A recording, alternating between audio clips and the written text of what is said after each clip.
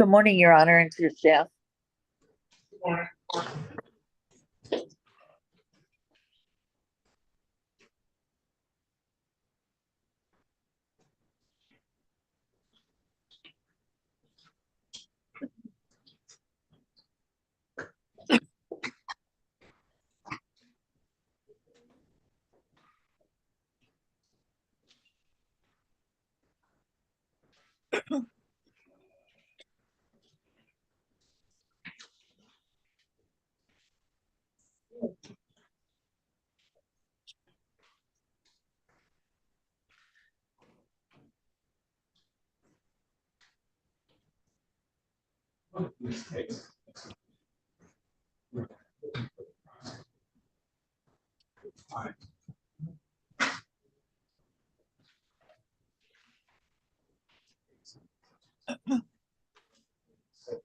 Was it Harville?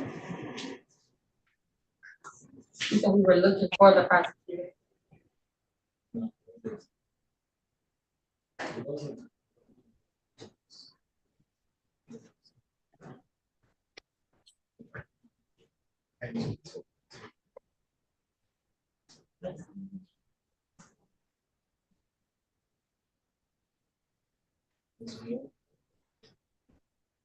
Ellen Moore. Let me see if I can look it up in one of these cases. I don't remember. That's what I'm about to see now. If I can look in the system to see who.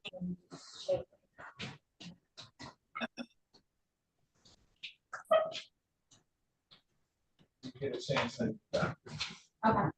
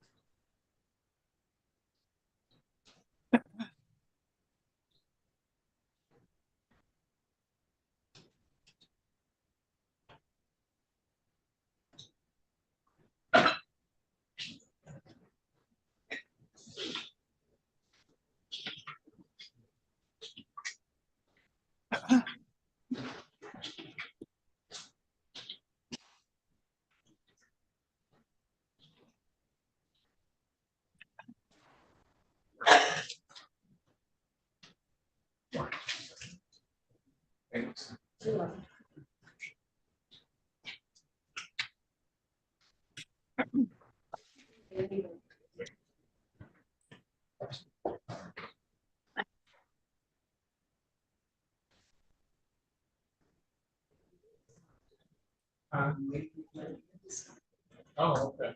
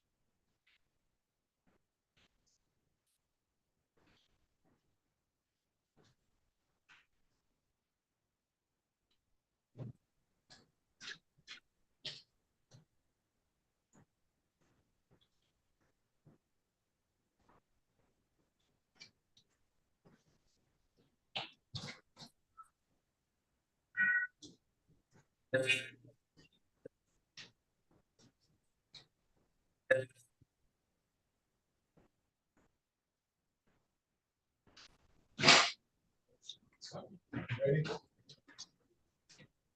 First up, Mr. Cripps. Good morning, Mr. Cripps.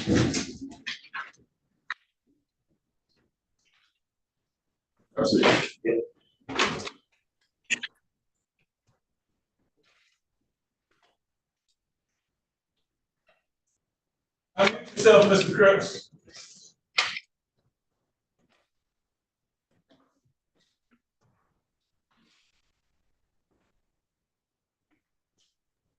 Morning, Judge. Good morning, sir. What can I do for you? I have a PCC on Mr. Lavertus Austin. Okay. Ready.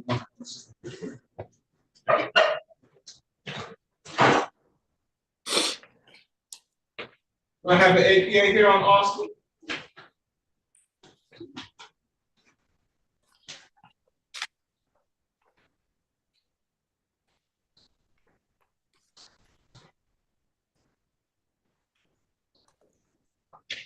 I have an APA here on Austin. Judge, I think that is APA Bloomers. I'll try to get in contact with him. Okay, thank you.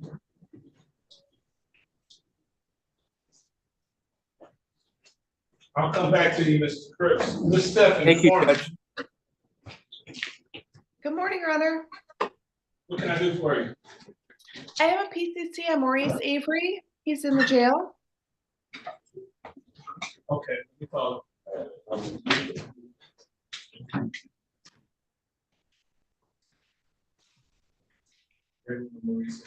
Calling case number 2455023.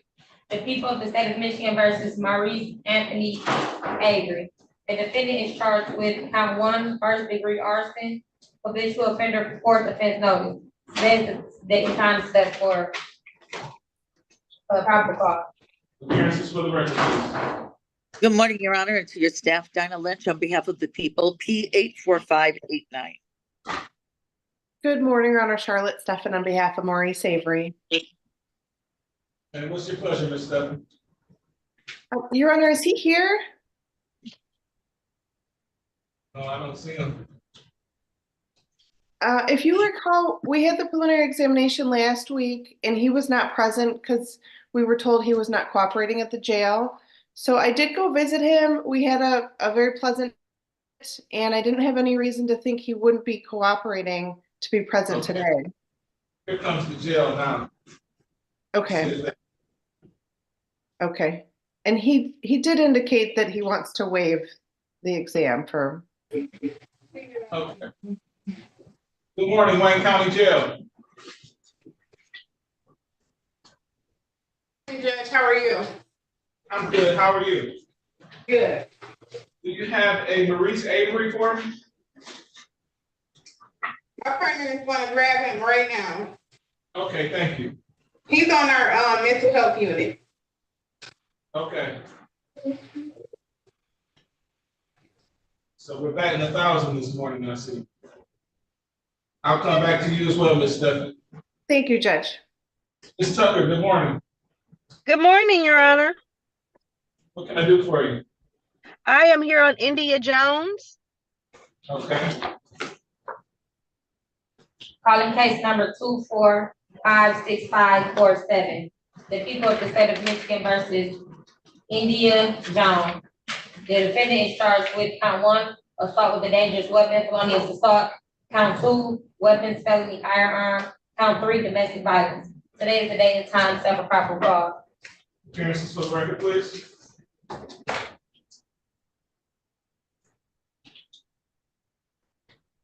Good morning, Your Honor. Shelley Drain for the people, P number 60249. Good morning, Your Honor. Tamika Tucker, PA 5402 on behalf of India Jones. Ms. Jones, state your name. India Jones, India Champagne Jones.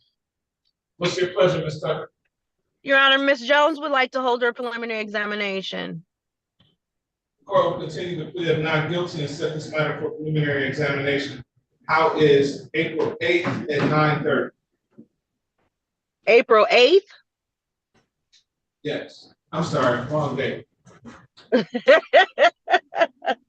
Sorry, April 15th at 9:30. Your Honor, I will be in a preliminary exam in Oakland County. That is a second-degree murder preliminary exam. So I'll probably be tied up most of the day. Most of the morning, I should say. April 17th at 9 o'clock. That works for me. April 17th at 9 o'clock, the bond will be continued. Your Honor, just one quick clarification for Miss Jones. She got out of jail on Monday, and she's on a tether, and they told her she was on house arrest. But Your Honor, when I looked at the court's information, it just says she's just supposed to have a GPS tether. So she just wanted to get that clarified. So does it indicate she's in house arrest or tether?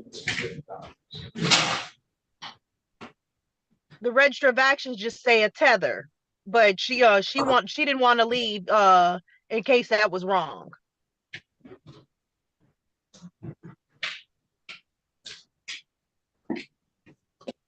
It says GPS tether. It doesn't say house arrest. It does not in the system. It just says tether. Yeah, that's what it says on the end of the system. Tether. Okay, so Ms. Tucker, why don't you send me a proposed order with hours of, are you employed? Ms. Jones? Unmute yourself. Thank you. I was trying to unmute it. Yeah, I do hair, so I have different hours of when I do on 9 Mile in Greenfield. I have my own. It's in the building. I have my own suite in there, but there's no name for the building. There's just the address. You're renting that space? Yes. Where are you renting it from? Her name is it's a lady named Elena. I just have her contact information. You say you do have her contact information? Yes.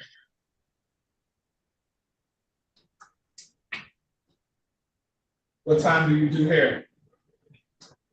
Normally I like to get up there around 9 o'clock in the morning, but it always depends on the style on what time I end up leaving.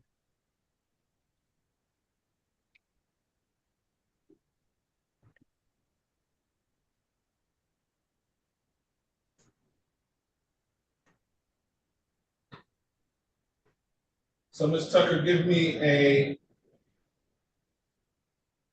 proposed order for her to be out from 9 to 5.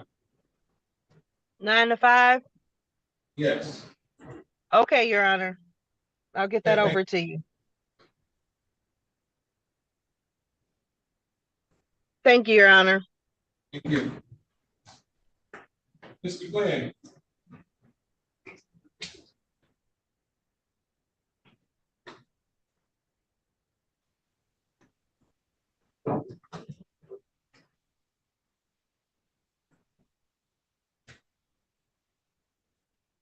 Good morning, Mr. Glenn Goma. Good morning, Goma. I'm here on Briette Small. Oh, okay. Right.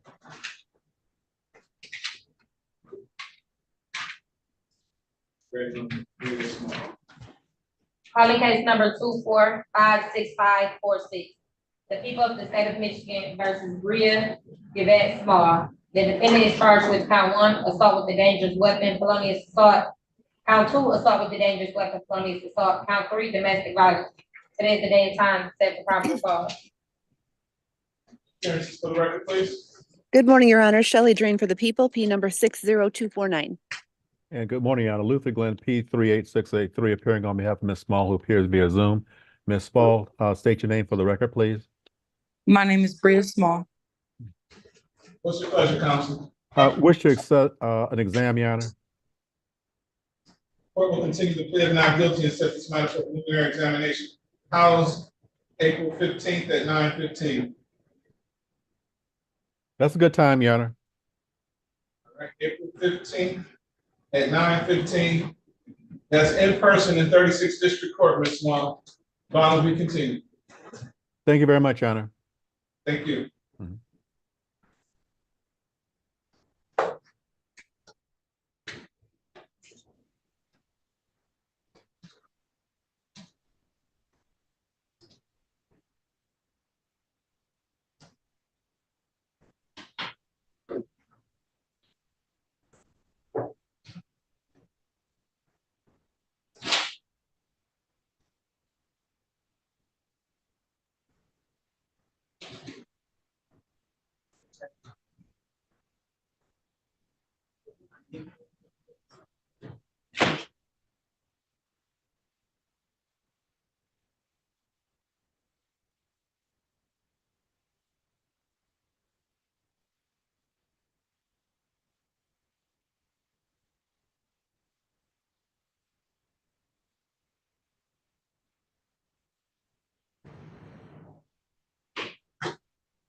thought maybe he was of some different religion. No. Something is not your fault and you still get in trouble. I know.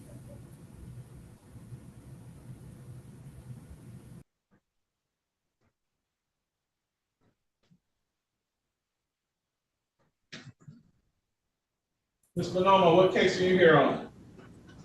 Good morning, Your Honor. I'm here because I obtained detainers last week for my exam, and those two individuals are now in custody. And I'm not showing if they're going to be brought before the court today or they're just being held until tomorrow for the exam. Oh. Okay. How do you wish to proceed? I don't want to hold them for another night. I mean, I'm okay with them getting a personal bond. Great. What's their names? It's the first name I'm going to spell. It's Ajalon, Mcleittle. AJ. Ajalon.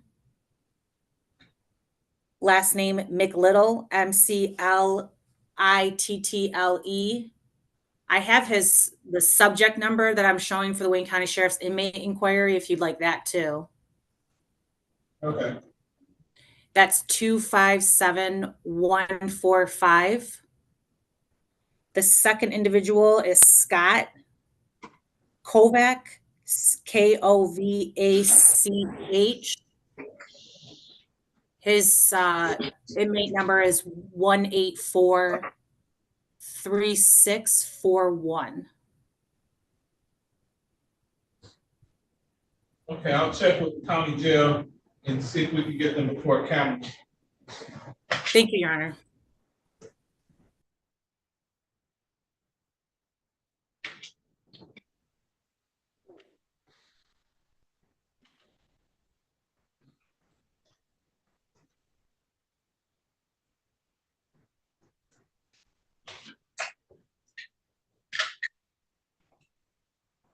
Is that your client, Ms. Stephanie? Yes, it is, Your Honor. Hi, Maurice. Recalling case 240565280 people versus. I called the wrong case, I'm sorry. Calling case 24055022301 people versus Maurice Anthony Avery.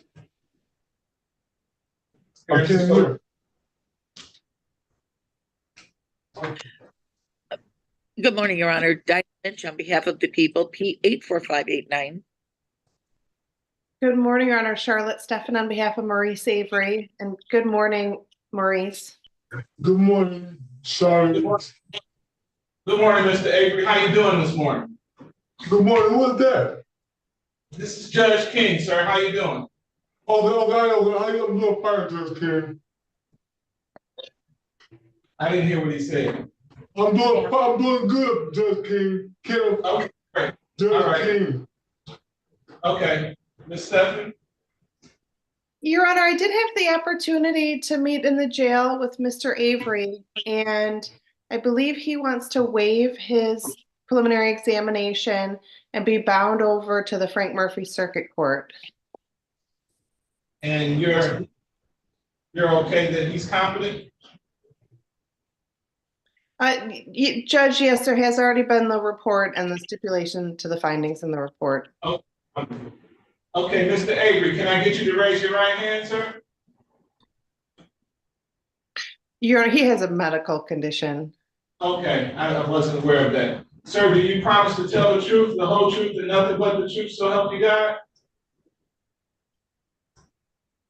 You promise to tell me the truth, sir? Yes. Okay, thank you. Okay, Mr. Avery, I need you to listen to me real carefully, okay? Sir, do you understand you have a right to have a preliminary examination, but by waiving your right to a preliminary examination, that means that you won't have one. Do you understand that? Yes. Do you understand that if you were to have one, the prosecution would have to establish that the crimes you're charged with were committed in the city of Detroit that there's probable cause to believe you committed them? I can't, the boy, your voice was, I can't hear you. Okay, let me try it again. Can you hear me okay now? Yes. All right. You understand that you have a right to have a preliminary examination, but by waiving your right to one, that means you won't have one. You understand that? Yes. You understand if you were to have one, the prosecution would have to establish that the crime you're charged with was committed in the city of Detroit, and that there's probable cause to believe you committed it. You understand that? Yes. Is anyone forcing you to waive your right? No. Has anyone promised you anything? No. Are you waiving your right freely and voluntarily? Yes. Any objection? I will. Ms. Lynch, any objection?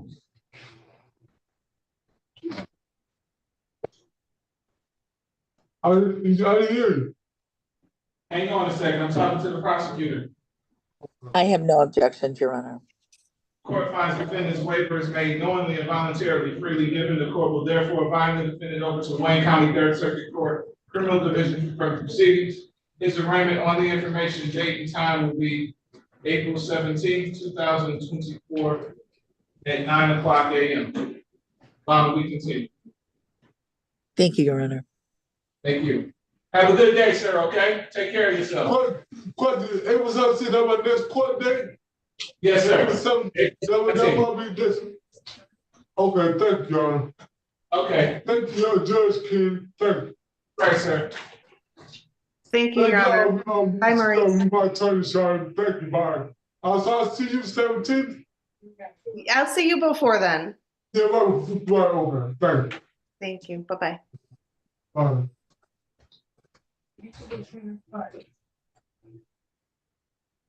Okay, Mr. Bloomers is here now.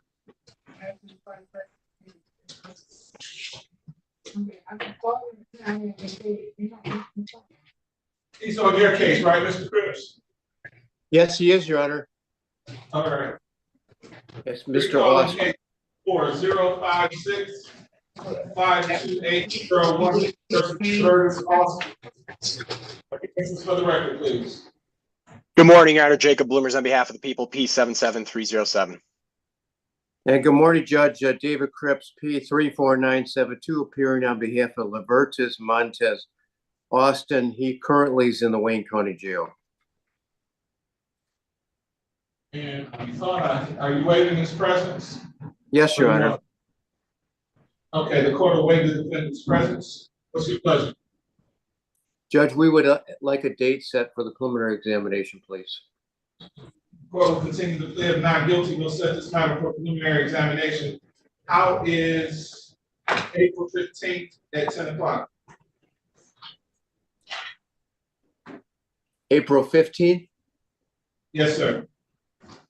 At 10 o'clock, that's good. I have an exam at 10:30, so that should work out fine.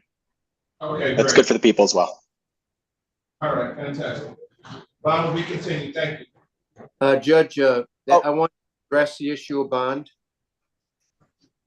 It's a $50,000 cash surety with house arrest tether. I'm asking for a 10% provision on this. My client is a licensed plumber. He's a journeyman plumber. He's apprenticeship job. He's a high school graduate.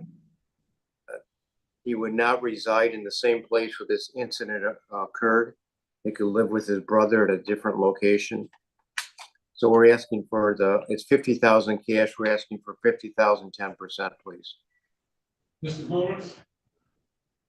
Your Honor, I would just note that the defendant is a habitual offender. Second, based on and I don't have any knowledge of a failure to appear history, but we don't have a DSU report. So, based on the nature of the charge, that people would object to bond for the safety of the community. If the court is inclined to grant that 10% provision, I just ensure that that no contact with any minors is an added provision if it's not already part of the bond. How old is the alleged complainant in this case? Who are you, man? It's 7 years old, Judge. What's your name for the record? Stephanie Brooks. Spell Stephanie Brooks. STEPHA. Okay, thank you, Ms. Brooks. All right, Mr. Crooks, I'm inclined to get a DSU report. We can address bond again after I hear the facts of this case. For now, bond will be continued. Yes, Your Honor, one last issue. I'm requesting a copy of unredacted discovery. And Judge, I spoke to Mr. Cripps briefly off the record. I will be able to work with him and get him what he needs. Also, there is a kids talk. Mr. Cripps, there's a protective order. Do I have permission to sign your name to that so I can just forward it to the court, or would you like me to send it to you first? No, you have my permission to sign. Okay, thank you. Excuse me, Judge. Yes. The mother would like to know if she can have the prosecutor's contact. Mr. Bloomers, the mother of your complaining witness is in the courtroom. She wants your contact information.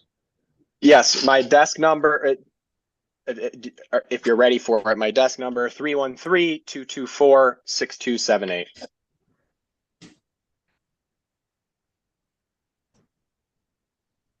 Did you get that now? Okay. All right, thank you, Mr. Bloomers. Thank you, Mr. Crooks. Thank you, Judge. Thank Have you, a great Judge. day. Thank you, you as well. Wayne County Jail, what's your name, sir? What's your name? Harville. Speak up. Speak up. Harville.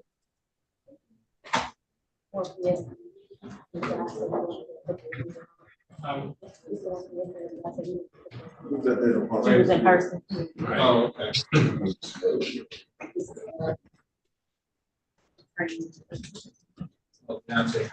Okay, we're just waiting on your attorney, Mr. Harville. Mr. DiMaggio. Yes, Judge. How you doing today? Good morning, sir. You're here on Jia Warren. That's correct, Judge.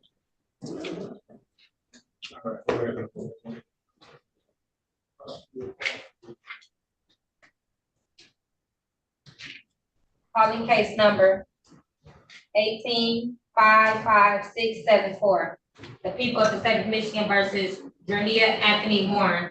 The defendant is charged with count 1, domestic violence, third offense notice. Also calling case number 20-58458. The people of the state of Michigan versus Jia Anthony Warren. The defendant is charged with count 1, assault with a dangerous weapon, felonious assault, count 2, domestic violence, third offense notice. Today is the day and time set for probable cause. Appearances for the record, please. Good morning, Your Honor. Shelley Drain for the people, number 60249 on both cases. Good morning, Judge Andrew DiMaggio, P45619, on both cases for Jia Warren. All right, what's your pleasure, counsel?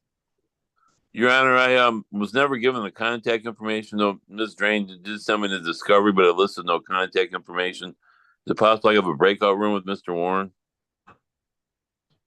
Mr. Warren here?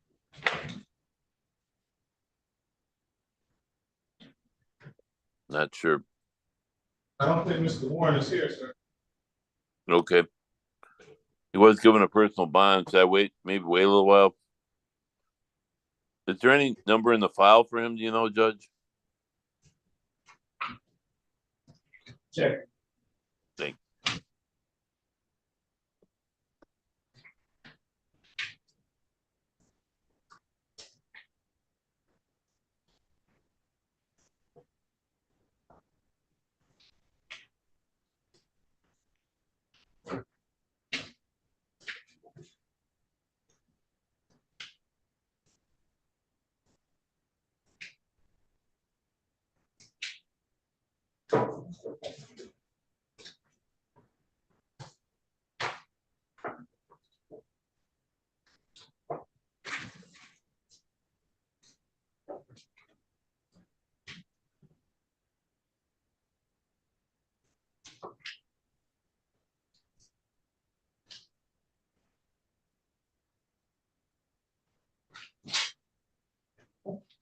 not seeing the numbers.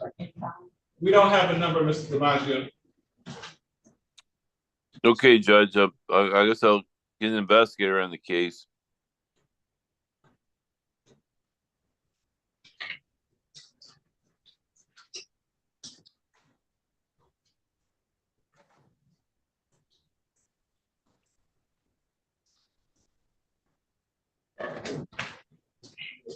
I will adjourn the probable cause to April 15th. They must appear In person, right?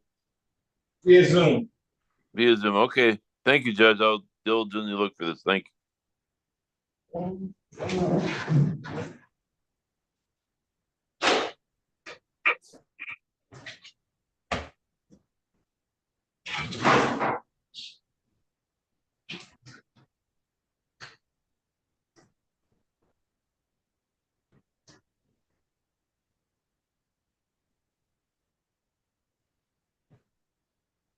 Mr. Gagnon.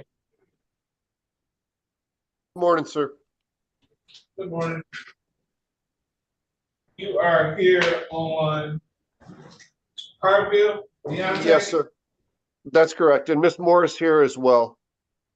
Yes, good morning. Ms. Moore, you also had a case with me yesterday, and we set it for something. Trying to remember what the defendant's name was. Oh, this is the one? Oh, okay. This would be the matter, sir. Okay. And I'm sorry about that, Judge. I did not realize that was up yesterday. That's okay. We're ready to go. Calling case number 2456397. The people of the state of Michigan versus Deontay Jamil Harville. The defendant is charged with count 1, criminal sexual conduct, 4th degree. Today is the day time set for hearing. Appearances for the record, please. Good morning, Your Honor. Elizabeth Moore on behalf of the people, P84724. Brian Gagnick, sir, Neighborhood Defender Service, P64220. Mr. Harville, tell us your name for the record. You said what? Tell me your name for the record. Deontay Jamil Harville. What's your pleasure, counsel? Your Honor, Mr. Harville as well. We're going to ask the court to accept my client's waiver of his preliminary examination. Mr. Harville, this is what we discussed earlier. I'm asking the court to allow this to happen today. We're going to waive your preliminary exam. Mr. Harville, raise your right hand. You swear or affirm to tell the truth, the whole truth, and nothing but the truth to help you God? Yes. Thank you, sir. Put your hand out. You understand you have a statutory right to have a preliminary examination. By waiving the same, that means you won't have one, and you'll be bound over to Wayne County 3rd Circuit Court as you stand charged with complaint warrant. Do you understand that? Yes. You understand the nature and the purpose of a preliminary examination? So what? Do you understand the nature and the purpose of a preliminary examination? What does that mean, sir? Okay, sir, if you were to have one, the prosecution would have to establish that the crimes you're charged with were committed in the city of Detroit, that there's probable cause to believe you committed them. They would do so by calling witnesses to come forth and testify as to what allegedly took place. Your attorney would have an opportunity to cross-examine those witnesses. You could call witnesses of your own.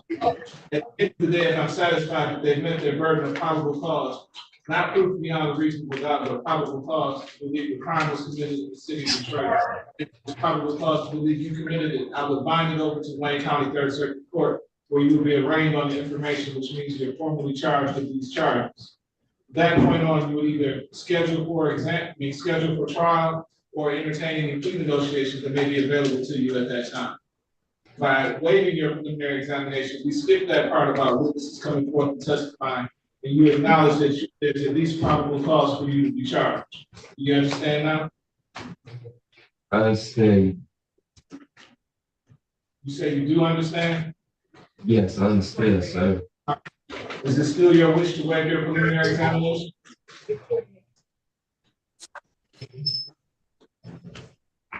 So what, sir? Is it still your wish to waive your preliminary examination? may I help a little, Your Honor, and Mr. Harville? This is what we discussed. This is how we'd like to proceed in this matter, Mr. Harville. Do you agree with what the court just said and understand? Yes, I agree. Is anyone forcing you to waive your right to a preliminary examination, sir? Not that I know of.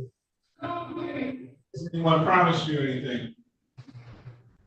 You said what? Has anyone promised you anything? Promise me. No, I don't know. Okay, are you waiving your right to a preliminary examination freely and voluntarily? Say what? Is anyone making you waive your preliminary examination? No. All right. Any objection from people? No objection, Your Honor. Court finds defendant's waiver is made knowingly and voluntarily freely given. The court will therefore bind the defendant over to Wayne County Third Circuit Court Criminal Division for further proceedings. His arraignment on the information date and time will be April 17th at 9 o'clock. The bond will be continued. Thank you very much, Your Honor. Thank you, Ms. Moore. Thank you, Your Honor.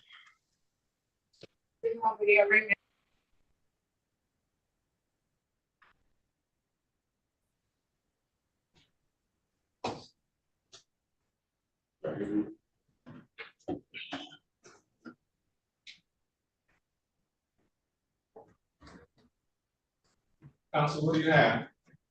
I'm here on Mr. Wright. I believe it's going to be dismissed. Oh, 9 o'clock. Okay. Right. Okay. Wayne County Jail, what's your name, sir? Mr. Austin.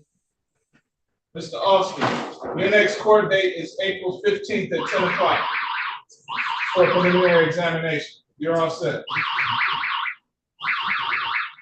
All set? You're all set. Thank you.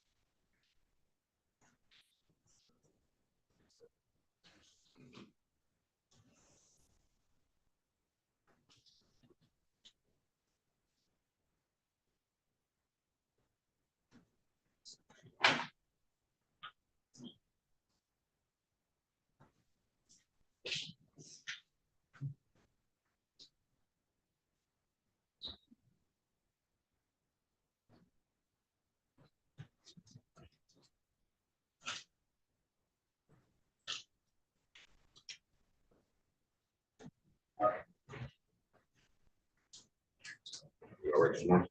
Yes, I'm good. How about yourself? You need me to call the county or something? Yeah, I thought you asked the guys just trying to get on video. Oh, yeah. Yeah, let's. McMillan Is it on docket? and Scott Kovak. It's not on docket. You write down for me real quick. Names, the names you want me to call? Let me write it down. Yeah.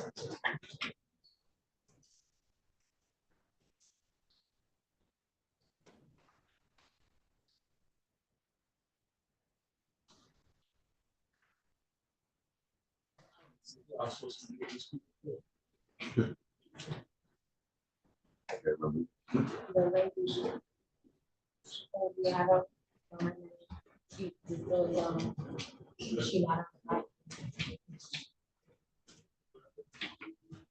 She said she. Not getting a bond, something about bond or something? Bond and an exam. She didn't want them to sit till, I guess, their exam. They was like, they got locked Oh, up. it was the tank. Oh, Miss Milano, she's.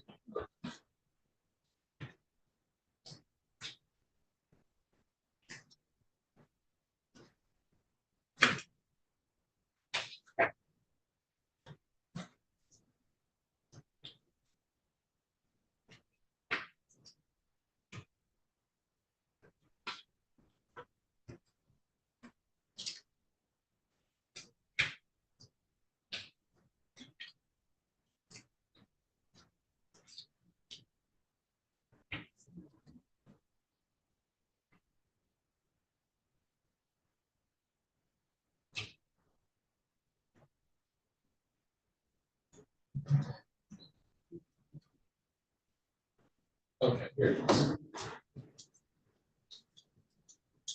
just want to slow down.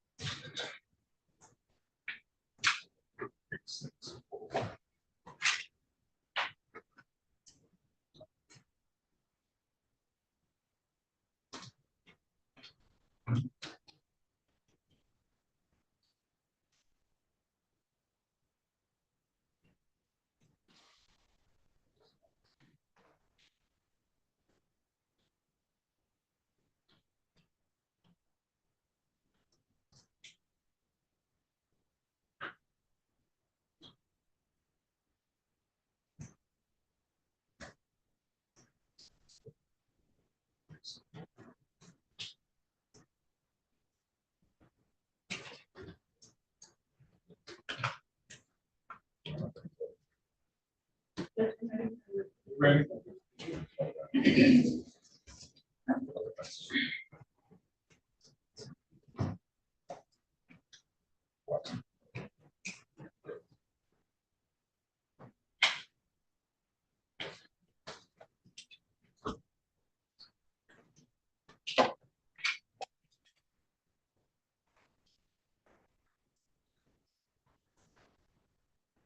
Brandon Wright. Calling case 2456370, State District versus Brandon Deshaun Wright. Then discharge count 1 assault with intent to great bodily harm less than murder by strangulation. Count 2 assault with intent to great bodily harm less than murder by strangulation. Count 3 assault with a dangerous weapon. Count 4, felony firearm. Count 5, controlled substances, possession of cocaine, heroin, or another narcotic. Count 6, domestic violence. Appearances for the record, please. Good morning, Your Honor. Shelley Green, for the people, P.M. 60249. Good morning, Your Honor. Sophia Nelson, of Waiver Service on behalf of Mr. Briette, P77960. Mr. Briette, joining the report today. Mr. Briette, can you state your name for the record? Brandon Wright. There's a date, time, for preliminary examination. Are you ready to proceed? Your Honor, I am not able to proceed at this time. I do not, I am missing two of the witnesses that are required to go forward with. So I cannot proceed. Your Honor, the defense would move to dismiss. So, or what would dismiss this matter without prejudice? Thank you, Your Honor.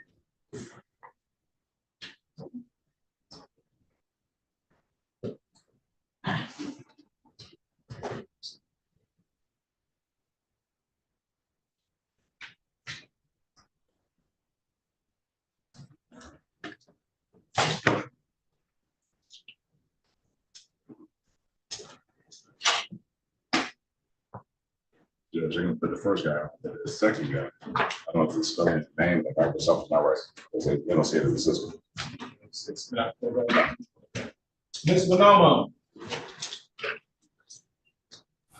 Yes, Your Honor.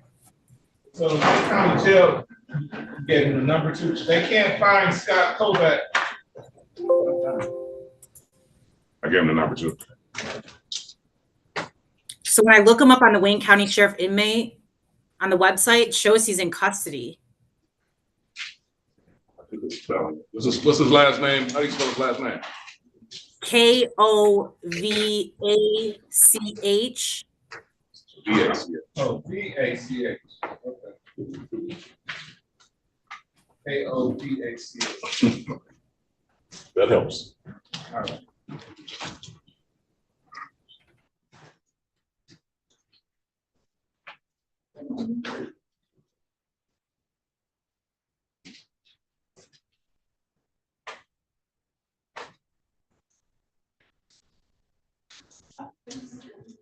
Hey, Tim. Good morning.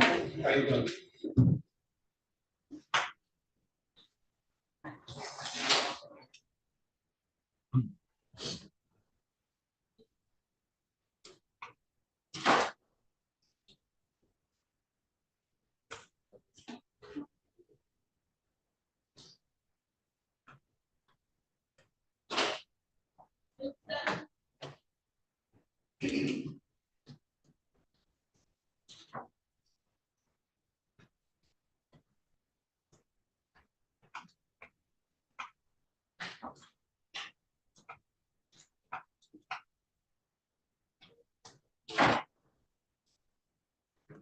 Are you ready on the 7th? Calling case 2456267, people of the state of Michigan versus Roosevelt, remain 7.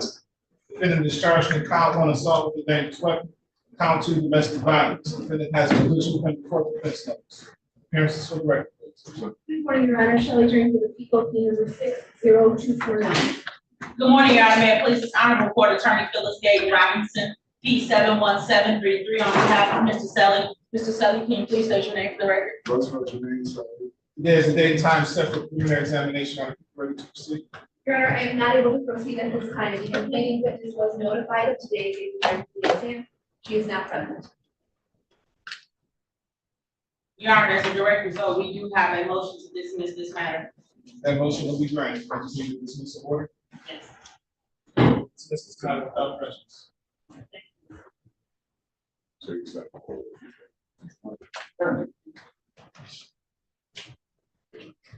right, thank you very much.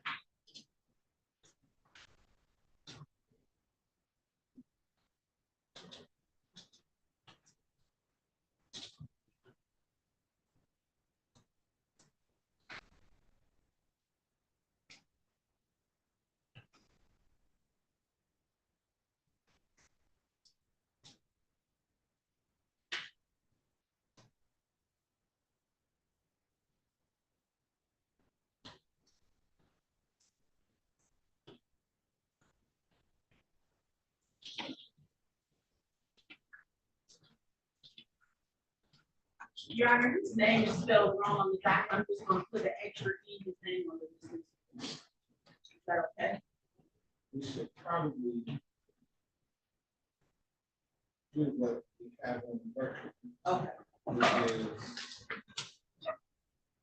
Which is, what's the one, his last name? Yes, his last name is Spelley.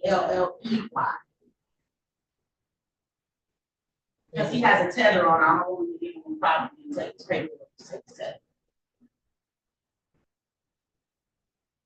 Why don't we do a AKA, Okay. just to be on the safe side.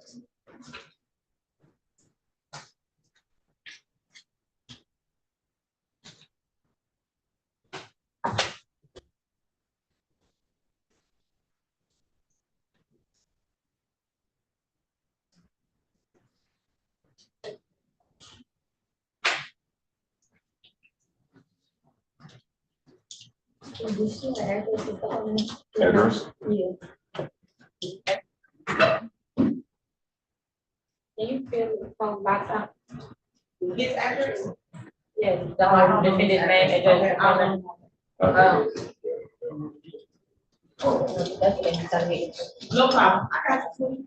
You need, want me to get it to you? I can go ahead and ask you to make sure we got the right, because I wanted to match up with his ID, because he got to use his tether on.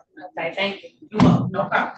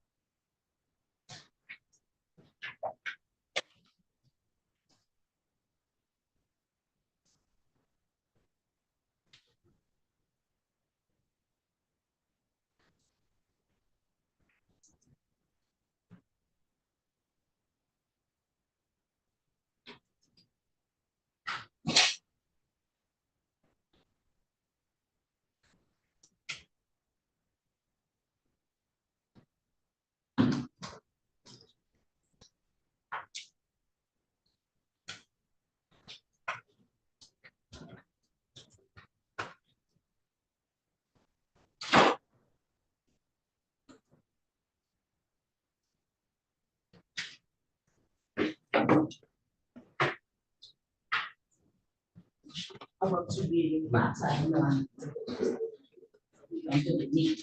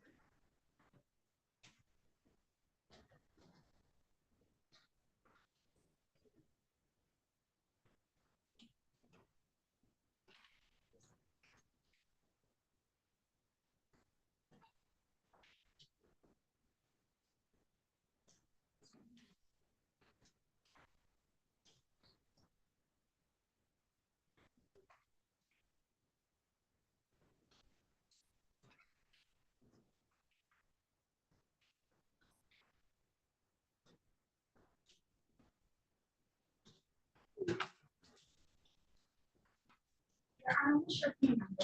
54983. Thank you.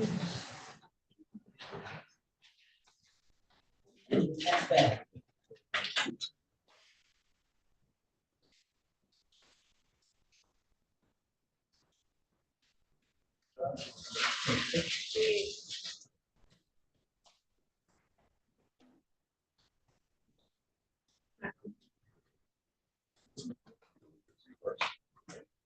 Yeah. Everybody different. Oh, no, I mean, I didn't need to fill it out, so. We got to do this. Okay. Thank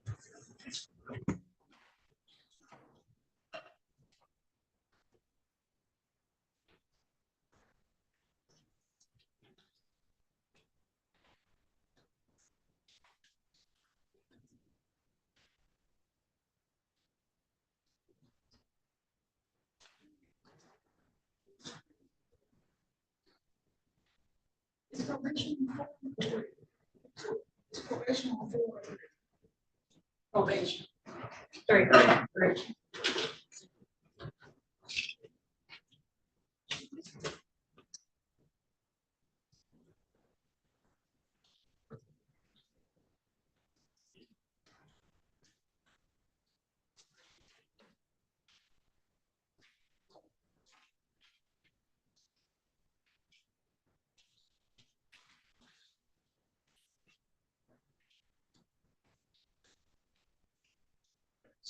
No, no worries.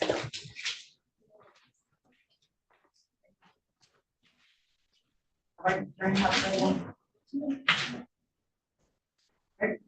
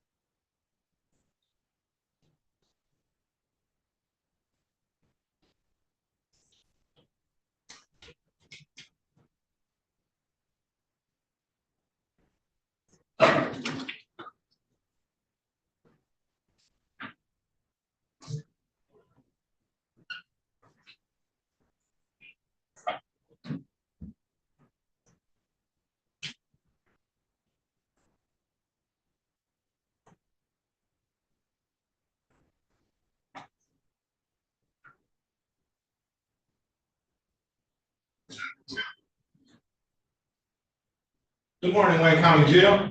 Good morning, Judge King. Who do you have for me? I have Mcleittle and Kovak. Okay, beautiful. Which one you want to put up first? For the Kovak. Okay. Who's ready on Kovak?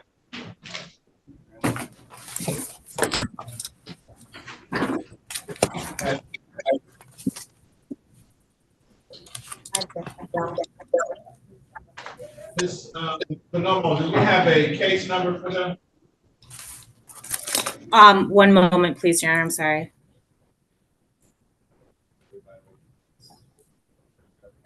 Yes, I have case number 24000015.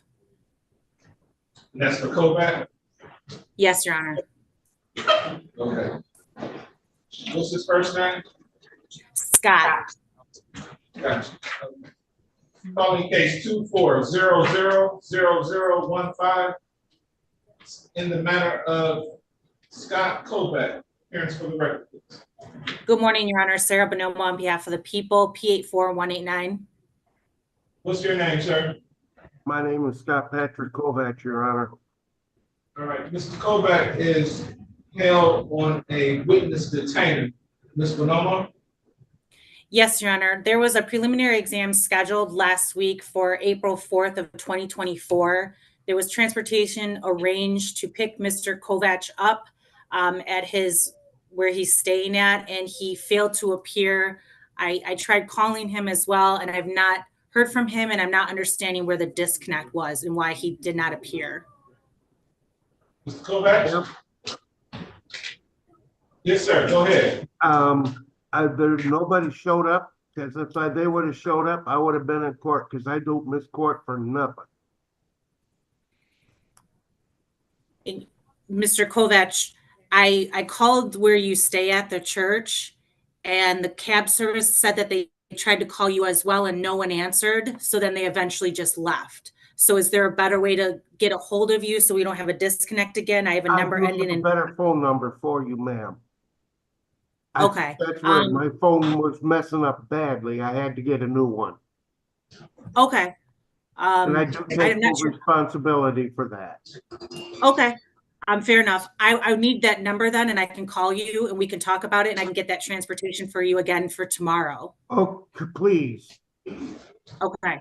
I'm not sure how to get his number, Your Honor, because I don't want him to say it over Zoom. I don't mind doing that because I do need to get back to work. This is taking Okay, absolutely. What's your number? It is 313-431-0302. I'm going to read it back to you. 313-431-0302. Correct, ma'am. Okay, I'm going to have transportation pick you up at 9 a.m. tomorrow at the same location. I'm going to give them this number. Yes. They're going to call you. Yes. And then call me when you get out, and I'm going to give you my cell phone number, okay? So if you have any issues. Yes, Okay, ma'am. thank you. I'll talk to you soon. Will I be released from here today? I'm about to address that right now. So, Yes, sir. listen to me. There are to be no more misunderstandings. For whatever reason you don't appear tomorrow, the next time that I get a hold of you, I'm going to make sure that you stay for the duration of time that it takes to get to the preliminary examination. And I don't know what that might be. That might be 2 or 3 weeks later. So you make sure that you do not miss court tomorrow, okay? I will not, Your Honor. All right, I'm going to set bond at $25,000 personal. You don't have to post anything. You should be released sometime, probably this week. Okay? So I will be released then. Yes, sir. Thank you, sir. Am I dismissed? Yes, sir. Have a good day. See you tomorrow.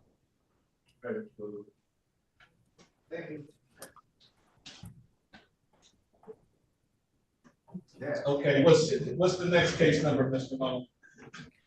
The next case number is going to be 2400014. All right, and this person's name again is?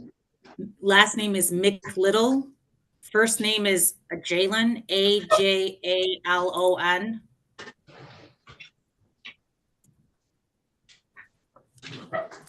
They calling case 24000014. This is in the matter of Jalen Mcleittle. Appearance for the record, please. Good morning, Your Honor. Sarah Bonoma on behalf of the people, P84189. What's your name, sir? Agilon McLittle. Agilon, okay. Agilon. Okay. Ms. Bonoma? Your Honor, there was a preliminary exam scheduled last week on April 4th, 2024. Mr. Mcleittle was served with a subpoena. We arranged transportation, we being the prosecutor's office, to pick Mr. Mcleittle up at the church that he's staying at for him to appear. However, he failed to appear. I tried calling him and I'm not able to get in contact with him. So I just want to see what the disconnect was last week. What happened, Mr. Mcleittle? I was waiting with the sergeant, who was Officer Scott, and no one showed up. We were waiting for the prosecutor to pick us up. They told us that they would provide transportation to the courts and back. In Mcleittle, Mcleittle, the transportation was supposed to be there at 9. We were ready. And then I apologize because the information I received is they went to the location, they tried calling you. No one, you or Mr. Scott, did not answer, so they left. And then I tried calling both of you, and I didn't receive a phone call from you guys, or I couldn't get a hold of you. Is there a good number? I have 2 numbers for you. Are both of those still active and working? Yes, they are. Why didn't you answer, sir? Why didn't you answer the phone, sir? Sir, I didn't receive any call. I was told by someone in the shelter that there was a call. There was a call that asked for me, but when I got downstairs, they had hung up. Then when I called, they said that you weren't there and Mr. Kovak wasn't there. So at that point, I was already going in front of a judge, and I had to ask for you to be for the detainer. So what number is the number ending in 3524? Is that a good number for the cab service to call you? 3524, yes, it is. Okay, so I will give that number to the cab service. And then when you get out, I will call me, and I'll call you, and I'll give you my cell phone number. Okay. Thank you. Hey, listen to me, Mr. Mcleittle. It's vitally important that you be there for that cab tomorrow when it arrives. If we have this discussion again, you don't appear, I'm gonna make sure that doesn't happen again. I'm gonna keep you until the next preliminary examination. And I don't know when that might be. It may be 2 or 3 weeks down the road. I will. Okay, so make sure that you do not miss that cab tomorrow. I will not, Your Honor. They have a contact for you, contact number? Yes. In case anything goes wrong. Ms. Bonoma?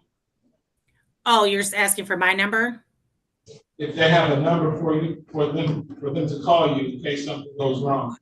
Well, I want to give them my cell phone number, just. No, I don't want to give you.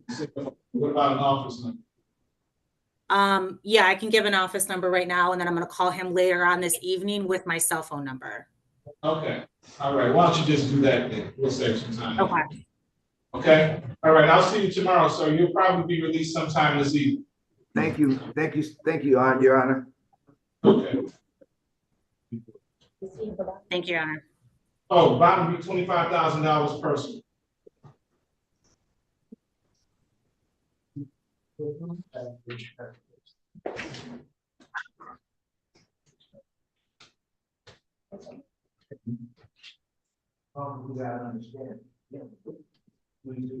Excuse me, Your Honor, that's all we had.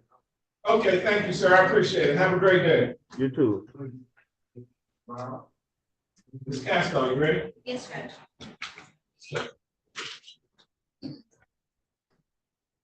Calling case 2359726, people of the state of Michigan versus Eleanor Harville Carmichael. Defendants charged in count 1 assault with intent to do great bodily harm, less than murder or by strangulation. Count 2 domestic violence. Defendant has an habitual offender sexual offense numbers. Appearances for the record. Good morning, Your Honor. Shelley Green for the people, P number 60249. morning, Your Honor. Nancy Chestnut from NBS, appearing on behalf of Mr. Carmichael, P number 80549. Tell me your name for the record, sir. Gilmore Carmichael. This date and time set for preliminary examination. Are you ready to proceed? Your Honor, I'm unable to proceed at this time. Please, this is not present. I cannot. Your Honor, with that information, that's news for dismissal. So order to close dismiss this matter without prejudice. Need a dismissal order? Filling that out for you, right? Okay.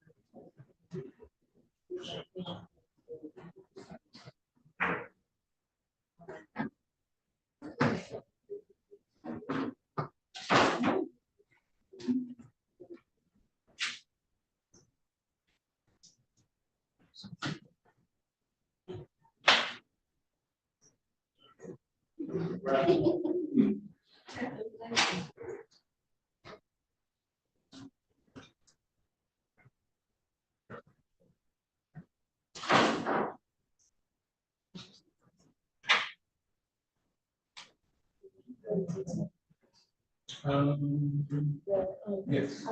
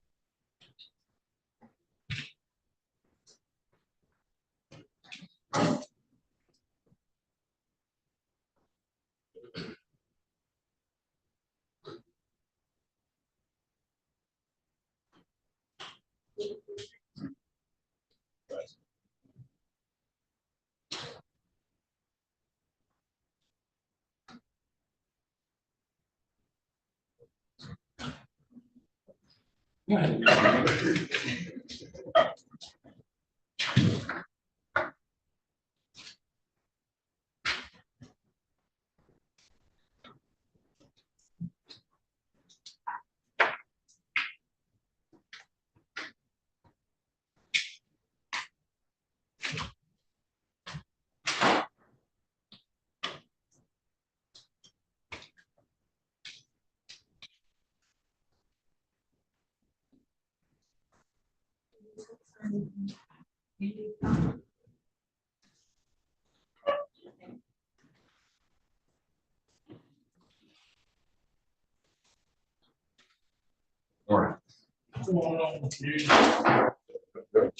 Name of the birth.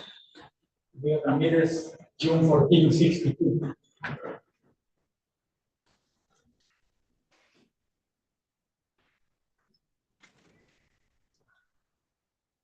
Good.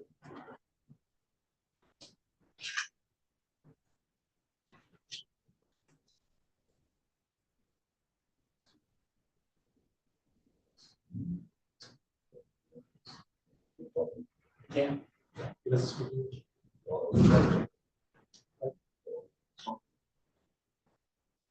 Probably not enough.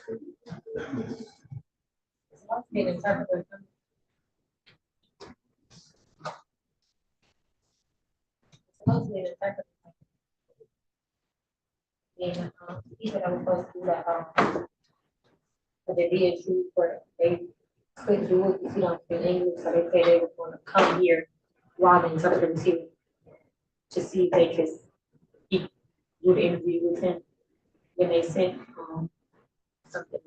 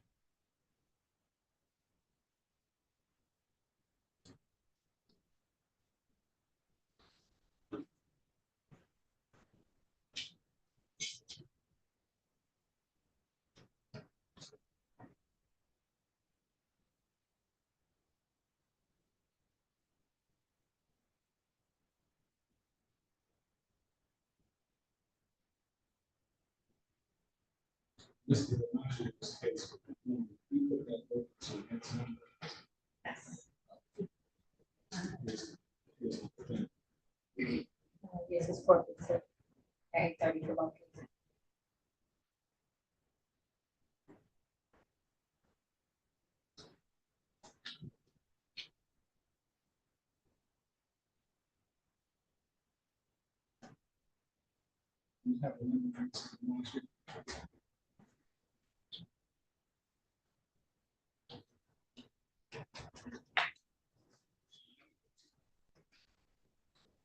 From the zoning.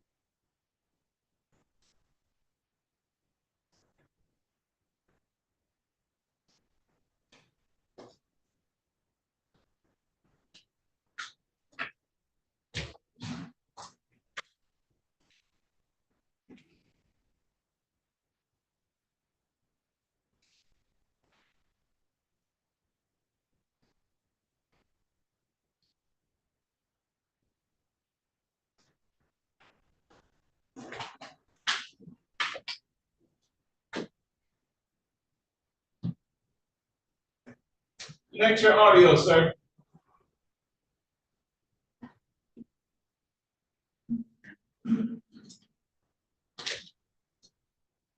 Mr. Warren, connect your audio.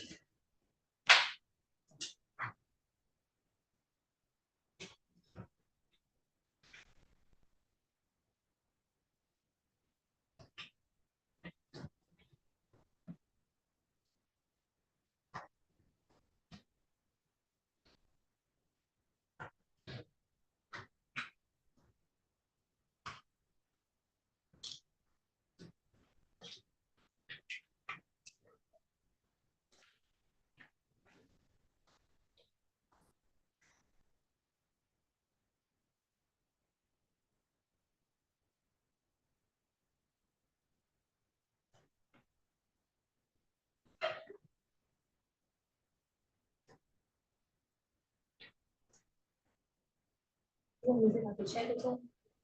I'm trying. Oh, because he got to make the audio, he got to check.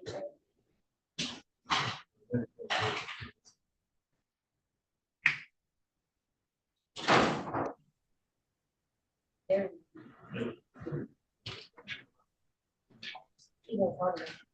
Oh, okay. Mr. Warren, Yes, sir. good morning, sir. What time are you supposed to be here? It said 8:30, but I used the phone and I didn't know how to do the Zoom. I was on hold with the telephone number that was provided, the 929 number. So your attorney's been looking for you. He said he doesn't have a good number for you. His name is Andrew DiMaggio. We adjourn your cause conference to next Monday at 8:30, but I'm gonna give you his phone number, okay? Write it down. Okay, hold on. I need a pencil. Because right now I'm at work, so I'm in a conference room at my job. So let me find a pencil, sir. A pencil or pen? Pencil or pen? Yes. Yes, please. You have.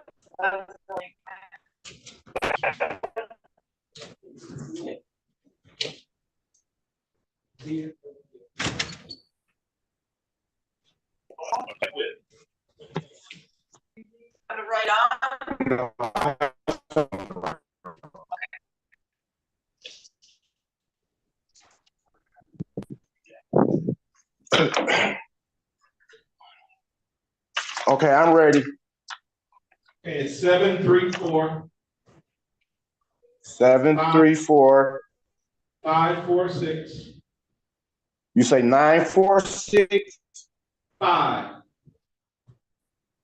The number after 4. 546-2174.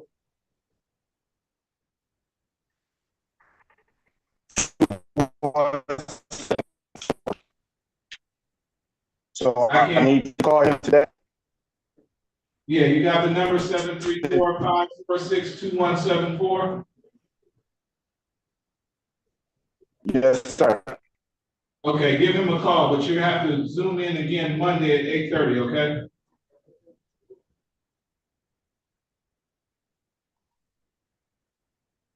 Monday. Okay. All right, have a good day, sir. Monday.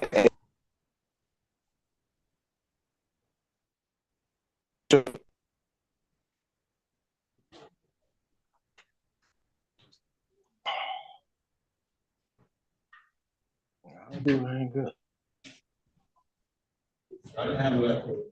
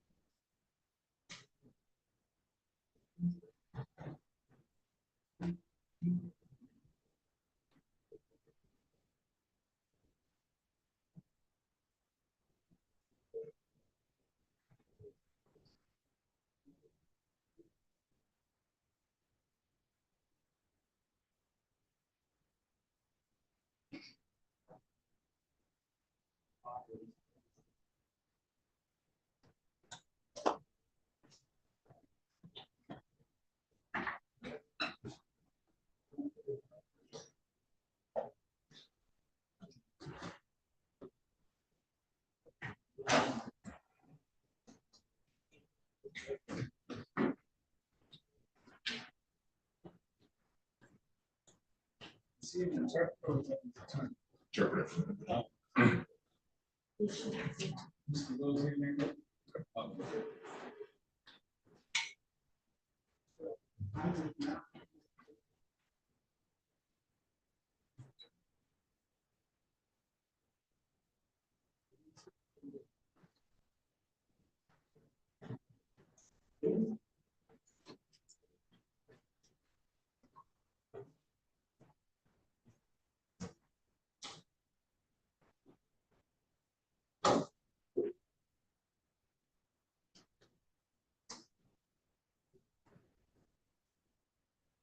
Judge, the prosecutor is asking for a few more minutes to talk to the witness. Okay. Please go back to the top, please.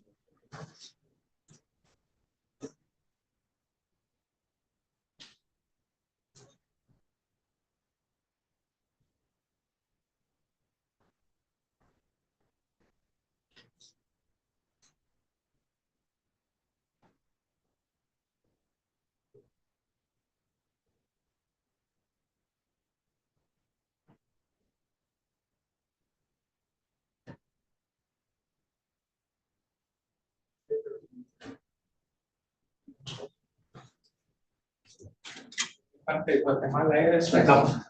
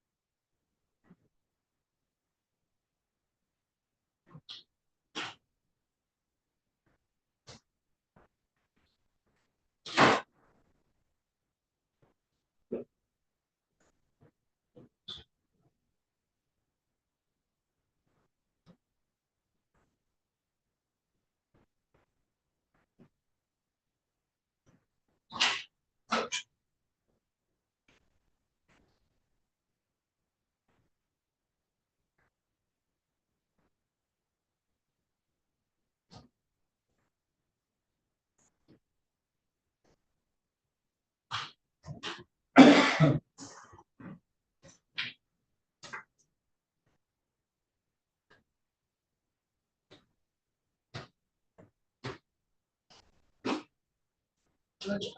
I might have to use some video impeachment.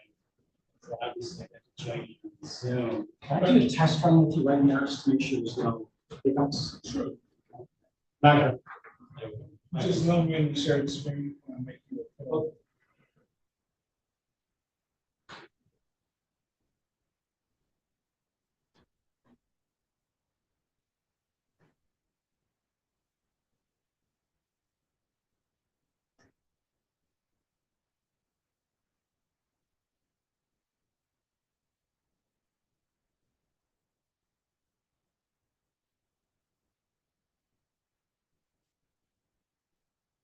It's 234. Yes.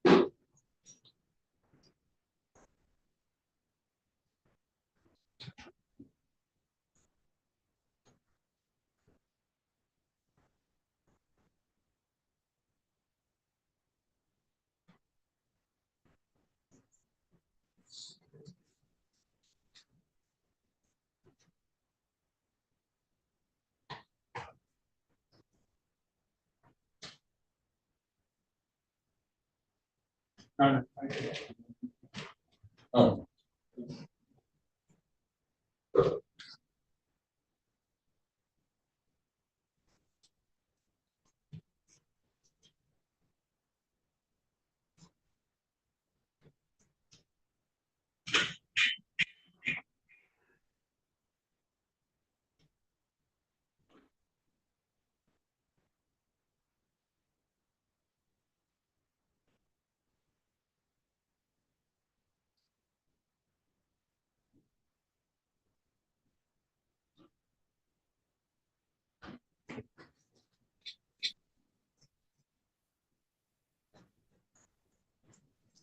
Man, I ain't getting sick. Hey, hold on, man.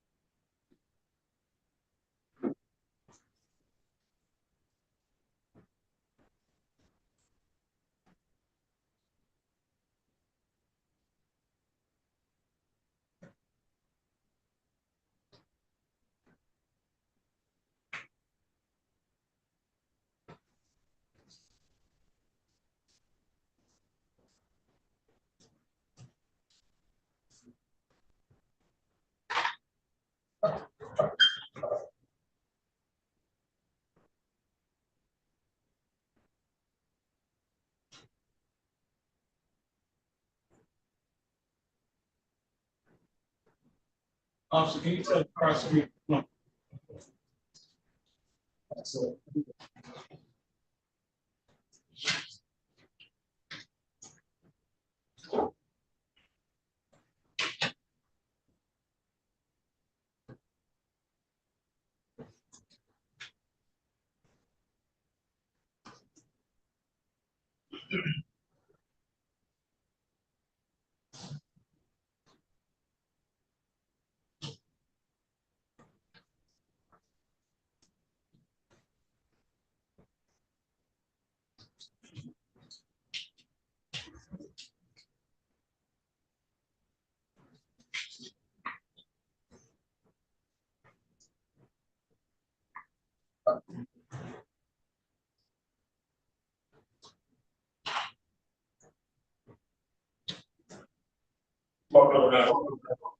Okay.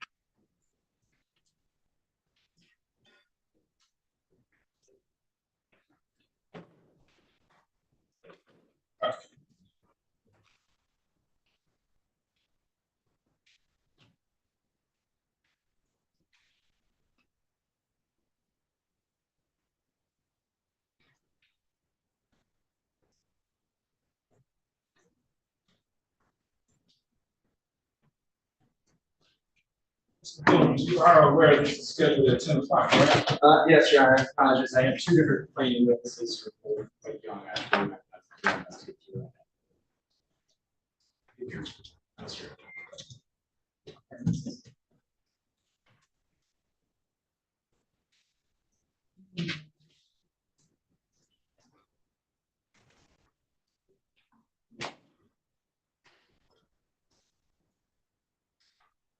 Calling case 2456375, people of the state of Michigan versus Luis Antonio Ramirez. Defendant is charged with count 1, criminal sexual conduct, first degree, person under 13, defendant 17 years of age or older. Count 2, criminal sexual conduct, first degree, person under 13, defendant 17 years of age or older.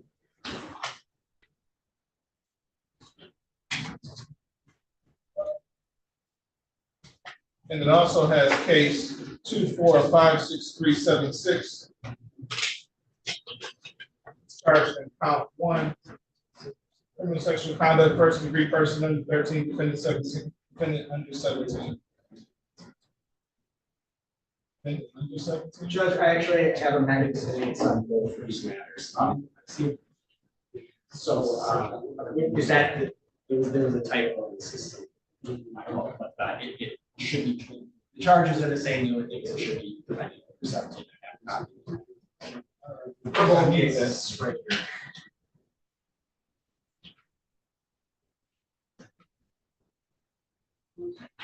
It really changes everything. No, it doesn't change that. Actually, it does. Now it's minimum mandatory.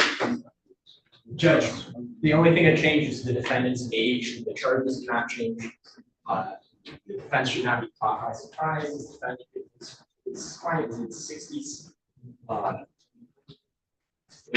What did you say changed, Mr. Dillon? The minimum mandatory is now, instead of a term of years, it's a minimum mandatory 25. But that being said, I mean, I was anticipating this all along. That being said, though, people are demanding an examination. Is that correct, Mr. Booth? Yes. Yes.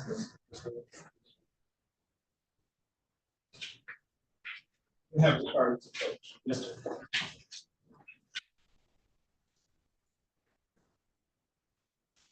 How is it?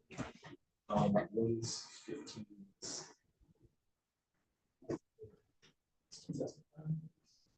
Judge. Yes, I took out this.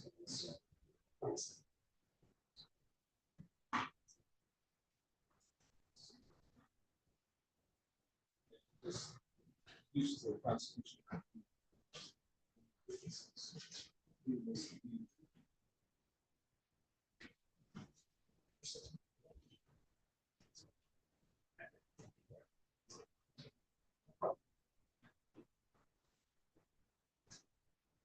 So this amended information that you got is pertains to the second case I was calling. Yeah, I thought the type was in both cases, but. It was, Judge. It was. So I did get amended. I did not give you two of them, Judge.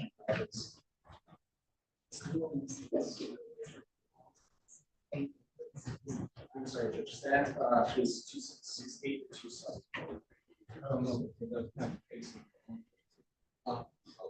At the very top of it, sorry.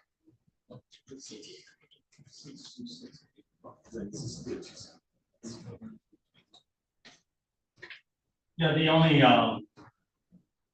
amended complaint and warrant I have. Responding to my case numbers. Right, the only amended information copy I have here is, as it relates to Kathy Gaspar Garcia. I don't have one for, Ash. Thank you. There we go. I have them both. So yeah, we're ready to proceed. All right, let me try this again.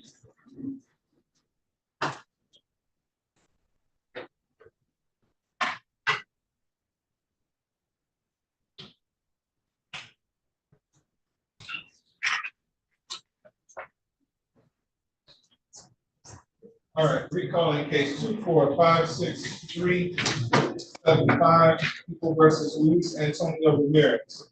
Defendant is charged in count 1 criminal sexual conduct, first degree, person under 13, 15, defendant 17 years of age or older.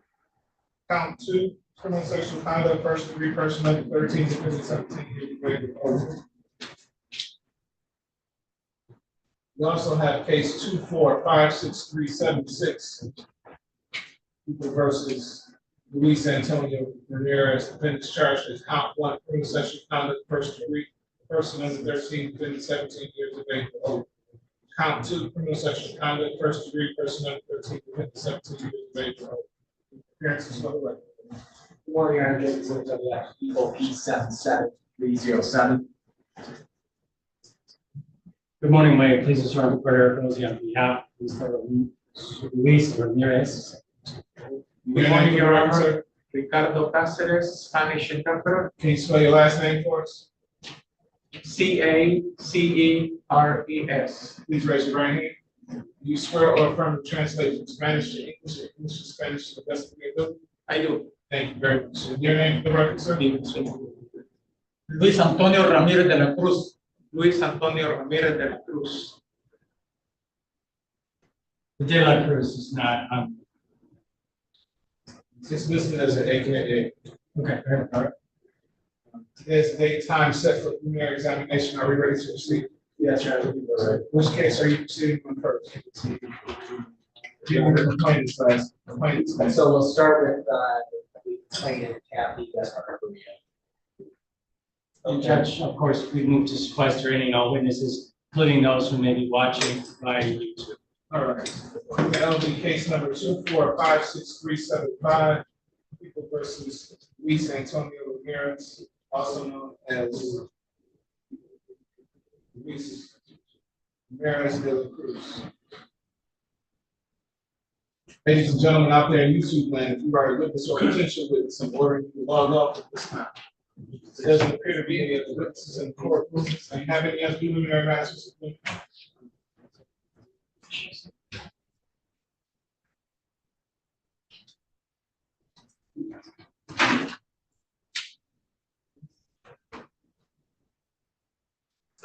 you have any preliminary matters? I have gas tank events right now.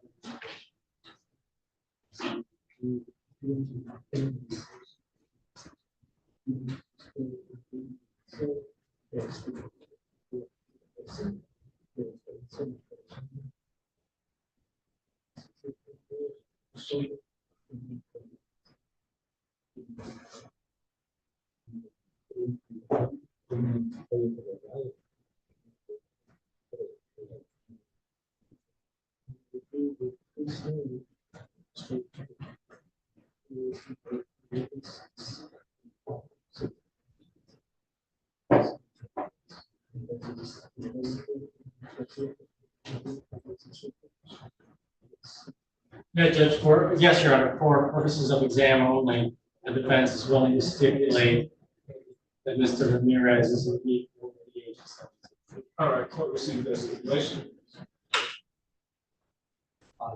Yeah, just for his date of birth, June 14, 1962. With that, you can call Kathy. Yes, June 14, 1962. You said you're gonna use the microphone.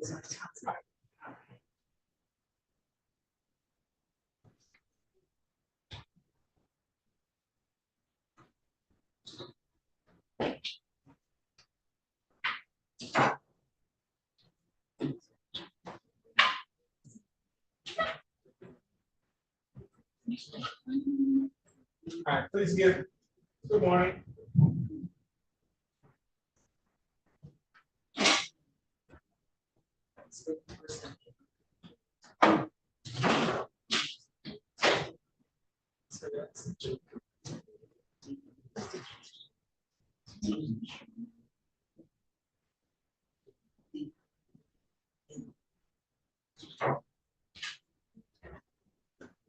Judge, before we begin, it has to be already. I've been negotiating this down.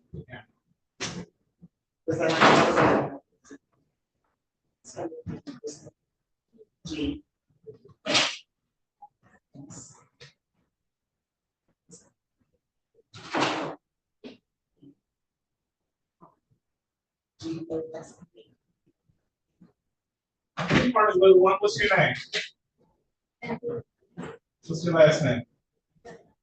How old are you? No, I didn't. 10, when's your birthday? When's your birthday? Sometimes your birthday falls on Thanksgiving. Okay, do you know what it means to tell the truth and what it means to tell a lie? Promise to tell me the truth. If I told you that I was wearing a red wig right now, would I be lying or telling the truth? Telling lies. If I told you that I had on a black robe right now, would I be telling the truth or telling the lie? Okay, so you're gonna promise to tell me the truth, right? Very good. I need you to speak your answers, okay? Because the lady you were just talking to over there has to take down everything that you said. Put that in your lap and speak directly into that, okay?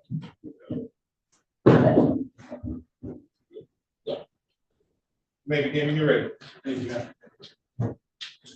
Good morning, Kathy. Just make sure when you answer questions, if it's a yes or no question, you say yes or no. Does that make sense? Yes. If I ask you a question you don't understand, will you tell me you don't understand? Yes. If I ask you something you don't remember the answer, it's okay to let me know that you don't remember. Does that make sense? Yes. And if I ask you a question, and I use the word that you don't understand, it's okay to let me know that you don't understand that. Does that make sense? Yes. Okay. So, Kathy, do you know why you're here today? Not really. You don't know why? No. Did something happen that we're here to talk about? Something with my grandpa. Okay. Do you know your grandfather's name? Louise. Do you know his last name? No. Okay. If you saw your grandfather in the courtroom, would you be able to point to him? Yes. Do you see your grandfather in the courtroom? Yes. Can you please just point to him and tell him what he's wearing? He's wearing a green shirt. Let the record reflect the green identified person defending. So no. Okay. So you said we're here to talk about your grandfather. Is there something that happened between the two of you? Yes. Okay. Is this something that happened recently or a long time ago? A long time ago. Okay. And can you tell me where it happened? In my grandmother's place. Okay. And do you know what city that's in? Michigan. Okay. So, when you say Michigan, you know the difference between a city and a state? No. Okay. So it happened at your grandmother's place? Yes. Is that place, well, I mean, do you know what city you live in? Okay. Is your grandmother's place, was that close or far from where you live? It's a little bit far. Okay. So you said it happened at your grandmother's place. Can you tell me what it was that happened? My leg hurt out, he was inside of me with this mom. My grandmother came in the room, and then I got really shocked, and then I ran, and then we went to the room. Oh, so, we'll slow it down a little bit there. You said he was inside of you with his mouth? Okay, Yes. do you remember where in your grandmother's house this happened? In the living room. Okay. Were you wearing clothes or not? My parents were like on my knees. Okay. And, you said he was inside you. What part of your body was he inside? Okay. And, can you tell me, your vagina, what do you do with your vagina? I used to bath. Okay. What comes out when you use the bathroom? He used to. Okay. When you say he was inside your vagina, what part of his body was that? His face and with his mouth. Okay. And do you recall, did you tell anybody about that right after it happened? Only my grandmother and my grandmother told me my dad. Is that the only time something like that happened? No. Okay. Can you tell me about another time? Doing. Well, you said that was not the only time something like that happened, right? Okay. So, was there another time then that something similar happened? It happened for me. Okay. But I don't know how long. Okay. Was it always the same thing with his mouth? Usually with his mouth. Objection, the prosecution asked whether this has happened before. And then when they said many times, then the prosecution now assumes by saying, is this something he always did with his mouth? There's been no establishment in any other occasions perpetrated by any one individual. So plain meaning of the words, has this happened before? She said many times. What does that mean to you? It means that other perpetrators may have done something. We're not gonna mention anybody else. But we haven't established that the other times was done by my client. Overruled. I think it's plain. Very well. Thank you, Judge. So the other times that it happened, I asked, was it always with his mouth? Usually physically. Okay. With his hands and. With his hands and. Okay. So can you tell me, did he use his hands once or more? More than once. Okay. And can you tell me about a time that he used his hands? Mostly it's in my vagina. Okay. And what did he do with his hands? He did a weird, like, he ran inside of me and like started moving. Okay. Do you remember how that felt?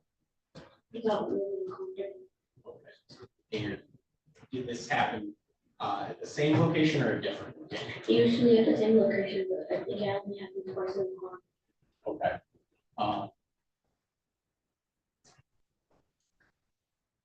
Did anything like this ever happen with another individual? No. Okay.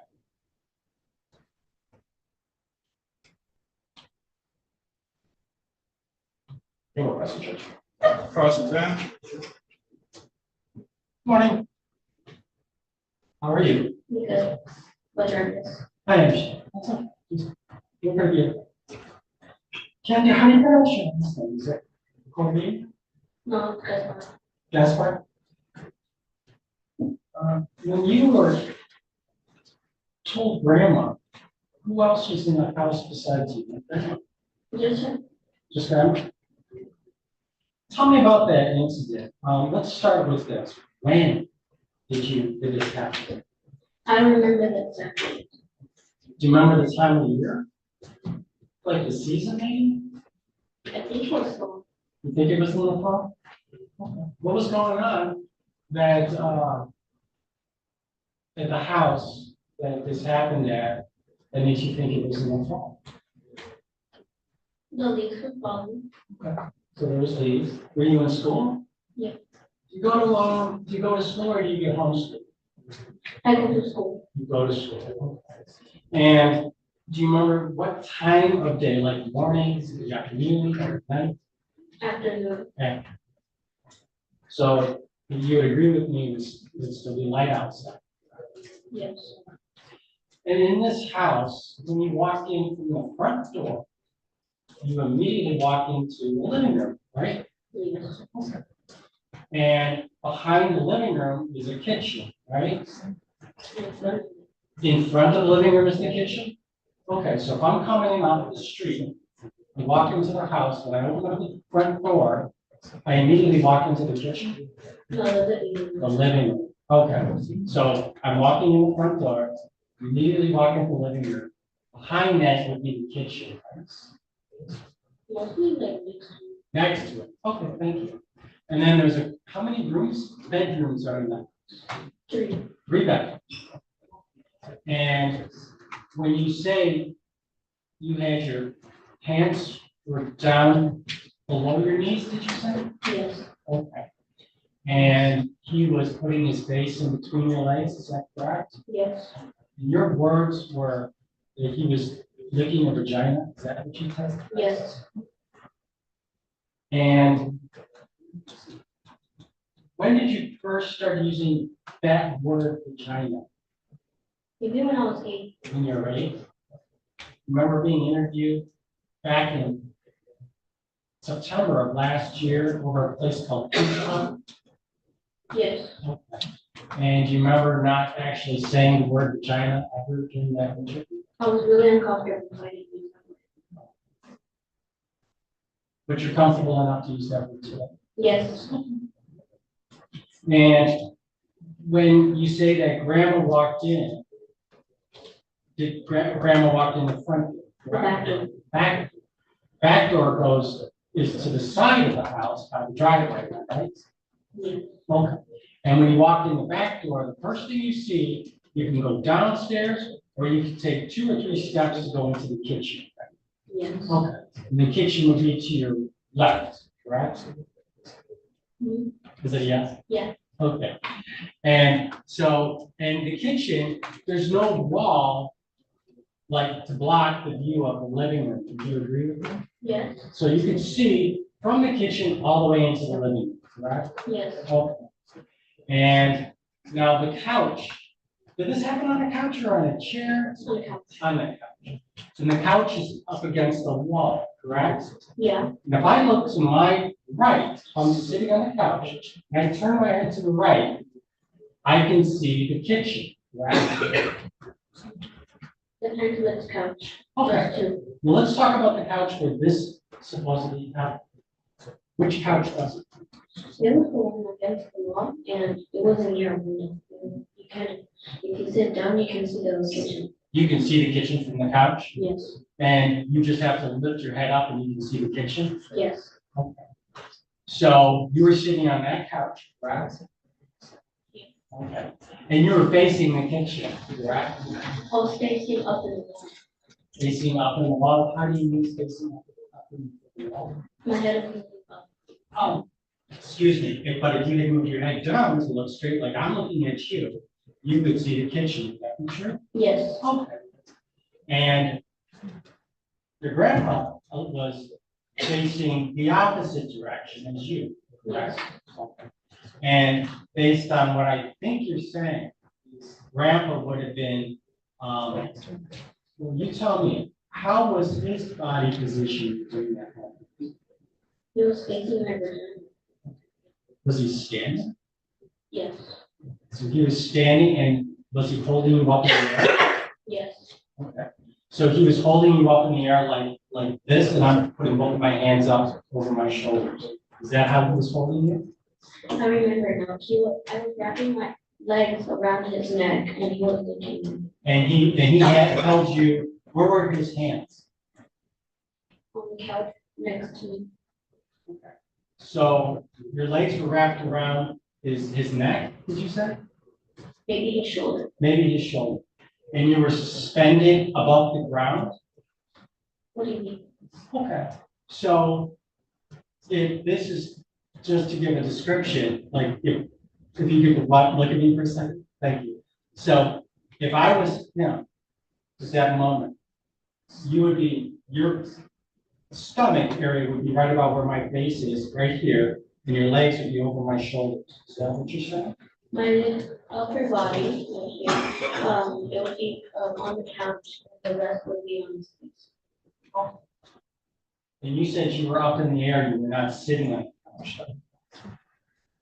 Is that true? Yes. So he had you holding you with your legs over his shoulders, and his face was in between your legs, and you were up in the air. Yes. And that's when Grandma came. Yes. So from where Grandma was coming in, she came in through the side door by the kitchen, right? Yeah. So as Grandma's coming in, if Grandma was to look in your direction, she would have seen you with your legs Yes. exactly in that same way, right? Yes. And do you remember when you were talking to the people over at Kids Talk that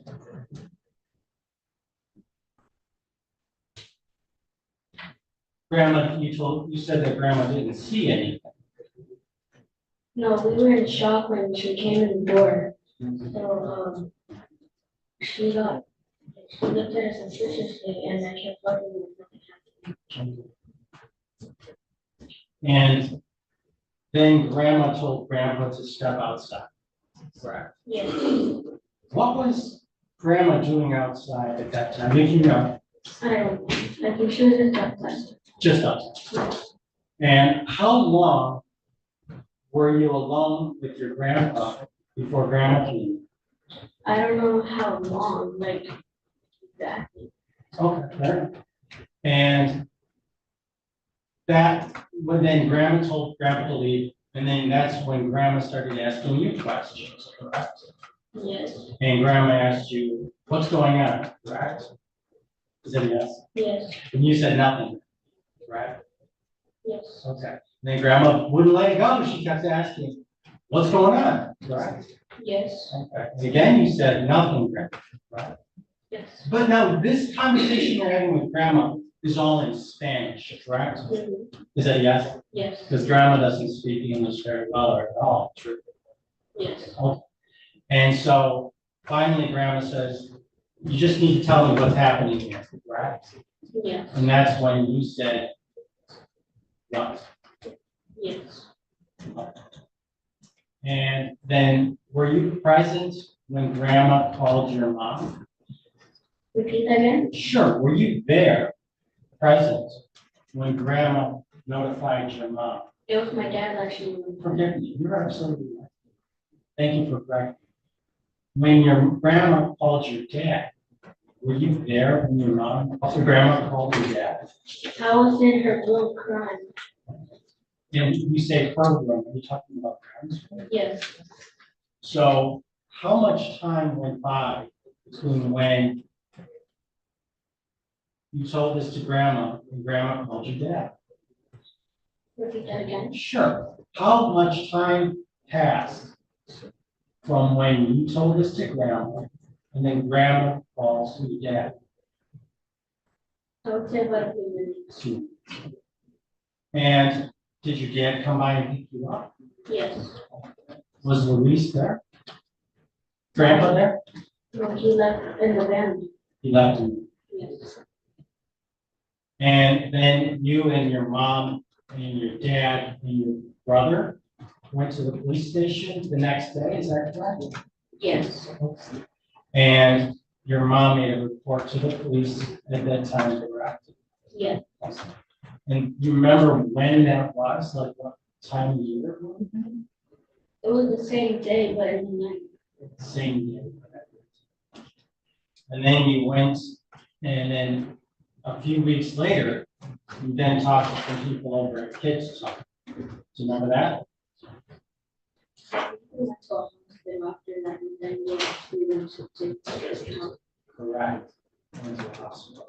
Do you remember what year this was when you said that you were young? I think 2023. 2023 is when I was home. Yes. So September, October, November, December, January, February, March, April. So 7 months ago is when this incident indicated in the living room with you and your grandpa, correct? Yes. Okay.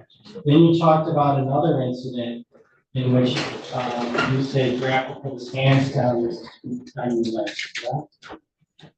Repeat that again. Sure. You also talked about an incident where grandpa allegedly put his hands down your pants, correct? Yes. Okay. Were you wearing clothes at that time? When? The time when grandpa put his hands down your pants. Down my what? Your pants, your underwear. I don't know what you're saying. The second time you said that your grandfather put his hands in your vagina, were you wearing clothes at that time? No. Oh. All right. Do you remember where that In my grandmother's grounds? And do you remember where grandma was?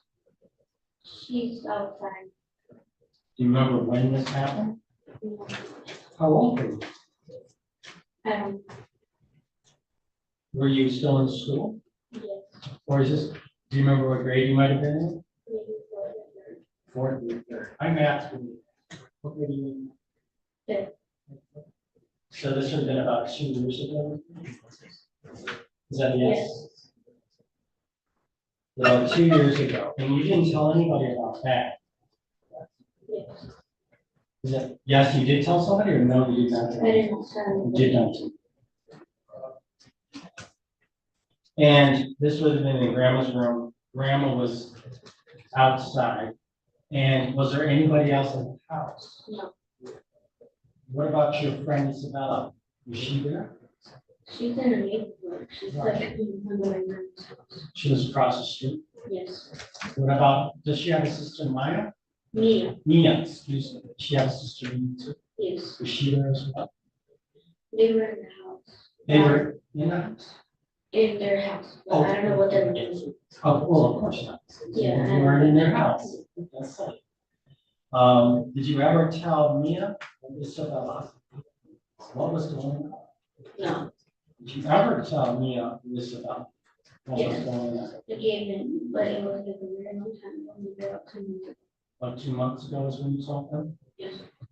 Was there a family meeting with you, your mom, your dad, aunts, grandma, where you told everybody in the family, well, mom, dad, grandma, and aunts, what was happening? My grandmother, my mom, and my dad. Grandma, mom, and dad. Was Ashley there? When? When this was being discussed about what grandma was supposed to do? No. Was Ashley's mom or dad? No. Do you remember where this was said?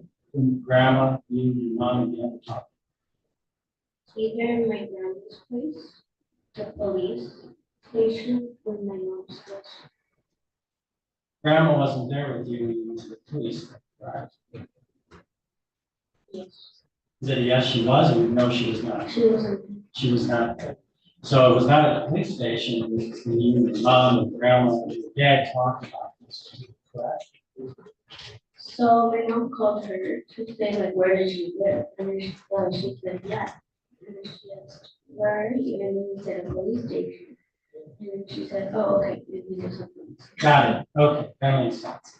So, did you ever tell this to you have a cousin also by the name of Brianna? Yes. Okay.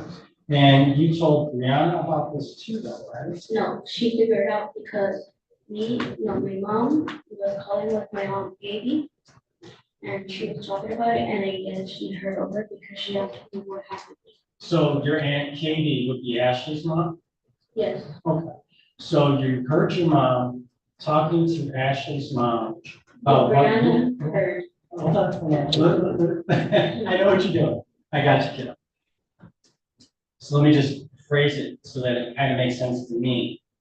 So your mom called Ashley's mom, who's known as Katie, And your mom was telling Katie what you told them that grandpa was doing, correct? Is that yes? Okay, and then you found out later, correct me if I'm wrong, that Brianna was listening in on that conversation and put the pieces together, correct? Yes. And then at some point in time, you and Brianna had a discussion and talked about what's going on, correct? No, she said, like, what happened? And then when we talked about it, she said, like, your grandpa, and I was like, and then I told her. She said, I think I already know because I heard my mom talking about your mom. And this would have been before you went to the police station. No, after. After the police station. Is that before you went over to talk to the people over at Kids Talk? Yes. So sometime between the police station and Kids Talk, you talked to other people about what happened, correct? Yes. Would that also include other people, include Ashley? No. Would that include Katie? No. Or her husband? Or Ashley's dad, I should say.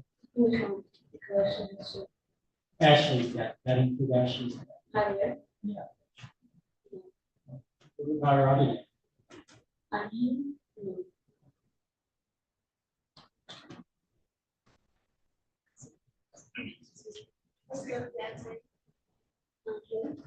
Is it it looks like in English, it looks like Angel, A-N-G-E-L? Yes. It's pronounced Angel. Angel in Spanish, but in English, maybe. Angel.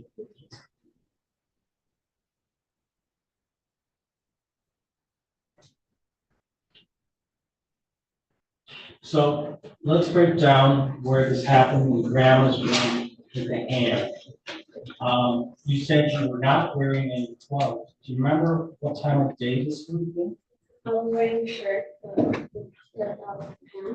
pants, and I don't know what happened, so I remember it. Okay. Do you remember the time of year it would have been? No. So you don't know if you were still in school or if you were out for the sun? I think I was in. Summers, like summer break? Yeah. Okay. Is that something that you would do back when you would visit grandma? They would watch you while mom and dad went to work? Yes. And that would happen even during the school year? Yes.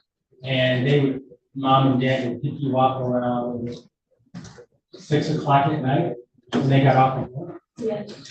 And you went to grandma and grandpa's house right after school, correct?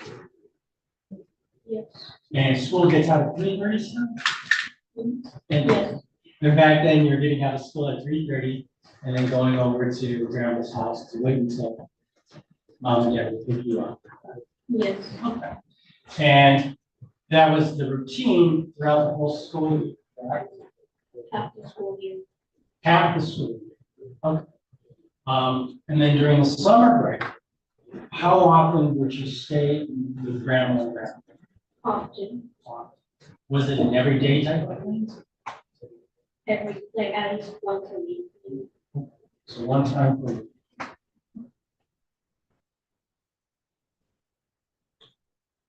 Grandma didn't work back then, right?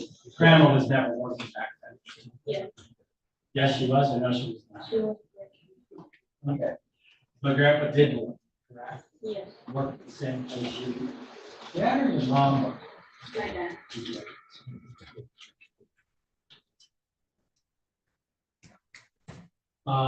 So you said you had your pants were down, or you weren't wearing pants, excuse me, but you were wearing a shirt or something? Mhm. Is that Yes. This would be in grandma's room? Yes.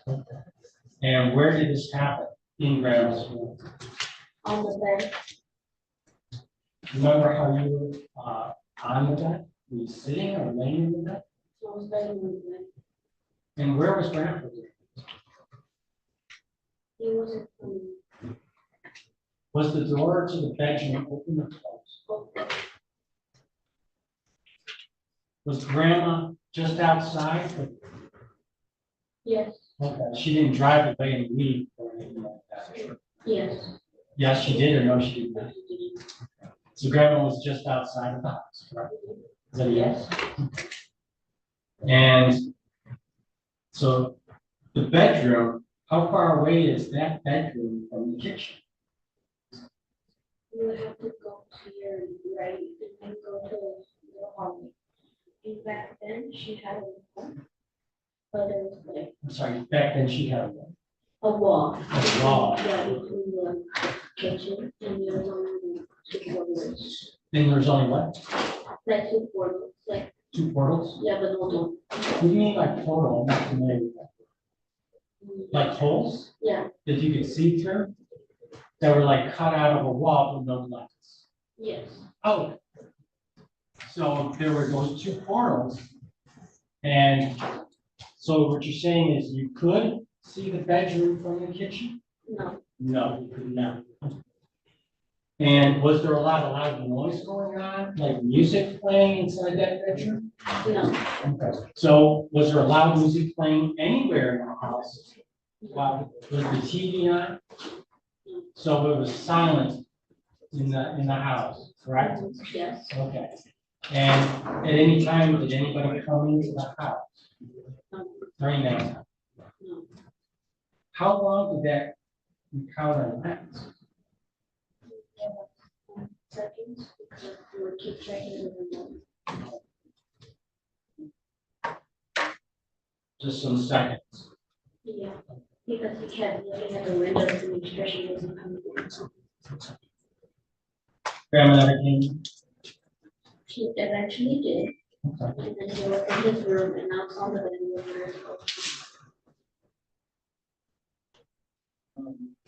So when grandma came in, where was grandma? He was in this room. It was like a next door, and I was in my grandma's room. I understand. How long after, between when he left that room, did grandma come in? Does that make sense? Does that make sense? Okay. I'm assuming he stopped at some point. He left the room. Is that a yes? And then grandma comes in. Is that correct? How much time went by between when he left that room and grandma came in? You didn't tell anybody about this story.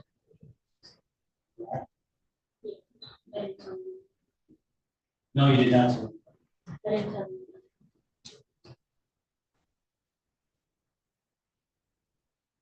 You said this happened a long time ago, maybe in the third or fourth grade. Yes, And 10 years old now, so you would have been about 7 or 8 years old? maybe 8 or 9. 8 or 9, excuse me. Thank you. And did anybody tell you what to say here today? No, my mom always said, tell the truth. Be brave and just tell everything. Did your mom or anybody else talk to you before you went to Kids Talk when you were interviewed back in September of last year? They always said to tell the truth and don't let down, just keep telling the truth.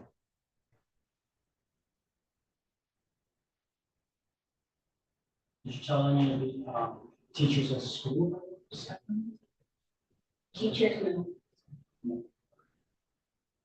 School count? School. I'm sorry, just that teachers know K and W, Oh. teachers common know. You're at 50. Did you tell the teachers yes or no? No. Did you talk to a school counselor? Yes.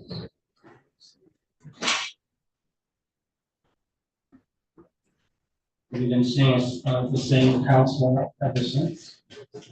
Is that the same school counselor? Or just? I'm sorry. You said a school counselor. You've been only talking to one counselor. Is that the only counselor you've been talking to is the one at school? Yes. but I only have to use it.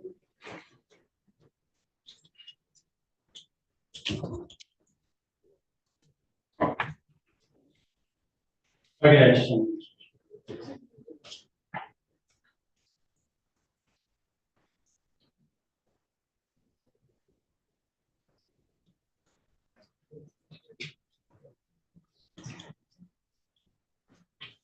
Nothing further at this time. Any redirect? Yeah. How long, you talked about when once it's happened, about how long is this going on for? Years. Years. And you said this was happening at your grandpa's house, correct? Every day. You said, you talked about some incidents that they were happening at your grandma and grandpa's house, right? Just grandma's house? Okay. And you said you live in Livonia, is that right? Yes, now, I used to live. Sorry, you used to live where? I used to live in the street. Okay. As a street. Pitmore? Speak into the microphone about.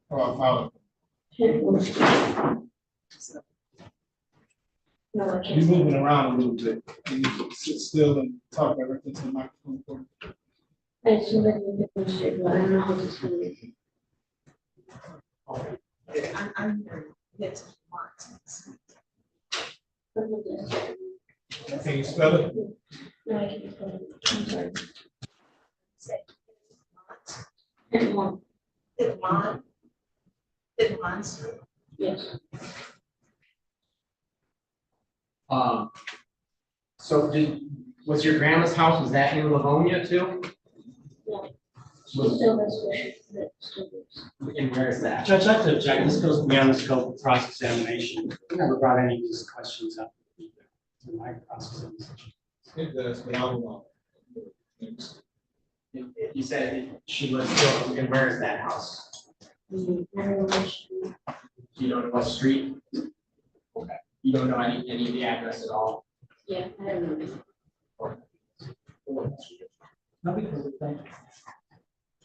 Your grandfather, is that your mom's dad or your dad's dad? That's my mom's. The grandfather, is that your mom's dad or dad's dad? Well, she better not to sing English, but I can get to that. Sorry?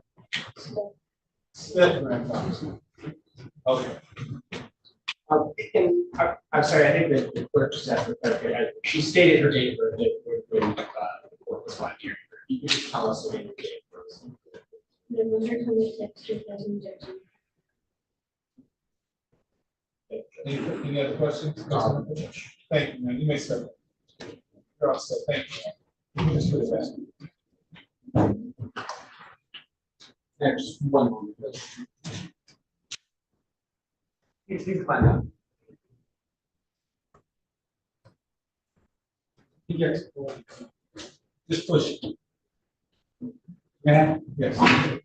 Yeah.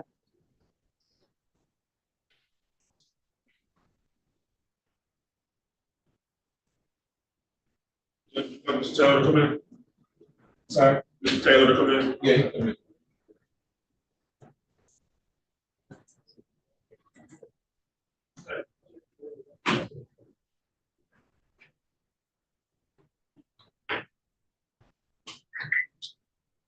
Let me change gears just for a moment here. Quintana White. Calling case 2455880, West End, Michigan versus Quintana Trissette White. In the charge of count 1 assault with a dangerous weapon, count 2 domestic violence. Appearances for the record. Good morning, Your Honor. Shelley Green for the people, P number 60249. Good morning, Your Honor. Every Taylor P class 166, appearing on behalf of Ms. White. Ms. White, you accept them. Ms. White, what kind of one? There's a date and time set for preliminary examination. I'm ready to proceed. Your Honor, I'm not able to proceed at this time. The complaining witness was notified of today's date of hearing. He is not present. I cannot proceed without his testimony today. Move to dismiss, Your Honor. So order the court will dismiss this matter without prejudice. The dismissal order take care of it. I'll do that. Did you do a dismissal order? I did. Okay. Ms. Fanning here? She is. We have Ms. Fanning step in. So I'm gonna step out for just. She's stuck on the Zoom call, don't you? Oh, Can I step out and get you? sure. This is water right here. This goes. Oh, perfect. We'll take that. Thank you.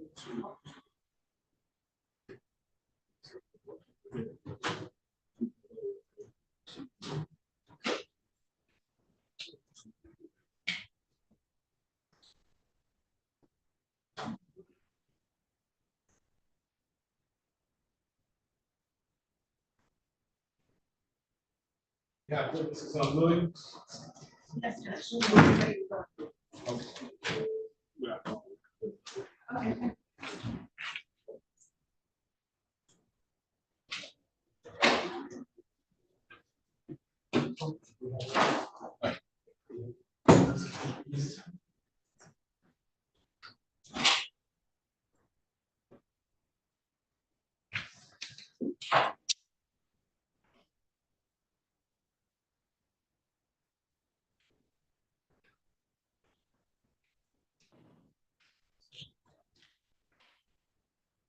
We are back on the record on People versus Ramirez. Do you have any other questions? Yes, Your Honor. This time.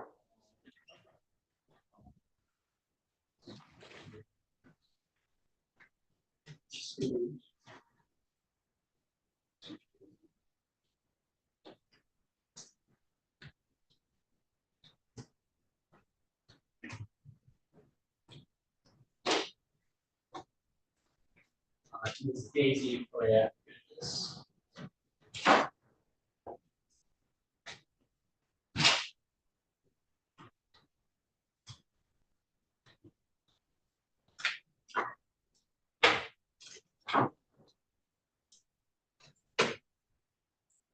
Ma'am, please step forward, give your name and spell it to the young lady waiting next to you.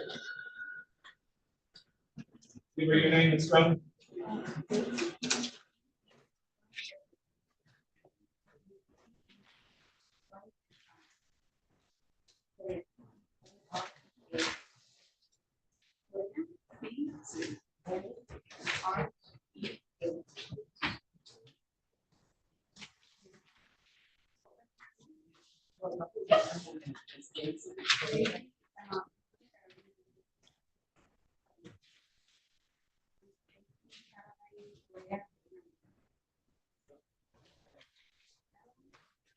Everything. Okay. Daisy.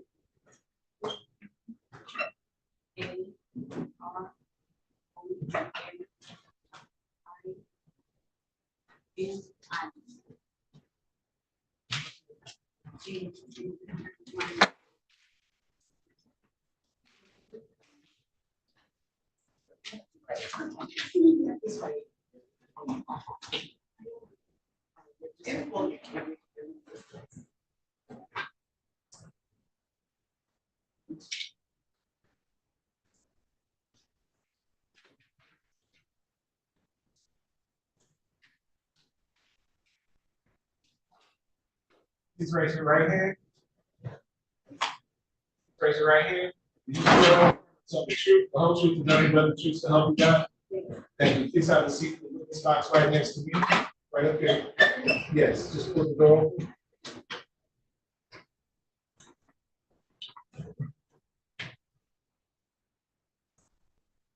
Put the microphone down to your mouth so you can speak directly into that. Okay. You ready? Hear me great. Hi, ma'am. Could you please just state your name for us again? Daisy Carolina Correa Hernandez. And Ms. Hernandez, do you know Kathy Gaspar Correa? She's my daughter. Okay. And can you tell me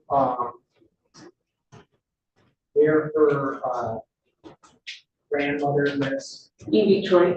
Okay. And what's her name? Miriam Hernandez. And you need the name repeated? The name. Okay. You said what was the name again? Miriam Hernandez. So. If I may, on behalf of the spell it to Miriam. last exam. And, do you know somebody by the name of, Luis Ramirez? Pardon me? Do you know anyone by the name of Luis Ramirez? The whole name from what year?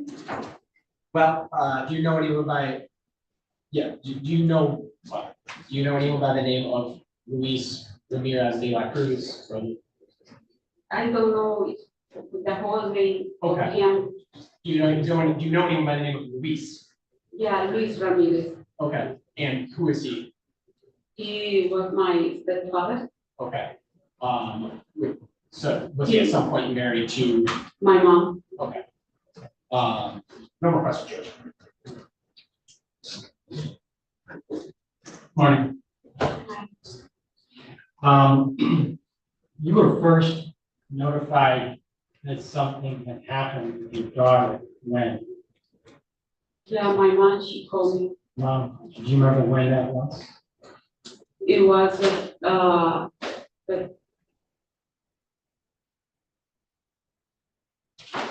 August 31 is the last day of August. Do you remember what year? 2023. So the last day of August, 2023, you received a phone call from your mom? Yeah. And did you talk to your husband first? My mom, I'm working with my husband, and my mom take care of my daughter. When he going to take care of my daughter. Who's he? My husband, Raul. He going to pick it up. And for spelling of the name Raul. Raul, R-A-U-L. Thank you. Go ahead. And when we finish the job, Raul going for Kathy, for my daughter, Okay. to my mom's house. So you and your husband are working. Yeah. Your mom was babysitting you. Yeah, she take care of Kathy. And how often does she do that? All the time. All the time? Like every day during the summer? Yeah, when I'm not working, so Kathy stay with me. But sometimes Kathy said, I want to visit my grandma, so she. So Kathy likes going over to grandma's house, right? Yeah, but sometimes she don't want to go. But when I working, I tell her go with the grandma. And she never complained about, I don't want to go. Sorry? She never complained and saying, I don't want to go there, did she? Sometimes. Sometimes. Did she have friends over there? Yeah. Couple kids living across the street? Yeah. She was really close to them. Yeah. Did she ever say why she did not want to go and visit grandma? No. Do you remember why that? I'm sorry. Never. She told me why. And you and your husband work together, right? Sometimes. Did you work for the same company? I'm working by myself. Is it for the same company? Kind of. Okay. And Luis worked there too, correct? Yeah, he working for Falcon Card. I'm sorry, working for Falcon Card. And when Kathy was in school, your mom would babysit her Monday to Friday, 3:30 until Raul would pick her up. Or you would, is that true? No, she sometimes take care of her in the afternoon. She's in the afternoon because for pick it up in the school, sometimes I pick it up and sometimes my sister pick it up. So when you're not working, you pick her up, right? Your mom would watch her after school until Raul picked her up, right? That day? No, I'm just in general, during the school year. And sometimes your sister as well, right? Is that a yes? Yes. Is your sister Katie? Katie, yes. Katie. Yes. Katie. Ashley's mom. Yes. So after your daughter tells you these terrible things were happening, you immediately went to the police station, correct? And you had a discussion with family about what Maurice had done to your daughter, am I right? No, when I know everything, I go into the police and then I go into the hospital. Right. And then I come back to my house. And then you tell the family, after you got back from the hospital, after you went to the police station, then you tell the family, your sister Katie, her husband, Ashley, and any other girls in the family. No, we don't talk with the kids. Are you sure? You didn't ask all the girls, hey, is he been doing anything to My you? mom said it's to the little girls. Your mother said. Yeah, Were you present when your mom said that? no, So how do you know your mother said? my sister no. So your sister heard from your mother with the allegations that your daughter was against the police. Yeah. Okay, and your sister told, or your mother. Judge, under objective, you're saying speculation, taking to. Yes. Well, if you know. Yeah, it is. Well, she knows. No, it's still, it's asking for an output statement of the truth of the matter, sir. How do you know? Well, let me ask you this, how would you know that your mother asked those questions? I don't know, just we talking. Sweet talk. But again, the answers elicited were here. I'm not asking for the response. I'm not asking for what was said. I'm asking for how did she know? Two different questions. I think she's already answered that question. She said her mother. She didn't actually clarify that it was her mother who told her what she told other people. That makes sense? I don't believe the witness has mentioned or stated who had informed her sisters. She said her mother. Okay. Did you have any discussions with Ashley about what Kathy had told you? Okay. Did you ever talk to Ashley about what Kathy told you happened? No. Did you tell anybody other than your husband, other than Kathy, other than your mother, about what Kathy told you? No. So there shouldn't be any. Fair enough.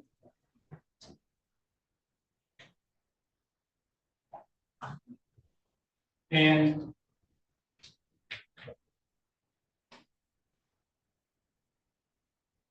have you applied for a U visa on this case?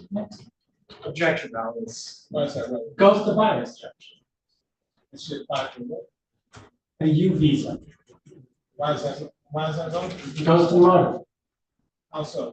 The person is here, not as a permanent resident. And they are the victim or the family members of a victim.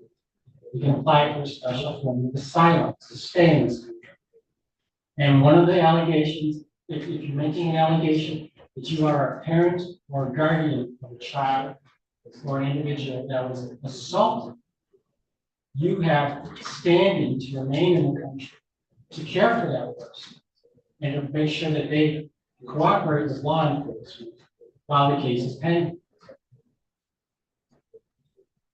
Now, have you applied for a U visa on this because of this incident? No. Is your husband applied for a U visa as a result of this incident? Can you redirect? No, Your Honor. You said that your mother lives in Detroit. Do you know which street? Found. Can you spell that for us? It's in Detroit. Yeah. Any questions based on that? No. Okay. I thank you. Then we can- You're all set.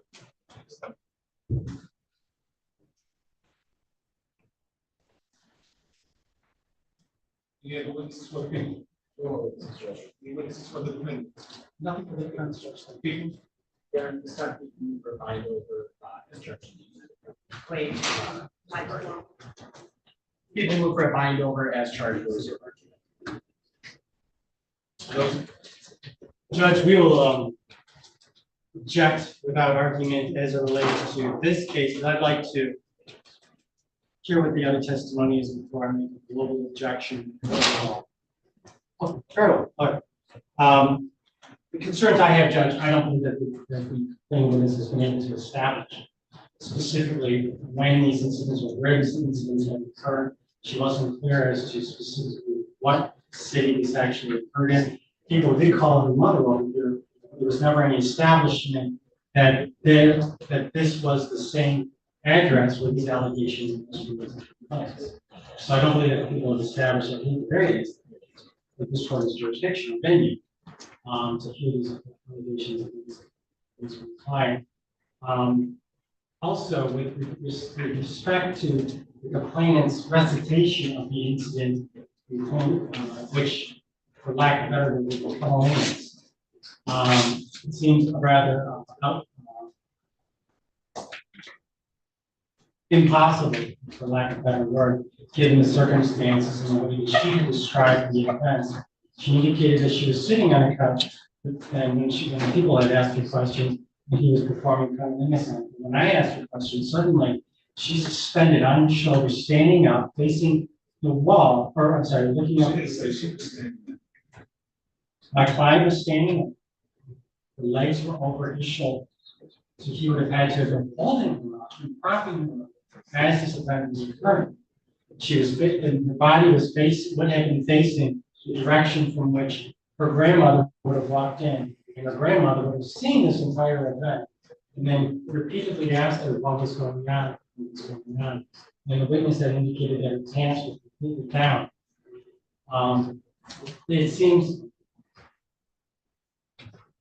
exaggerated to the very least. I don't believe that it's credible.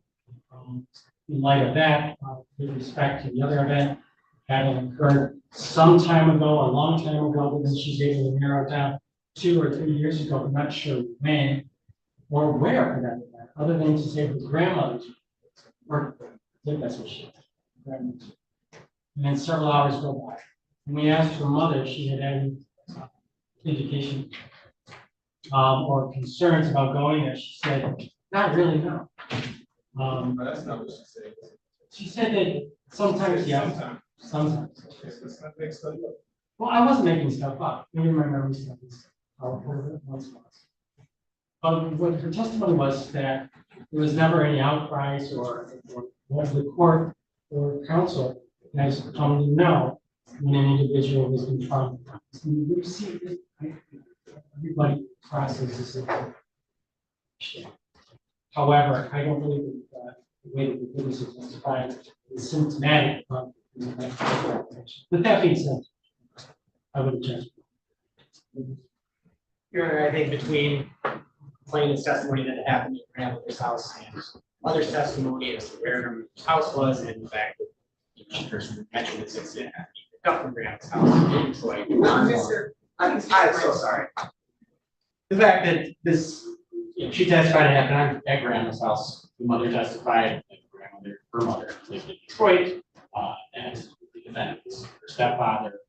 She testified across that she was first reported to have been picked up from that house, which she testified was on wrong. So as far as venue goes, I think it's been clearly established. Just the complaint with herself stating that the city was the complaint is 10 years old. I'm not saying there are no details that contradict at any point during the testimony, but again, given her age and the age when these things were supposed to have happened, it's understandable. Also, because this is a sexual assault case, people do not have to prove the time that it happened beyond being down at 5. And certainly it should not be up to that standard. So people again. All right, first and foremost, I have no issue whatsoever with jurisdiction in that that it happened in her grandmother's house. We were able to establish that grandmother's house is in the city of Detroit. So jurisdiction is satisfied. As it relates to the charge itself, I thought the witness was a very credible witness, even in light of her age. I think she testified very well as to the events that took place on the couch.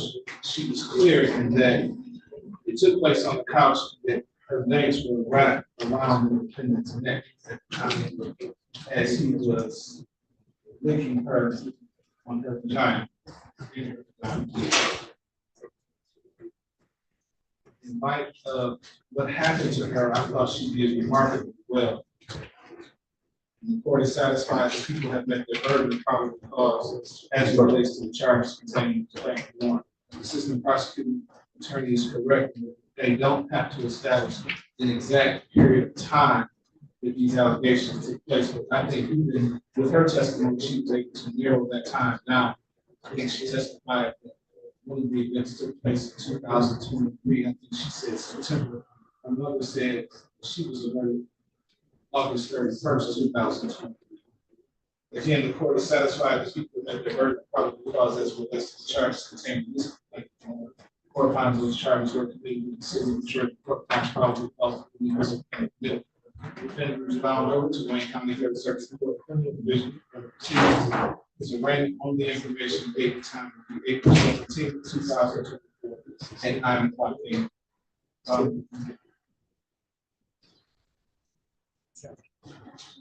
All right, let me see this, Fanny. Judge, I don't think we're not done. I know. Oh, I'm sorry. I just, that's the housekeeping thing. Understood. That's how we have witnesses on your case. No, Judge. You're early, aren't you? No, right on time, Judge. So you want to let Okay. Give me a second. Order. Yes. Please, order. Yes.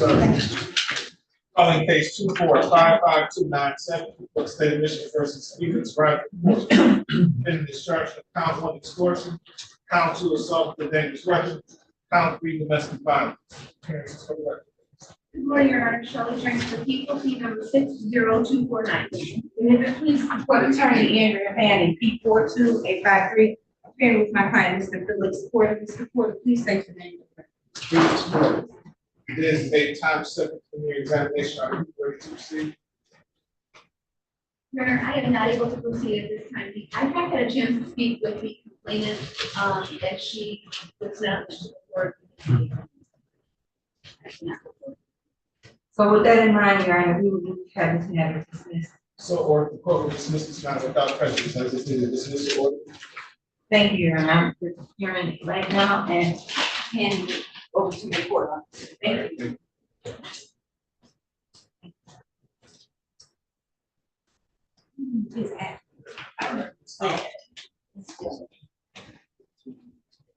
Marty Bone. Ready. Where's Mr. Bone? Calling case 2456442 for the State of Michigan versus Marty Joseph Bone. Defendant is charged with count 1 assault, potentially grave bodily harm, murder by strangulation. Count 2 domestic violence. Appearances for the record. Good morning, Your Honor. Shelley Trains for People, P number 60249. And good morning, certainly on behalf of the woman, P79667, as long as the president court doesn't There's a date time set for your examination. Are you ready to proceed? Your Honor, I'm not able to proceed at this time. The complaining witness is not present. I cannot proceed without the testimony today. Your Honor, we're asking for dismissal. So, or the court will dismiss this matter without prejudice. I just need to dismiss the order. Yes, I'm hearing now, Judge Lee. All right, thank you.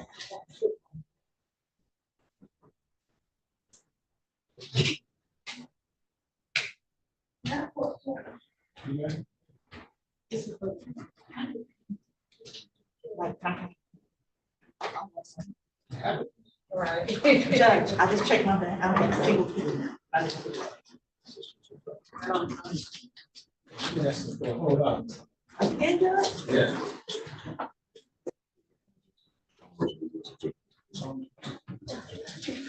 Sean. We're in that order right now. Calling case 2356969, people said Michigan versus Sean. Defendant is charged with count 1 assault, potentially grave bodily harm, less than murder or by strangulation. Count 2 and 3 domestic violence. Defendant has an additional criminal court offense known as mandatory 25-year sentence. Appearances for the record, please. Good morning, Your Honor. Shelley Trains for the People, number 60249. Good morning, Your Honor. Sophia Nelson, neighborhood defender service on behalf of Mr. Chalmers, P77960. Mr. Chalmers is present in court right now with me. Mr. Chalmers, can you state your name for the record?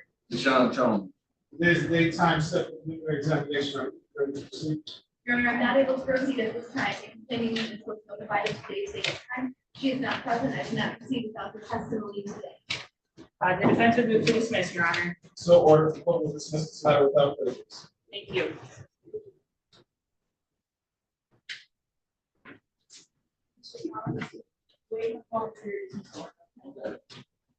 Okay. Now we're calling case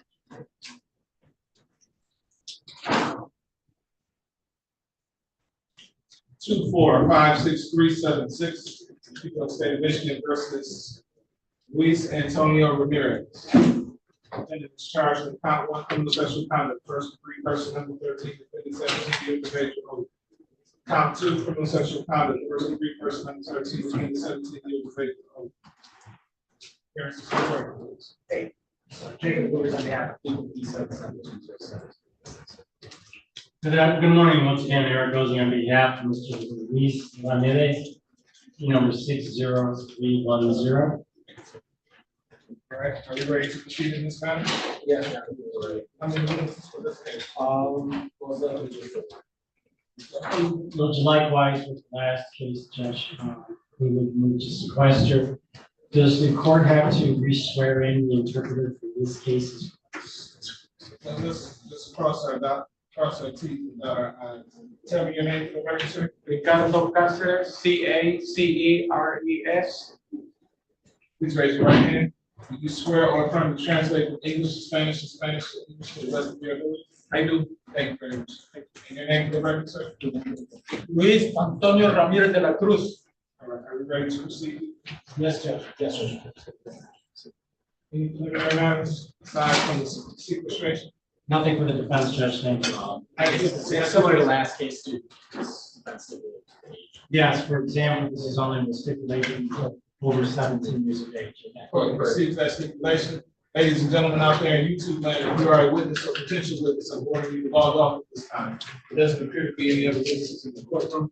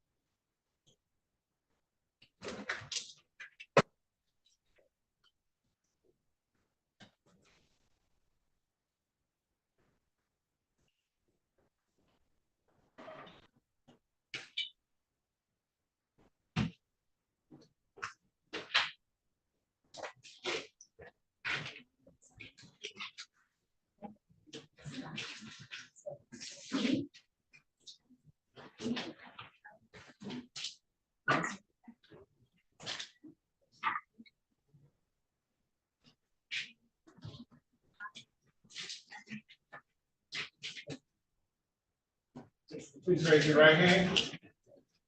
Over here, please raise your right hand. Do you swear or affirm to tell the truth, the whole truth, and nothing but the truth, self you got? Yes. Thank you. Please have a seat right here in the witness box. Your voice a nice loud and speaking to that microphone will be on your left. So you have a seat. Okay? Thank you, Judge. Good morning. Could you please just tell us your full name again? What is that? The microphone is. Oh, Dr. Mike. Yes. Ashley, Joanna, Camino. And how is that? Is that your names? I'm going to. What's your second? Oh, my second name, Joanna. So J O A N A. thank you. Ms. Santino, I'm sorry, how old are you today? 15. What is your date of birth? July 12, 2008. And do you know why you're here today? Yes, I do. Okay, why, can you just tell us in one sentence why we're here today? Because of like the past happened about my grandfather. Okay, about your grandfather? Yes, Who is, do you know your grandfather's name? yes, What's his name? Louis, Do you know his last name? Ramirez. Okay. Would you recognize him if you saw him in the courtroom here today? Yeah, Do you see him in the courtroom today? yeah, Can you please point to him and just tell the court what he's wearing? dark green shirt.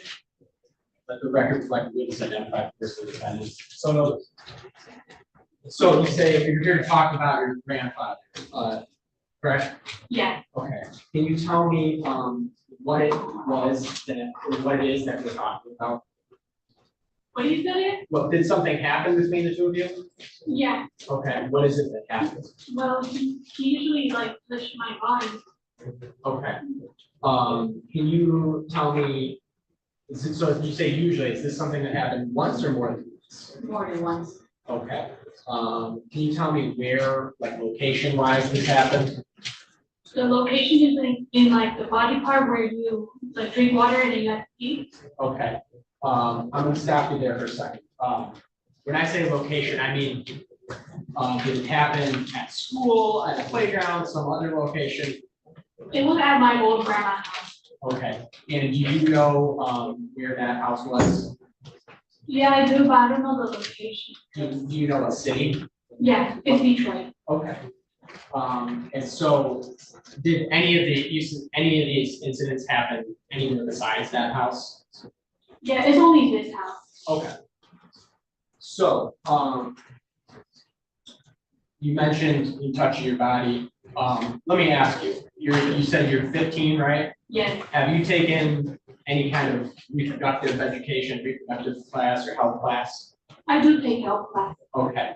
So, you said the part of your body that when you drink water, pee comes out of. Yes. Can you tell me what the classroom word for that part of the body is?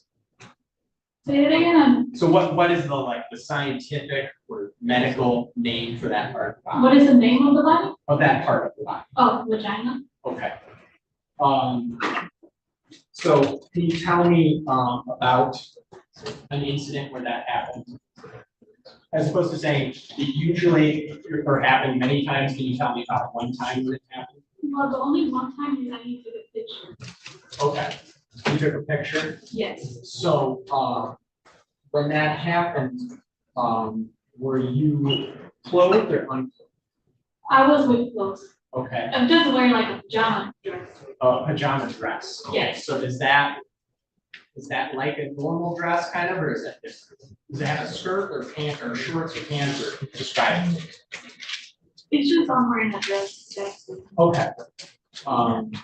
So were you wearing underwear or not wearing? I'm wearing underwear. Okay. When you took the picture, did you have underwear on or not? No. No? Okay. So, how did it come to be that your underwear is not? Well, it was on, but like, you just take off the underwear. Okay. You said he took it off? Mm-hmm. Okay. Yes. Did he, did he take it all the way off or partially off, or can you tell us? I couldn't remember. Okay. So just to clarify, you said when you took the picture of your vagina, where was your? I couldn't remember. It's just like, it was happening in the past. Judge, I have to object. Did I hear correctly the prosecution asked, when you took a picture of your vagina?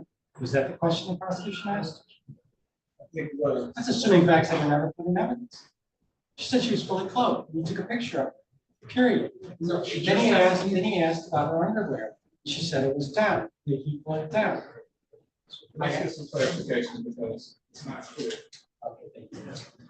As I asked before, when the picture was taken, was your underwear on or off? I couldn't remember. You don't remember now if it was on or off? No, it's just like it happened in the past. I couldn't remember nothing. Just something that's like good memories. Okay. So, You said this is something that you said this is something that usually happens. Do you remember any other time where something happened between you and your grandpa?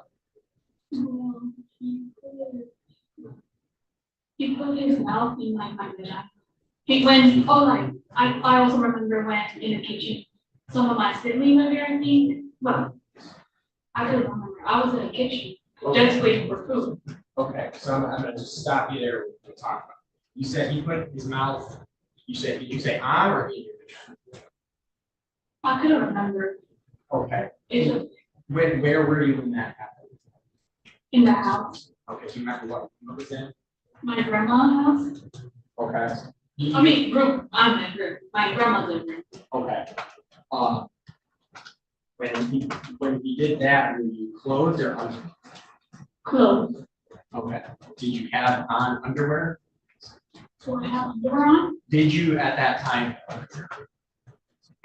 I could, Okay. So because you just testified a moment ago that he put his mouth on your vagina, right? yes, Okay. So, and you say right now you cannot remember whether you had underwear on or not. yeah, correct. So how can he put his mouth on your vagina? Or did he put it over the phone? Well, he took off like my underwear. Okay. So before he put this incident that we're talking about, you said that you testified that your grandma was. Yes. Okay. Before he put his mouth on your vagina, are you wearing underwear? Yeah. Are you wearing anything besides? Yeah. What else are you wearing? Some pants and some shirt. Okay. So, at any point, do you take those clothes off or do they stay on? It stayed on. Okay. Okay, now you just testified that your underwear was off. So how did that come to happen? He took it off. Okay. And do you recall, whether he pulled it down partially or all the way or something else? Part Okay. And, after he pulled your underwear down part of the way, what happened? he put it in the car. He put my mouth in my vagina and I was like scared. Okay. And I want to clarify so I understand. Did you say on or in? In? Okay. And do you recall how long that happened for? I couldn't remember how long. It's like kind of like long. Okay. Do you remember how it felt when that happened? I felt scared. Okay. Do you remember like physically how your body felt? No, like. What's relevant? I'm trying to understand where you think that. Well, I mean, discomfort or pain or anything that would be relevant. So when that happened, how does that stop? I don't know. I couldn't remember. Okay.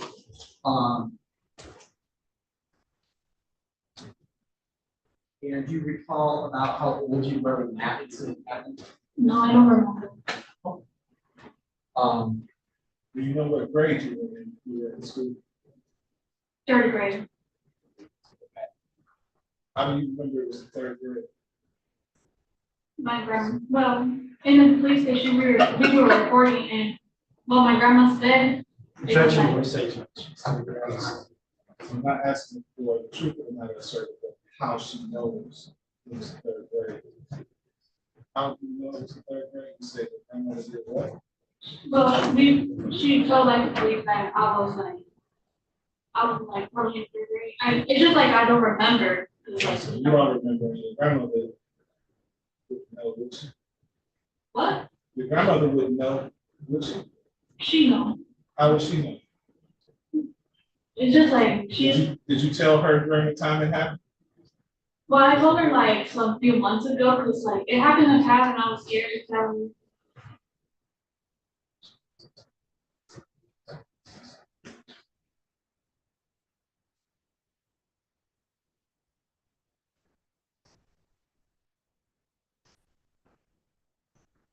Okay.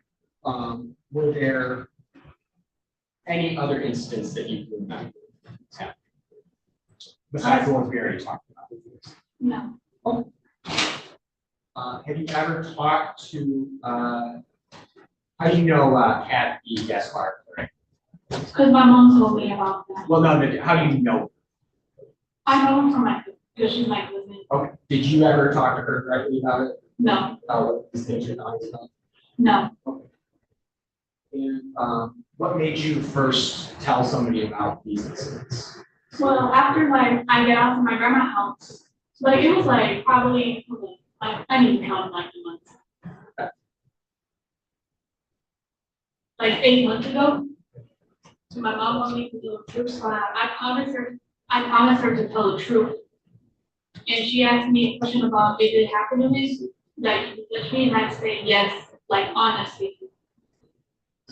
And she started crying, well I cried too. And then we talking back. And my dad came and we talked about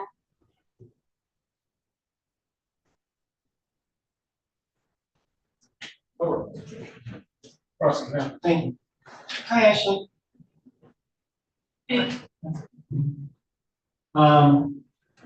Good morning. We're just gonna ask you a few questions about, a little bit about what you talked about here today, maybe some stuff to talk about too. Can I have like a bathroom break? Judge, you'll be fine. Because that's one idea. In fact, I'll take one too. Yes, let's all take a vote. This one. Oh my God. Probably the same. You need to use one, too? Yeah. Could you? Thank you.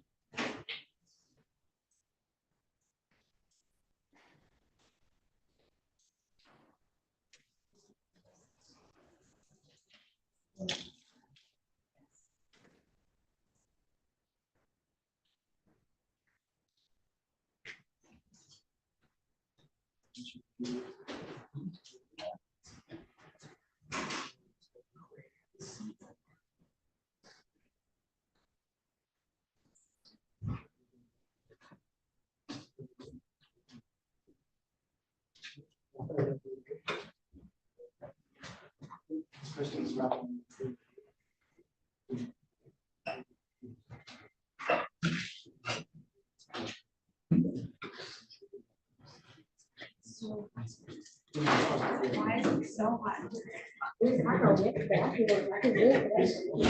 I know easy.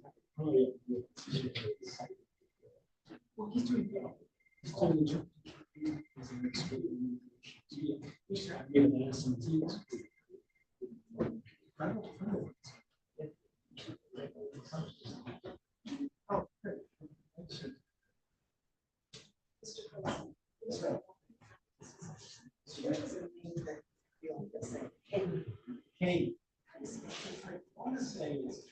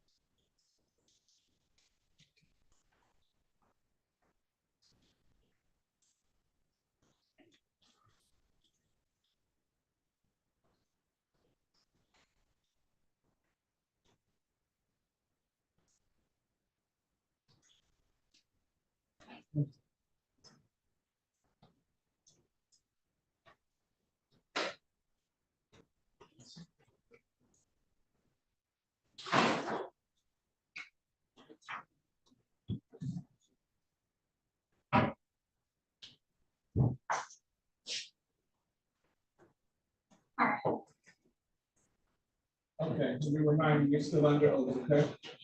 All right. Close it. Thank you. Do you remember where I left off? What? Do you remember where I left off? No. No, let me start off. Maybe it was. So you were at grandma's old house, correct? Yes. And this is back when you were in the third grade. Yes. What grade are you in now? Sophomore. So it's like the 10th grade. Okay, all right. So next year you get to be a junior. Well, this year will be. Well, next school year. School year. Right, Yeah. September, right? Yes. So if this was when you're in the third grade, this would have been, you're in the 10th grade now, that would have been 7 years ago. Yes. 2017. Wait, it's 7 years ago, right? Oh, yeah. All right, Did my you- bad. Did you complete each year for school from third grade up until your sophomore year? Come again? Sure. Did you ever like have to repeat a class a year? Like go and do the third grade twice? No. Okay, so you successfully completed each school year all the way through from third grade until your sophomore year. Awesome. So we know what happened in 2017. Mm-hmm. Yes. Okay. Do we know what time of year it would be, like the season? Come again? Like summer, winter, spring? No, I couldn't remember. What were you doing over at grandma's house? I was just like, I don't know, watch something. I don't remember. This is after school when this happened? I couldn't remember. Was this, you don't remember the season, so we don't know if you're on spring break or summer break. No. And this happened in what room? And my grandma. Grandma's room. Grandma and grandpa had different rooms? Yes. And do you remember if it was light outside? If it was light outside? Right, like it is, like, over your left shoulder. Look over your left shoulder. There you go. You can see the sunlight behind you, right? Yeah. Okay, so was it that kind of like a light coming in the room? I don't remember. You don't remember if it was daytime or nighttime when it happened? No. Okay. Just remember that something happened. Is that a yes? Yeah. Who did you tell about this for the very first time? My mom. When was that? 8 months ago. So that would have been in August? Yes. Okay, that's why you're saying 8 months. It was Yeah. August when you told your mom. Yeah. And your mom found out. Well, why did you tell your mom? Explain it. It's because like I was scared to tell her because then it's gonna break her heart.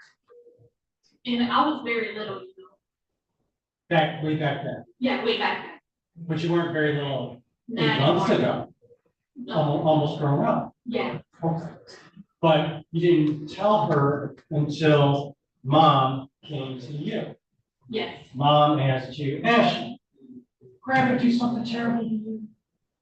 Yeah. Did she say it in English or Spanish? Spanish. Grandma talked to you about this too? Hi, Grandma. Grandma remembers. Yeah.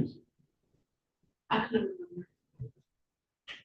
Well, I do remember that my mom told me about it because my grandma knows like she did something to me. So she told my mom instead so that my mom would talk to me.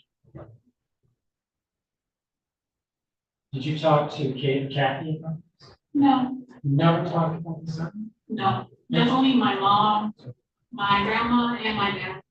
Who all was there when your mom was talking to you about what happened to Kathy? What happened? Who was there in the room? Let me ask you this. When your mom was talking to you about what grandpa did, was there anybody else in the room with you besides you and your mom? No. Didn't you, oh, I'm sorry. Didn't you say that your mom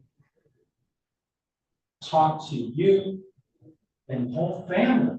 It's not the whole family, it's just like some family. Okay, who was that? My dad, my stepdad, Dad, stepdad, who else? and that's it. Mom, was grandmother? No. You have siblings? What? Yeah. Boys and girls or just boys? Both. Boys and girls? Yeah. Were they there? What? Were they also there? No. The little kids? No. They're older than you? Some girls are little, but both of them they're older. Now, I want to jump back to 8 years ago, when you were in the 3rd grade. Uh-huh. 7 years ago. It's 7 years. 7 years ago, when you were in the 3rd grade. Do you remember if this was anybody else in the house? Anybody else in the house back then? No, I couldn't remember. I don't remember going in. I don't even my grandma to just, I don't know, doing something.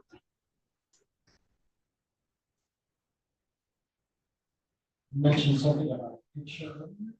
Yeah. Oh. Like a camera or a phone? A phone. Whose phone? My grandma's. Right. Which one, sorry? Grandpa's their phone.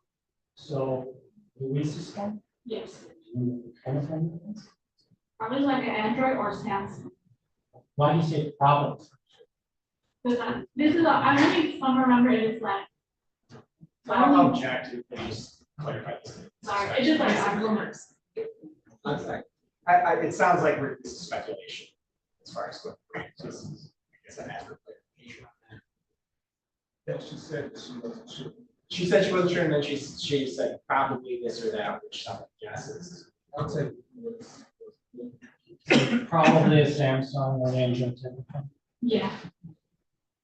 And you never saw any pictures. What? You didn't look at any pictures, did you? I couldn't remember. Well, I think so, yeah. You think so? Yeah. You sure? Well, it's just like my memory that like sometimes Right. back when I was little, you know.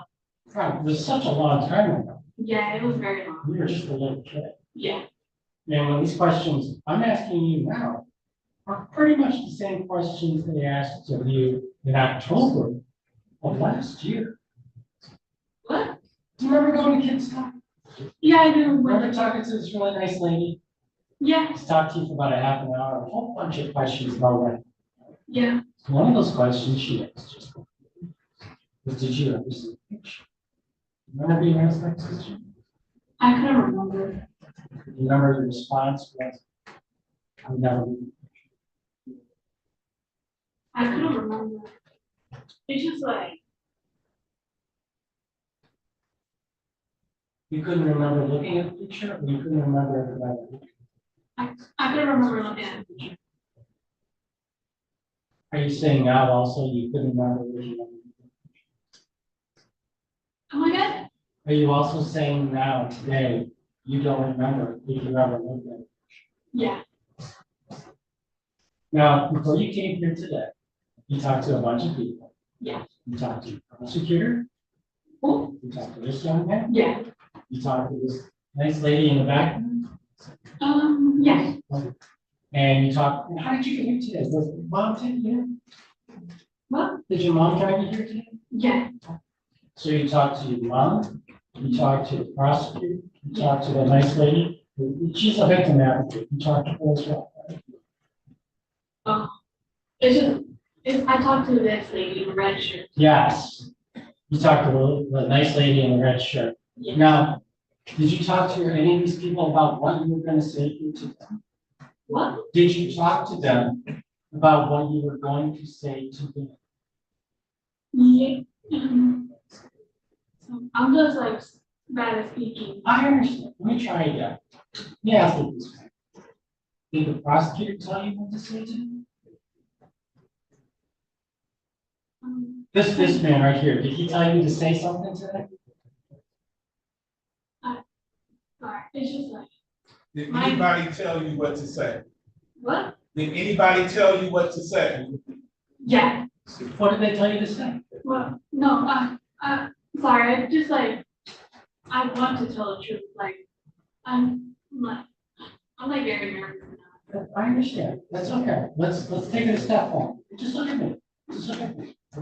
If that makes you comfortable, we'll look at somebody that makes you feel safe. Let's do that, okay? Okay? Okay. Did any of the people you talked to, in your mom, nice lady in the red shirt, guy sitting right next to me, did any of these people tell you what to say to you?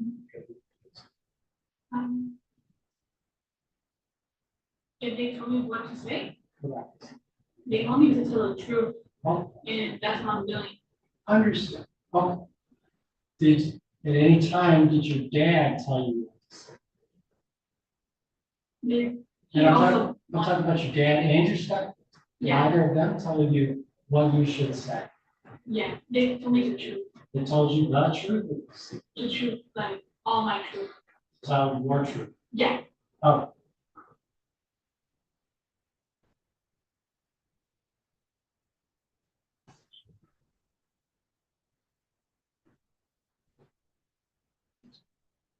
You didn't write down any of the things that you talked about today to me, did you? Did I write anything? Yeah, like. No, I didn't write Like dear diary, on this day, Grandpa did X, Y, and Z. No, I didn't write nothing. Did the police ask you to write anything down? No. Did your mom ask you to write anything down? No. Nothing. You hear it? Okay, so you said all of this happened a long time ago, and a lot of things you don't remember, is that right? Yes. The specific things you don't remember. Yes. Okay, but you did tell us something about your grandfather putting his mouth on your vagina, is that right? Yeah. You clearly remember that? Yeah. That did in fact happen? What? That did happen? Like this day? That they were talking about, the day that you said it happened, it did happen? The way you said it happened? It happened like past. Right, okay. And you said that was about 8 years ago, is that right? It was 7 years ago. 7 years ago. Yes. You're how old now? 15. So it happened when you were 8 years old?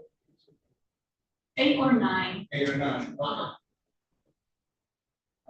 And you didn't say anything at the time because you were scared? Yeah.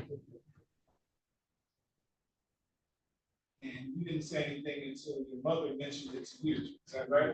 Yes. And she questioned you about something happened to you after she found out something happened to your sister, is that right? You mean my cousin? Or your cousin? I'm Yeah, sorry. that's correct. Okay. Any questions based on my question? No, Joe. Okay. All right, thank you. You may step down.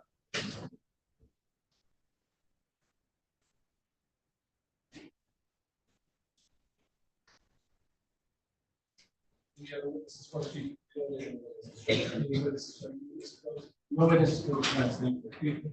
Your Honor, this time, based on the testimony that was heard, people removed 9 around. One, that is criminal sexual conduct, first degree, person with 13, 17 years of age or older. Sexual penetration, mouth to genital opening. There was no evidence, or no testimony heard to establish a second count based on Waiver. So, Of course, we would not object to the dismissal of count 2. We've heard the testimony today. She's rather vague, although she does indicate this to when it actually happened. I know that that's not, for whatever reason, a requirement to establish the date and location necessary. But nevertheless, she was very vague in her answers. And as you can tell, she's easily led. So I would ask the court to take that into consideration as a question of credibility. I don't believe that testimony is necessarily credible to give rise to these allegations, especially when she wasn't able to give any details to specific location where she was, who was present, etc. And so I would ask them to dismiss the charges. I Judge, she was particular in saying that it happened at her grandmother's house in her grandmother's bed. And that he was there, she didn't remember being present. She did state exactly what happened to establish this account.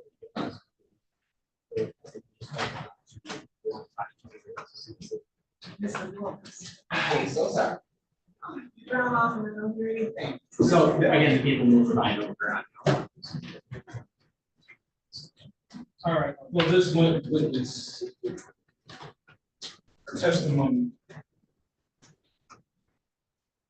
was lacking into some specificity as to particulars of what took place, but she was able to tell us the main thing was that this defendant sexually assaulted her by putting his mouth in her vagina. She can't exactly tell us the date. She was ultimately able to tell us how old she was at the time that happened. She was able to tell us the location that it allegedly took place. All the other specificities are not elements of the crime itself. The elements of the crime have been satisfied. The court has been satisfied, and the court also understands circumstances surrounding this incident that allegedly this took place some time ago, and when questioned by her mother as to what happened to her little cousin, she was finally able to tell what happened to her, these life circumstances. Court finds that people have met their burden of probable cause as it relates to the charges contained in the complaint. Court finds those charges were committed in the city of Detroit. Court finds probable cause to believe this defendant was found guilty on count 1 only. Count 2 has been dismissed for insufficient evidence. The court finds the charges in the city of Detroit. The court finds probable cause to believe this defendant was found over to Wayne County Third Circuit Court for proceedings. These are randomly information date and time will be April 17th, 2024, 9 o'clock a.m. Judge, will the court be putting out the order of dismissal or should counsel? Counsel.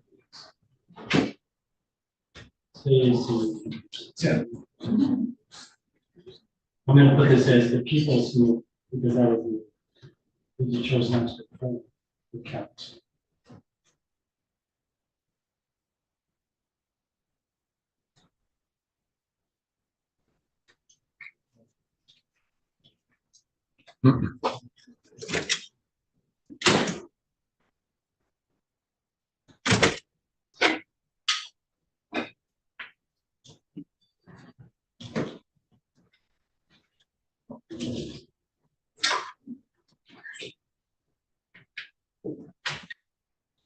Any questions? Yes. Question fair. Well, thank you.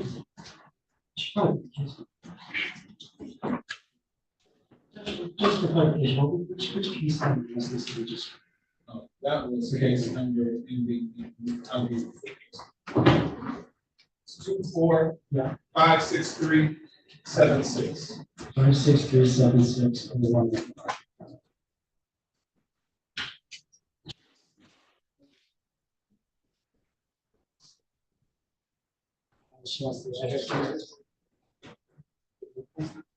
Mike?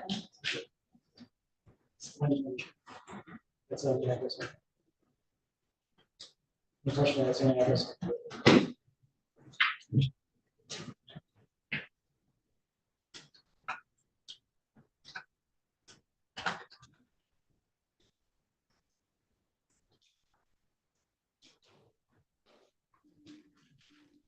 Have Ms. Nelson. Yes. There you are.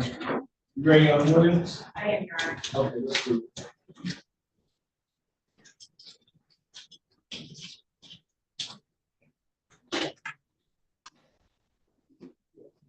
Okay, sir.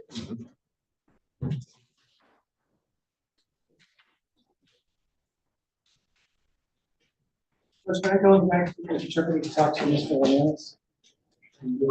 May I speak with Mr. Ramirez? Yeah. While they take a moment? Sure, that's up to. Man, Oh, it's only for a few minutes. it's only gonna be a couple minutes. Okay. Tops. Okay. Our next court date will be. Calling case 2456238. People of state of Michigan versus, is that Chiron or Chiron? Kyrie. Chiron. Chiron Awanda Williams.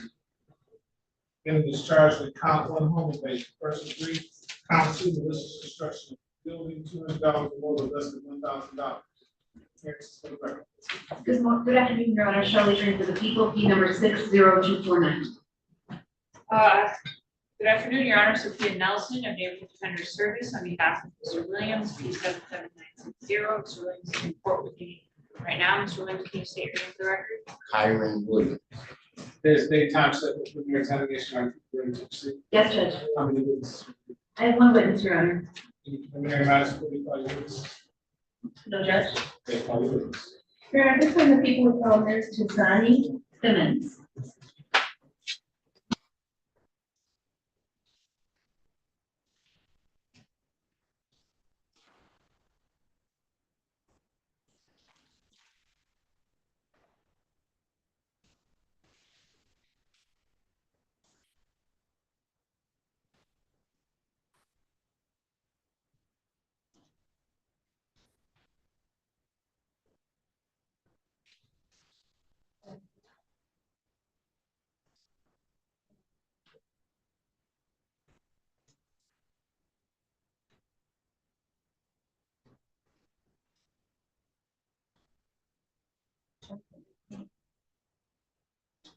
All right, guys. We're gonna go.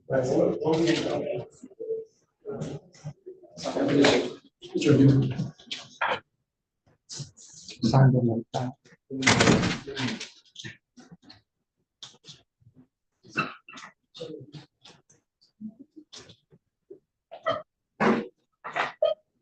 Where's the witness item, Ms. Green?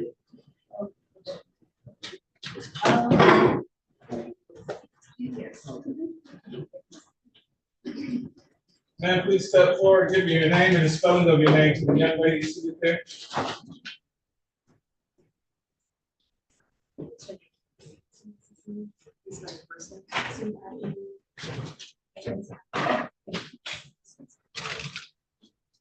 Please raise your right hand. Do you swear or affirm to tell the truth, the whole truth, and nothing but the truth, so help you God? Yes, sir. Then please have a seat in the witness box right next to me. Pull that door open. Speak to that microphone.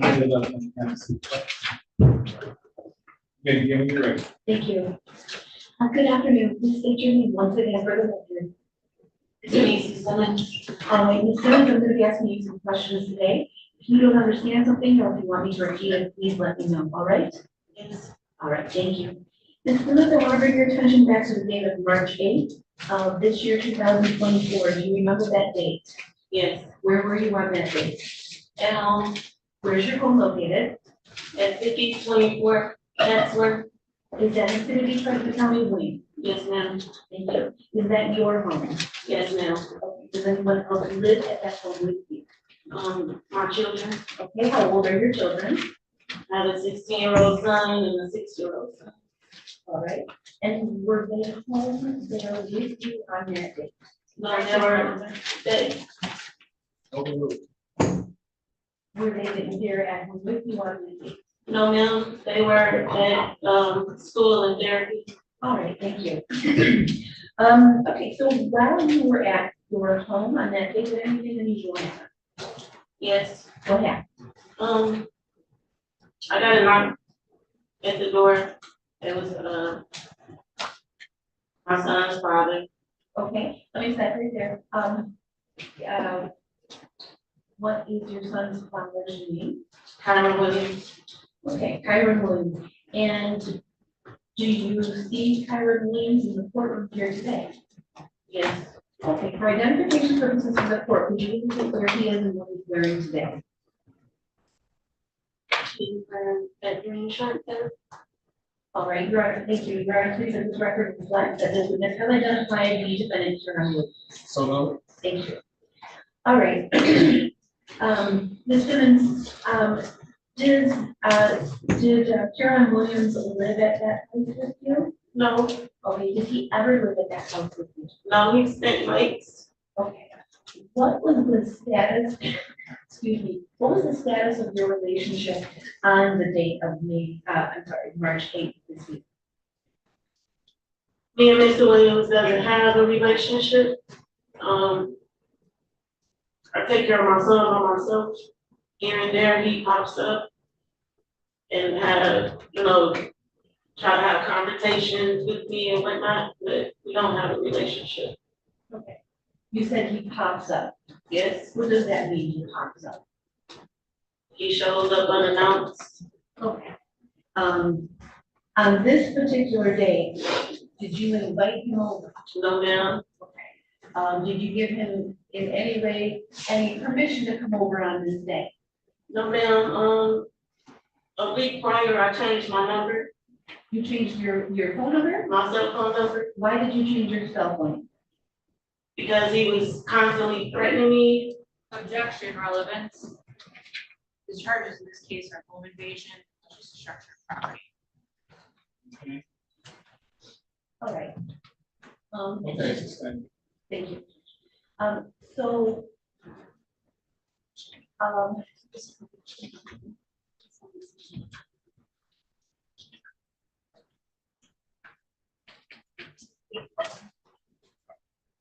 yes.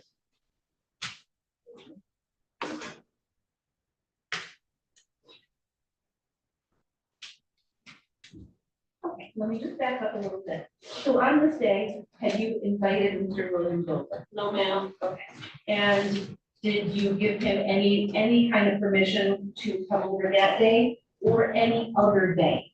I don't have. Okay. My son had a seizure February 22nd. When he had a seizure, I contacted his father because I felt like I should contact his father because that is his father. But before that, after that, no. Okay. And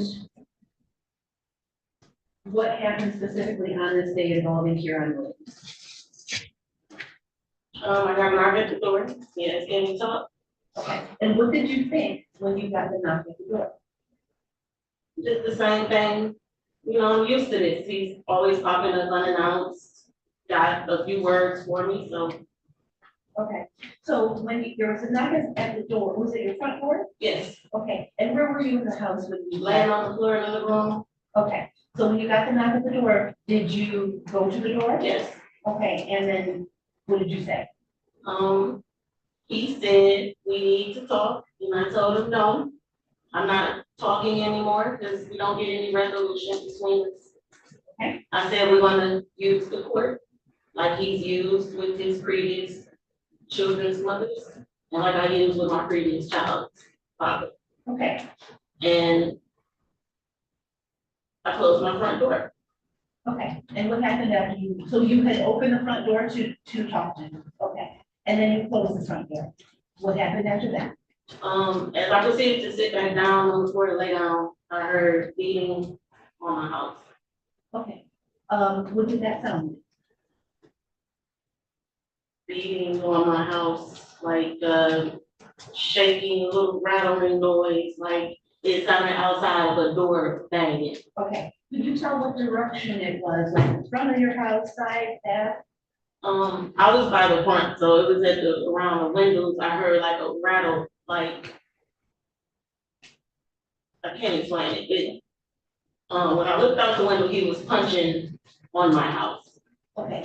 And when you say he, who was it? Kyron Williams. Okay. And so he was punching on your house. Where on your house was he punching?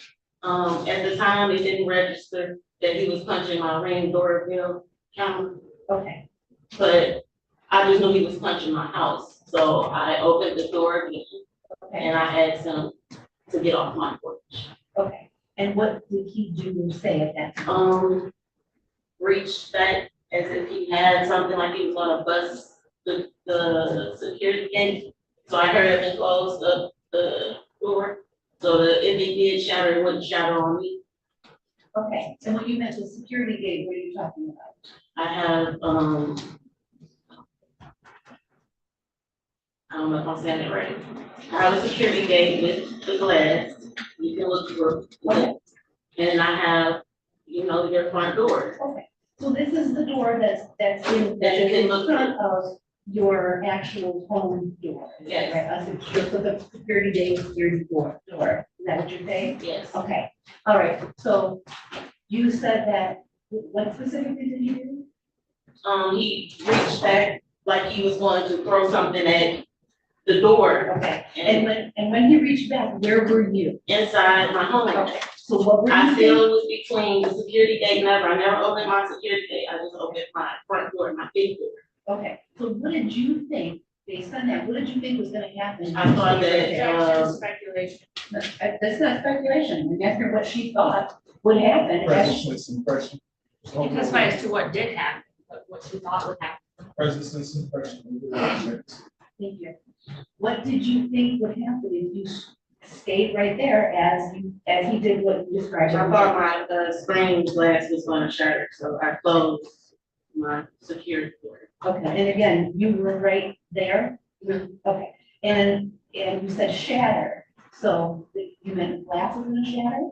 Okay, and what could happen to the glass? Answers. I'm sorry, yes, I'm sorry. And if you're there right by the glass, what were you thinking about? I thought I was going to. Objection, relevance, again, this is a home invasion case.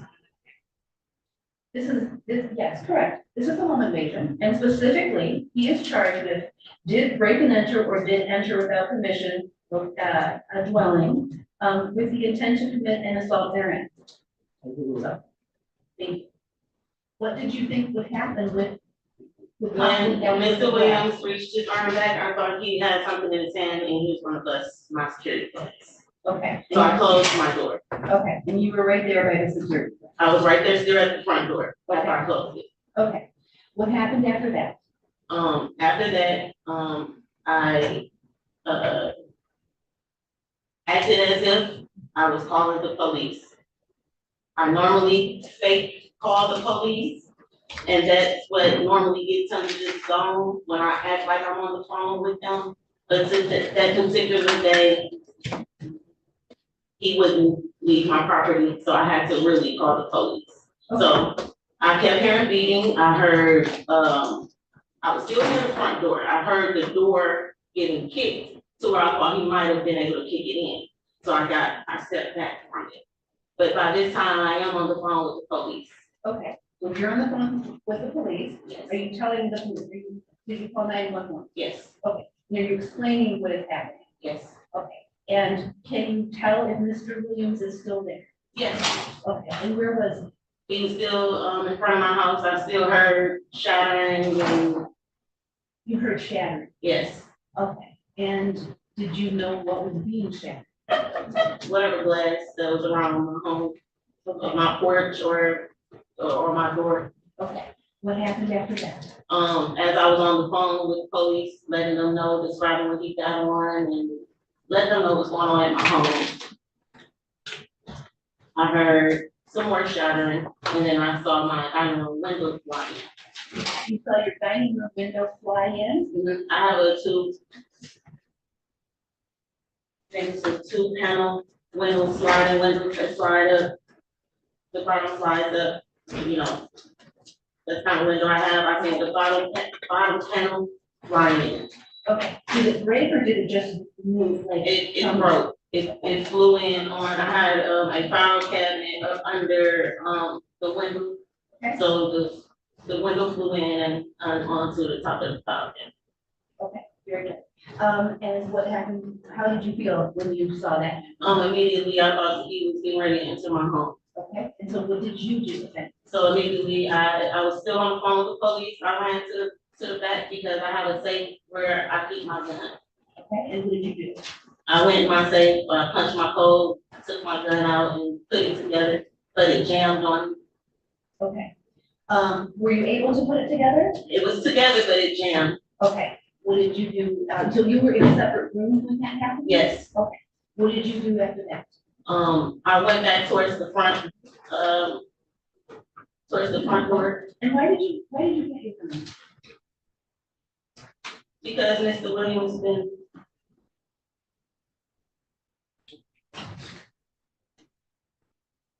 Mr. Williams been threatening me. Not off for the truth of the matter, sir, but why she got her gun, I'll take that. Mr. Williams been threatening me for over a year and he wanted to kill me. Mr. Williams have never went this far before. So I was very scared. So you got your gun to protect yourself, is that what you say? Okay, all right. Have you ever had to do that? Yes. Objection. All right, so you get your gun and then what do you do? I proceeded towards the front door. Okay. And my hallway.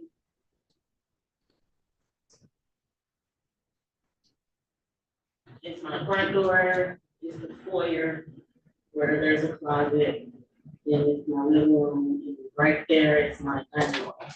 So it's a wall that's blocking all of this as I'm leaving my back room, I'm walking up. As I got towards the front, I saw Mr. Williams in the window light, and I pointed my gun up at him, and to my understanding, he ran away from the window or off the porch. Okay, I just want to know what you saw specifically. What did you see? Mr. Williams, upper portion of his body, and in my window light. Okay. Now, when you say in the window, what are you talking about? Upper head. Okay, I'm sorry. I'm literally trying to do the body motion. That's fine. And torso area in my window. Okay. And when you say in the window, do you mean just up against the, like, outside of the window or inside of where your home begins? I'm just asking for further. From what I think I saw, he was halfway in my house.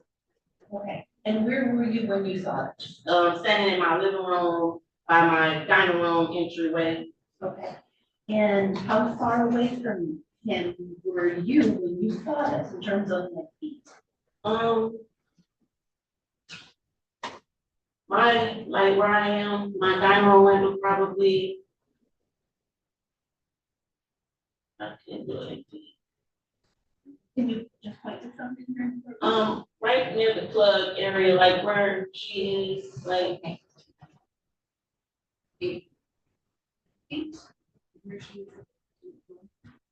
I can't get it accurate. Oh, that's about. I think it's more like 10 or 15. It's more like what? 10 or 15. The official? Yeah. 10 or 15 feet. What did you say, Judge? I said, are you official? Okay, thank you. I have 6. Okay. We'll say 8 to 15. Thank you. All right, and you stated that you pulled out your gun? Yes. Okay, and what did you do with the gun? My gun was jammed. Okay. It didn't have a bullet in the head of the gun, so I still pointed it at him though. It looked as if he was leaving.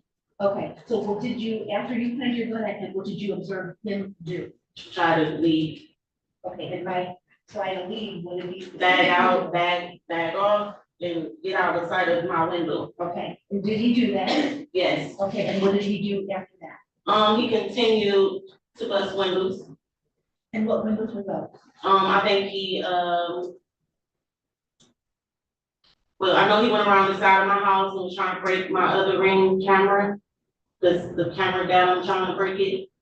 He busted out my back bedroom window also. Okay.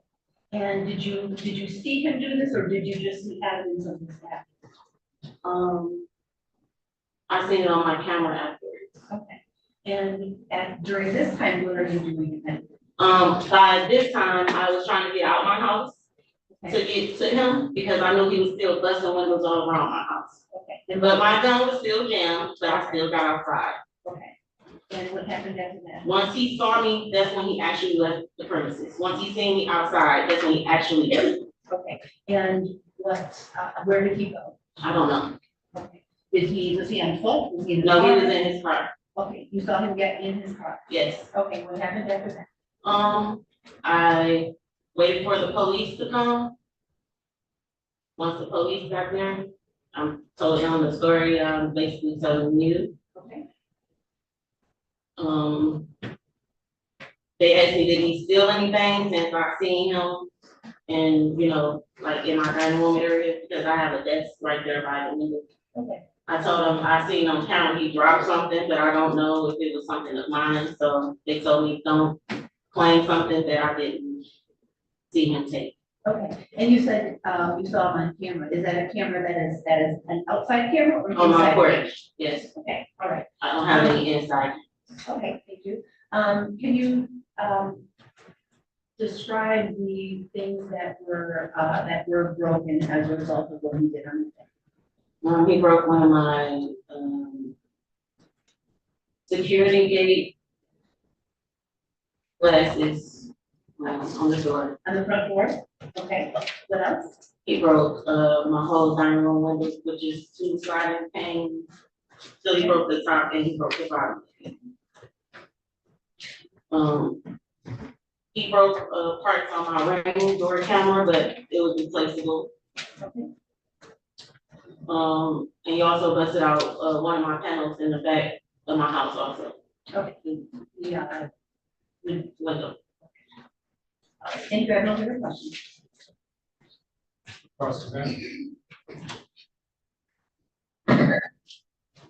You share a child, Mr. Williams? Yes. And that child is 6 years old? Yes. And you testified that on February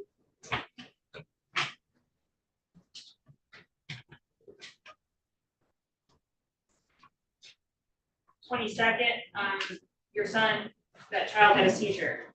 Correct. And he does not have a seizure disorder. No. And this was the first seizure he had ever had. Yes. And that's an unusual event. Yes. Scary. To me, yes. Scary event. Yes. And you told Mr. Williams about it. Yes. And he wanted more information. We were at the doctor's office. He was there at the doctor's. That's who you get the information from. And he believed that there was some precipitating event that led to the seizure, correct? Can't testify as to what he believes. He indicated to you that he was concerned there was something that happened that you weren't talking about. No, he did not. While we were at the hospital, the doctors told me that my son's seizure could have been triggered by the light coming on in the bedroom. They was telling me I need to get further testing for epilepsy. And the reason that Mr. Williams was contacting you was because he wanted to talk more about your son's health. I have no information. All the messages I got after my son's seizure wasn't pertaining to my son nor his seizure. Every text message he sent me was pertaining to a guy I was dating. Or he was texting me pertaining to sexual activities, or it was never something about my son and his seizure. You blocked his number. His number been blocked for years. And you were never interested in a committed relationship with Mr. Williams, correct? Mr. Williams was never committed to me. Mr. Williams has dated several women at the same time. And you had his child. That's the answer. And he wanted to be involved in raising and having input in your child's life, correct? Correct. And then he came over that day to discuss your shared child, correct? No, ma'am. Not to my knowledge. The week before that, Mr. Williams asked me to be his girlfriend, and I told him I'm already dating someone. I wasn't interested in none of that. A couple days after that, he started threatening me again, so I changed my number. After you refused it, so he shows up at your house, it's daytime, correct? Correct, the hour or so after I dropped my son off at therapy. It's about 9:30 in the morning, No, it's about 10 in the morning, and you refused to talk to him, because we don't have nothing to talk about. and he got upset, Mr. Williams came to my porch upset. and he kicked your front, security door, correct?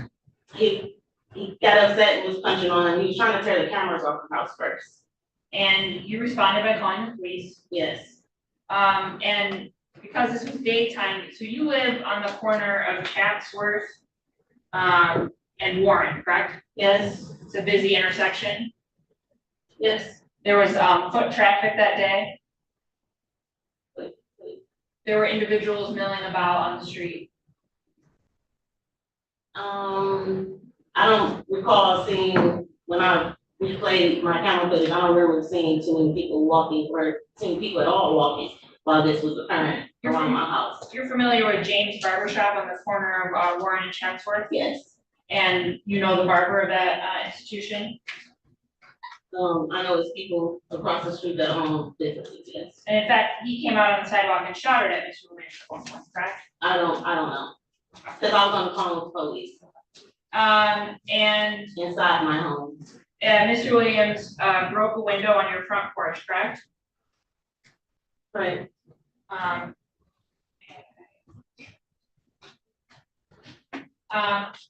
Your Honor, I'm approaching with 2 photographs. You recognize these photographs? Yes. Are these accurately depicting the damage to the window? Mhm. Your Honor. Yes.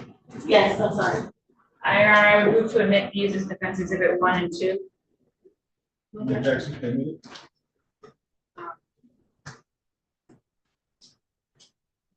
Thank you. Yes. That's fine.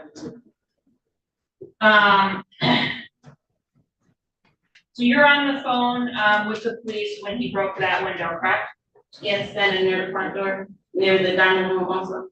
And, then he got in his car and started driving down the alley that runs parallel to your house.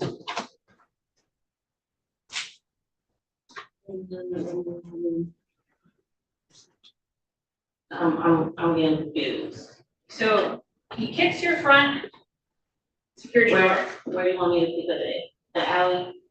No, I'm gonna start, he's on the porch, correct? Okay. And he kicks the door, or he hits it, whatever. Mhm.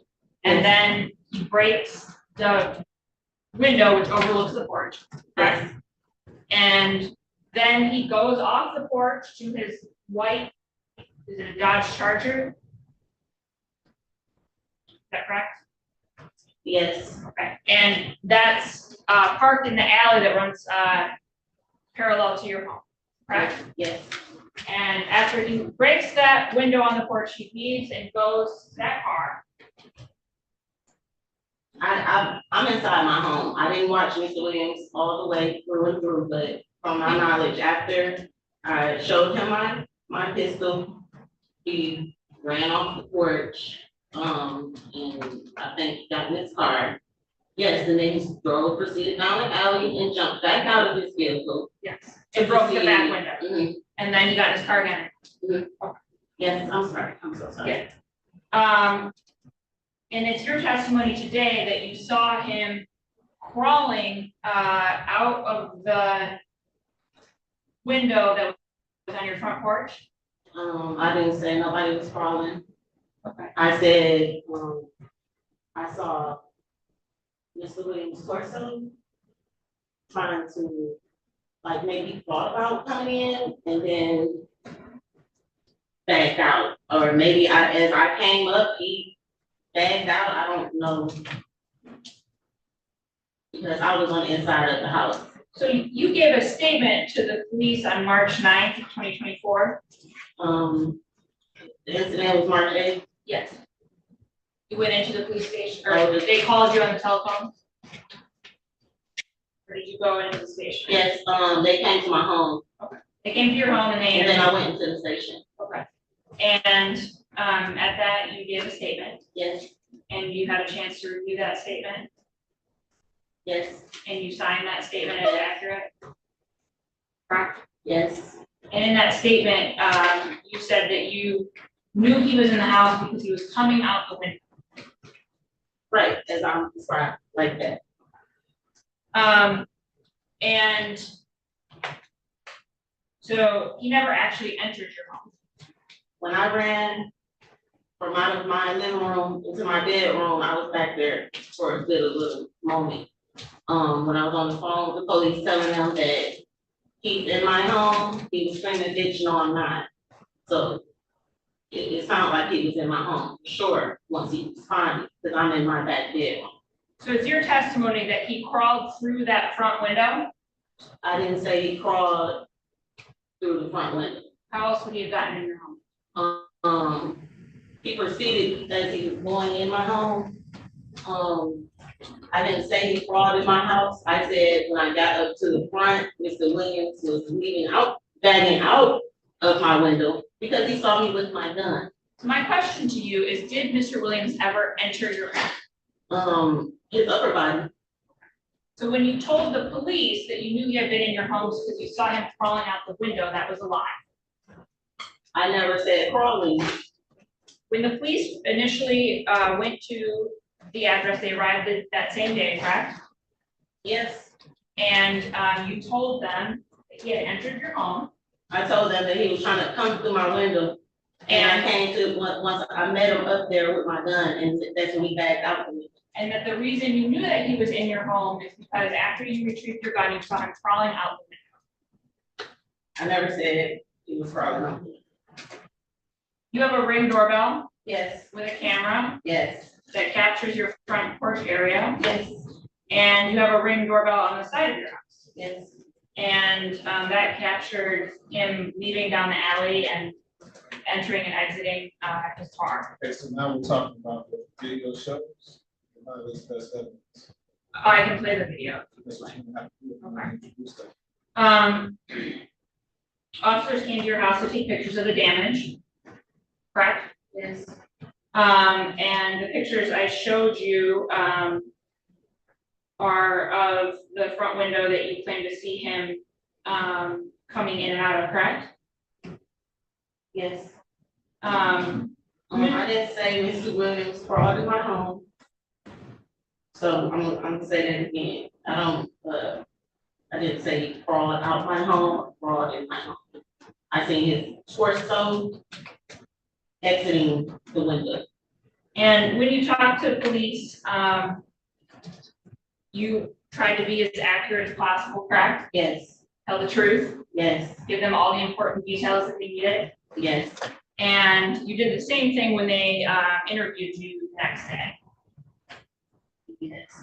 And you did not mention anything about him threatening to hurt you while he was at your house on March 8th?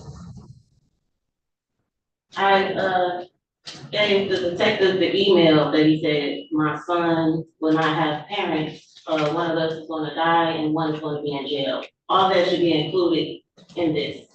Yes. It all happened on the same day. In fact, you did provide an email that allegedly came from Mr. Williams to you, correct? Yes. May I approach?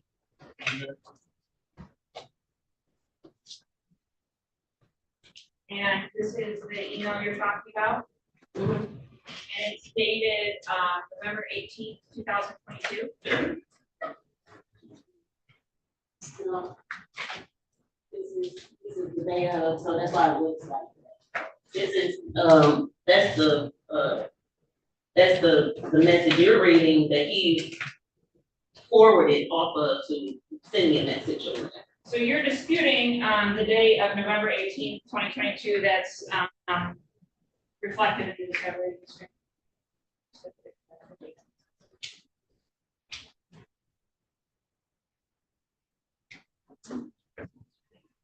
So you'll admit that it says November 18th, 2022, 4:24 p.m. Yeah, that's a forwarded message he forwarded from an old message. The message I sent was on March 8th.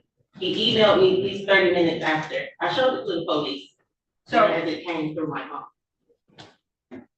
The email that you forwarded to the police is dated November 18th, 2022. Yes or no? The email I forwarded the police, is dated March 8th. If I can open my phone up and show you okay. So the only date reflected on this document you shared with the police is November 18th, 2022, correct? And that's reflecting a message up under there, which we're not even in here for. The stuff that's in white is all white is for March 8th. You're looking at something that has nothing to do with March There 8th. is no date of March 8th on this document. Well, I have it in my phone. What you provided the police does not include a date of March 8th of 2024. I'm sorry, Your Honor, I didn't open up Mr. Williams' email so they could see, the actual date when it came through. Would you agree that the only date reflected on the document that you provided police is from 2022? Yes, that's what I see that you brought. Right. You told police that he texts you regularly. He harasses me and threatens me regularly. He threatens you physically and threatens vandalism. We have an active domestic violence case right now. Yeah, and he threatens public outside of this. And that he says no other man has left you around his child. Correct? Yes. But the only text message you provided police is this one from November of 2022. That's from March 8th. So you didn't provide police with any of these text messages where he threatened physical harm, or he threatened to do any of these things to you that you. Well, I provided it to my prosecutor. Okay, so if there's additional text messages in the one I just showed you or emails, you're saying that you've provided those to the prosecutor's office? I just provided them today. Okay. Ms. Drain, has additional discovery been tendered today? Just got it.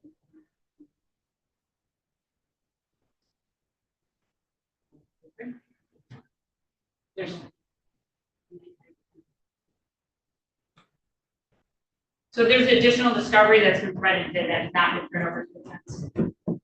I would probably 15 minutes before we went on the record Discovery is here. ongoing. At this point, I would move to adjourn the exam to allow me to review these messages so that I can adequately process it. What are these messages?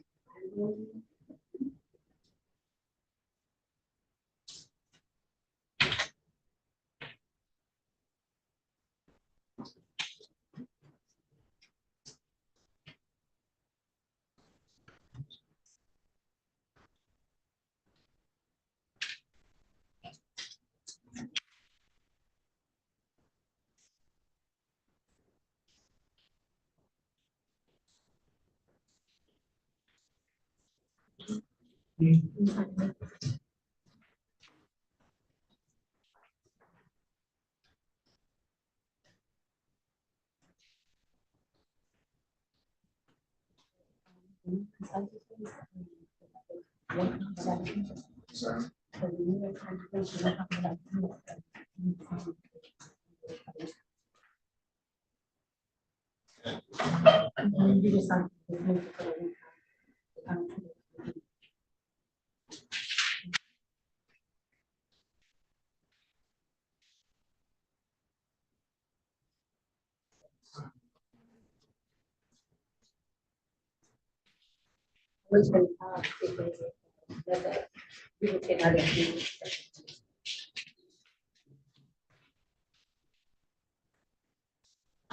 So what was provided to me is a personal protection order, where the petitioner and the defendant Kieran Williams is the respondent. And this was issued on April 4th. So I have a valid personal protection order that has not been properly served, but this has been signed by the judge. I also was provided by the complainant that the defendant is also Looking at, I guess there's a warrant out for him for one count of domestic violence, and that is, out of Franklin County. And then I have these three messages.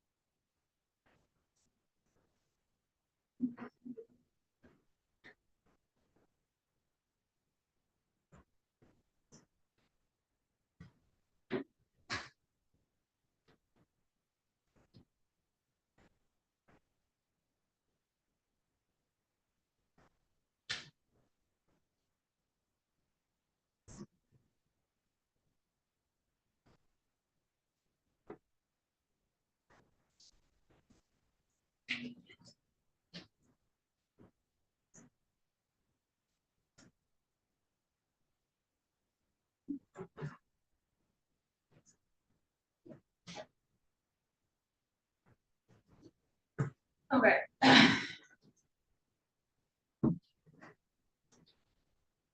You acknowledge receipt of the same? Yes. I would still request an adjournment, Your Honor. For what? Why? I mean, I just received several paragraphs of text messages. Typically, I spent some time, Three. they're all quite long. I don't think you need an adjournment for that. I'm giving you the time you need, but you're not adjourned. Okay. So again, you testified that your son had a seizure on February 22nd. Yes.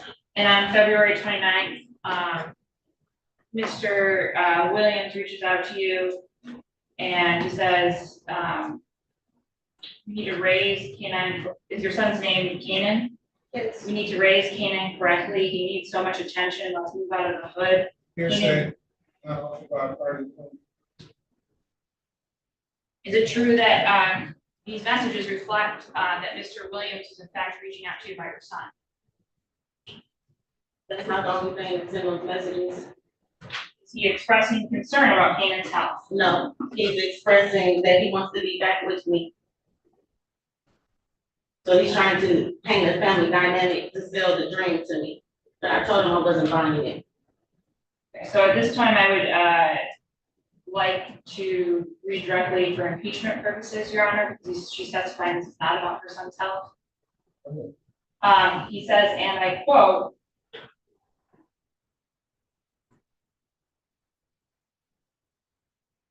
"2 years so we can stop the labor, but still have checks coming in and raise Kenan correctly. He needs so much attention. Let's move out of the hood completely. Kenan needs me." Does it say that? And he said he needs me. Okay, is it not true that that expresses concern for his son and his son? It's not talking about the seizure or none of that or his health. One could He's infer. asking, that text message is him saying he wants to be back with me. He's trying to tell me that it'll be a better idea if we take care of my son together. But we tried that before. We have multiple domestic violence cases. And on March 2nd, he reached out again about your son's health. I don't know, can you tell me what that message says? You used to tell CJ to go upstairs, now you're sending Kanan upstairs. You need to sit down and take a look at Is that at the yourself. top of that message? Cause that don't even sound like. His therapist talked about potty training 3 years ago. I need to try and give Kanan attention his whole life when you work and run the streets. It's true your son has autism, correct? True. He's nonverbal? He's in sign language and he's semi-verbal. And so in these messages, Mr. Williams is concerned that your son is not getting adequate therapy to address his autism. That's not what that message says. Is your son not potty trained? My son is potty trained. Training currently? Yeah, Your Honor, my son has autism. A regular child and an autistic child, they're not the same. So his. Just want you to answer the question. Yes, we're potty training. He's peeing, he wears drawers all day. He haven't got his pooping down all the way. Right. And in this message, Mr. Williams is concerned that Kanan is not receiving adequate therapy concerning his autism, specifically around potty training, correct? My son is in therapy. That's not what the message said. I think you're picking what you want to pick out of the message. So my point is that earlier you testified that all of his messages were concerning you, but in fact, he was sending messages about the health and medical treatment of his child. No, it don't say nothing about medical treatment. Mr. Williams do not have a part in my son's life. I have my son, I put my son in therapy. I am on the birth certificate alone. I let Mr. Williams know what's going on with us. Sometimes we try to use the information and twist it, but no. Also, one of those messages, it says he keep his gun on him and he's gonna use it. That's also part of those messages. It seems like you ignoring the threats and wanna pick out just potty training. So your testimony today is that when Mr. Kanan texts you about his therapist talked about potty training 3 years ago, I've been trying to get Kanan attention his whole life while you work and run the streets. It's not a text message just concerning his treatment for autism. No, he's trying to call me an unfit parent because I work midnights and I own my property. I bought a house and I put it together. So therapy doesn't refer to the treatment that your son is. My son did ABA therapy. Okay, that's my question. So And he's waiting on speech therapy. But Mr. Williams not even a parent, he's not even a co-parent. He doesn't buy anything for my son.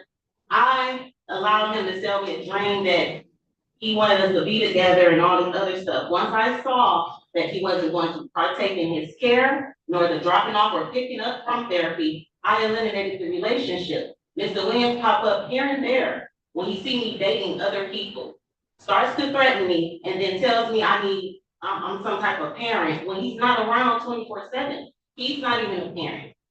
I'm my son's mother and father. In the past, you've sent Mr. Williams photos of the home of the mother of his other child. Yes. What is this relevant to? This is irrelevant. That's what I'm saying. This lady, I don't know. It goes to the motive to fabricate, and No, you're trying to confuse everybody. Stop. It's not relevant. You have you gave ring footage to the police, correct?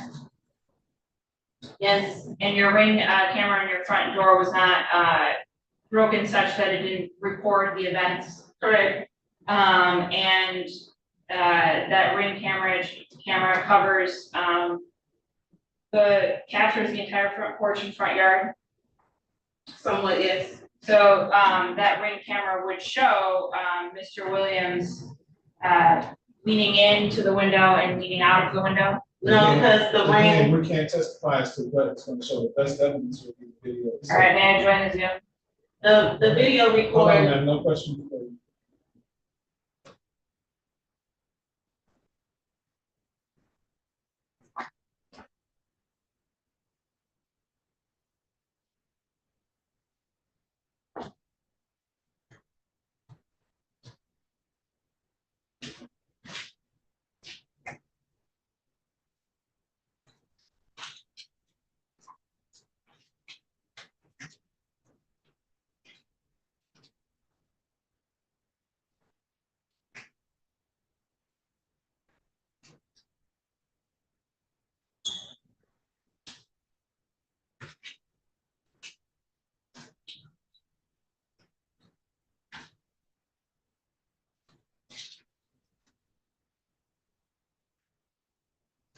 any permission to share.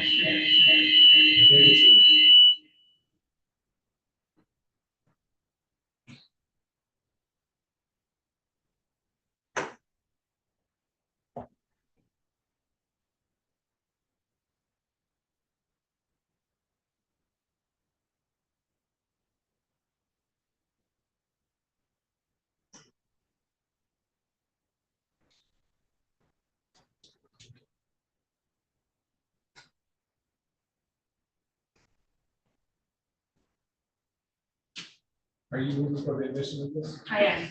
Any objection? Objection. Any? This shows the view from your ring camera, correct? Yeah. And instead of turning over all of the ring camera footage from that day, you sent over various 1-minute clips to the police? I sent over what was the camera actually recorded. It records the way it wants. And I'm now gonna play. That's not the first clip, I don't think so, that I sent, but.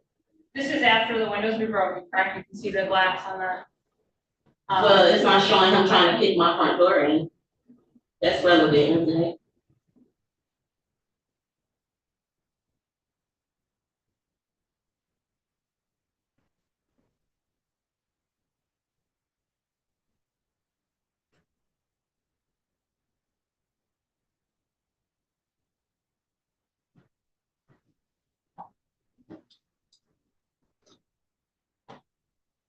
That's him leaving, correct?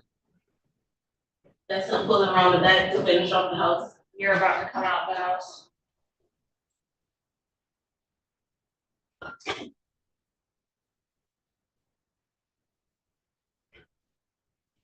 That's you coming with your gun? Yep, and still on the phone with the police. And still on my property. And nowhere in there does it show him leaning in or out of the window? Where's the rest of the videos? I have sent 4 videos. I'll play all of them.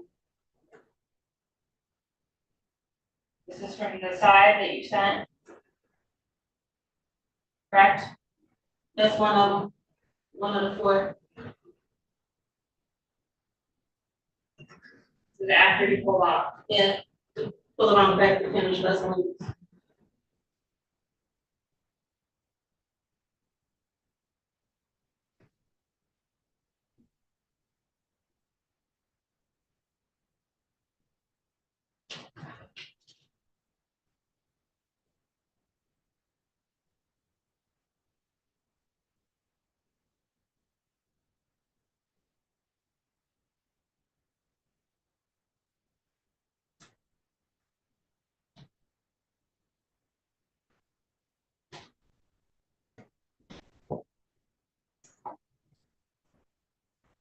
That's him kicking the door.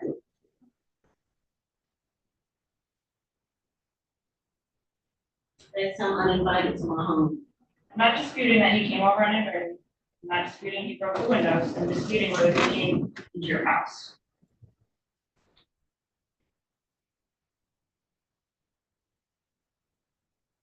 This him at the side. My camera did not record when it records 30 seconds when you see motion by the home. Do not continuously record. So it's fair to say that he's on your porch, that's motion, correct? Yes. That would trigger the camera. Yep. And it's obvious from the footage I've shown here, there's nothing of Mr. Williams going into or out of the window with his torso. But it don't even show Mr. Williams breaking the window either, because you see all the glass on the ground also. The camera didn't pick up then. I can't control when the camera records. Isn't it true that you actually selectively chose what footage to send to police? No. I haven't did anything to my ring footage. I can print out everything you want. My phone records, I can give you all the ring footage, even from the day he showed up a minute after I showed up at home, harassing me after I changed my phone number. When Mr. Williams is seen leaving the porch to go to his car, you can see that he's wearing a tracksuit, correct? Yes, I seen him sticking something in his pocket. A brick. Oh, that's what he had? It looked like a brick to you? I don't know what he had. I just seen him trying to like get away from the camera to decide whatever he was putting in his pocket. And there were no cuts in any of Mr. Williams' clothing. from that ring footage. I can put it again. I don't think that it was a mistake whether there were any comments anywhere. I can replay the footage. Your Honor, it goes to the truthfulness of her statements about him leaving. I don't need her to interpret the video speaks for itself. And again, the video does not capture Mr. Williams, leading into your house. Ask him this.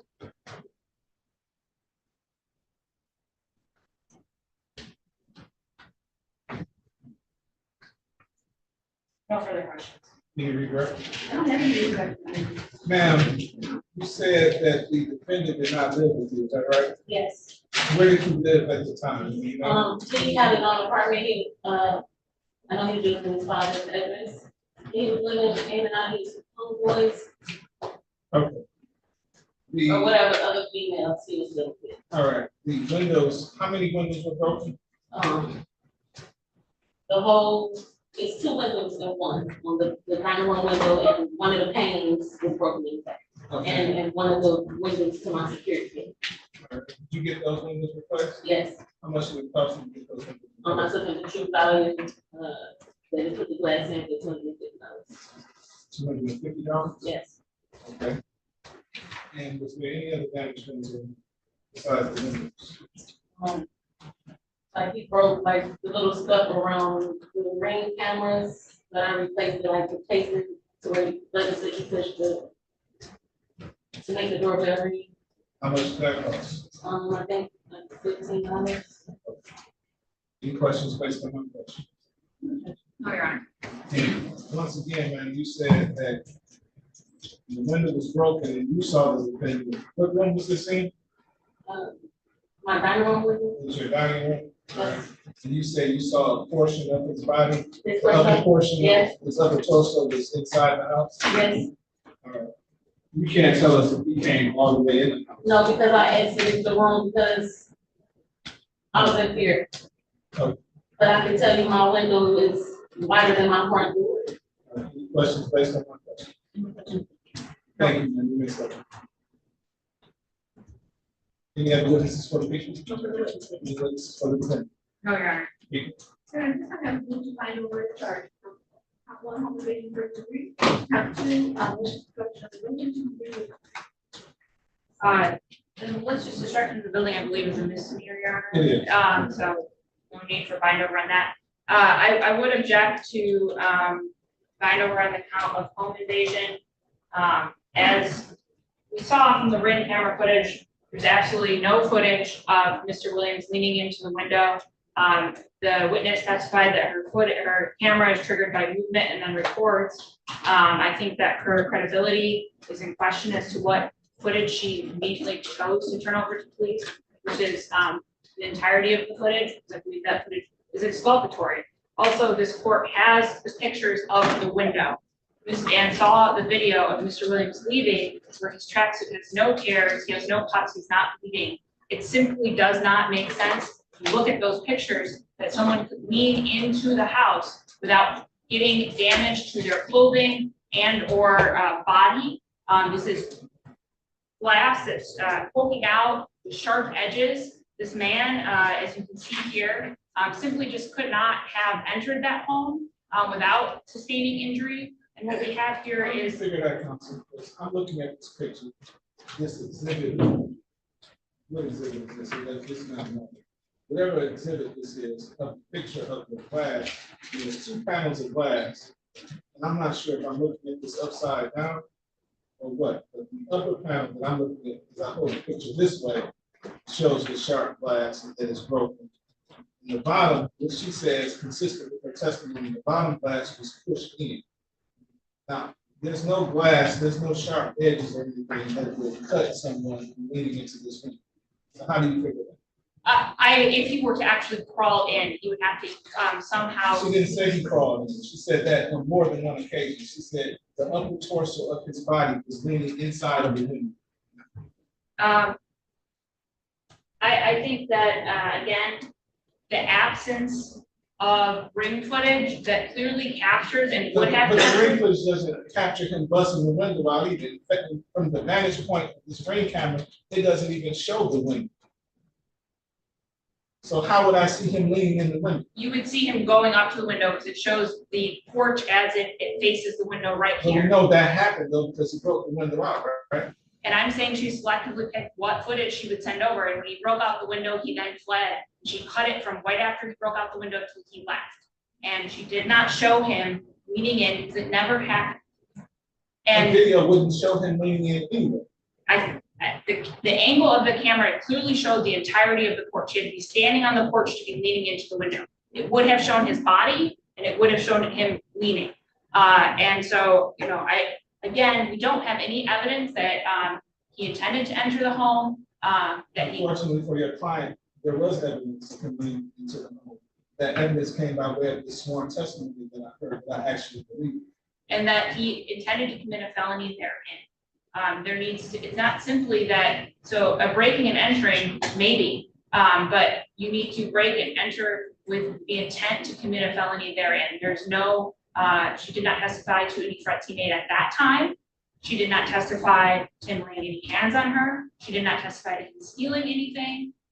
There has to be some evidence that either he did or intended to commit a felony once he entered the home. What we have is a malicious destruction of property, which my client is undisputably did, right? But elevating a malicious destruction of property to felony home invasion because he broke out a window and maybe slightly tipped his. That's all that's required by the law. What is required is also the element that there was an intent to commit a felony once in the home, and we have nothing to establish that. Just make an correction during the record. It is not committing felony therein, it is to commit an assault therein, and that is what the statute is. Not a felony. Misdemeanor assault is one of the enumerated, I'm sorry, that most of the offenses are felonies. And what is an assault? Putting someone in fear or apprehension of the value, right? Correct.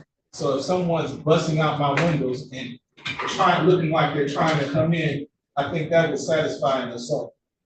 I respectfully disagree, Your Honor. She was armed with a weapon, he was unarmed. She's brandishing a weapon at him. We clearly saw that in the ring video. She has the right to stand her ground in her own home. Somebody's busting her windows out and look like they're trying to come through a window. What is she supposed to do? I'm not saying she did anything wrong. I'm saying that my client did not commit an assault, did not intend to commit an assault, and there hasn't been evidence put forth to that effect. I respectfully disagree with you. That does qualify as an assault, putting someone in fear or apprehension of the value. Or after hearing the testimony of the plaintiff witness to satisfy the people that make the burden probable cause as it relates to the charges contained in the complaint. The court finds those charges were committed in the city of Detroit. The court finds probable cause to be disciplinary committed. Then it will be bound over to Wayne County Third Circuit Court Criminal Division for the proceedings. This arraignment on the information date and time will be April 24th, 2024, at 9 o'clock a.m. Your Honor, I'd like to address on it. Okay. Your Honor, in speaking with you, the she is very, not just for the incident that happened, that she described today, but many incidents that have Since happened when? also. Not since then. My issue with Ron is that he's on personal bond, he doesn't even have a tether. She's just asking that tether be instituted. There So haven't that been she's, any issues as to bond, right? no issues as far, not asking that he be, that he be locked up. But I do think that tether is appropriate in this case. She testified. He pops up whenever he wants to pop up. She now has a PDO as well. She doesn't want him anywhere near her, and she is afraid. And he hasn't been anywhere near her since this case. That is correct. I just wanted to, that is my response. So he said he's complied with no contact order. I'm sorry, Ms. Nelson. Yes, I'm sorry. It's a microphone. Yes, he has complied with the no contact order in this case. There's been no issues since he was arraigned, and I would, be shown that his ability to comply with that, and I asked him for any bond. I don't see any basis of changing the bond this time. The defendant has complied with the court's orders. He hasn't violated in any kind of way. There's a personal protection order that's in place now. Sir, you understand if you violate this court's order or the personal protection order, you're going to cause yourself more trouble. You're going to end up in jail. You understand? Yes. You understand that you'll be looking at more charges like aggravated assault. What about if the defendant, Aggravated assault. contact me, Your Honor? I suggest you not answer the phone or give Or anybody any reason. should I show you emails and text No, messages? sir, I don't want to see it. So can I, let me ask one more question. Can I, because she's not allowed to contact me and she does, so can I go down there or to put in paperwork in because she? Talk to your attorney, sir. I'm not going to give you the legal advice, but I suggest you not have any contact whatsoever with her, regardless of who initiates, okay? And can this be transferred to a family court? Again, talk to your attorney, so I'm not going to give you legal advice. Okay? I have the exhibits, Ms. Nelson. Yes, Your Honor, I'll start.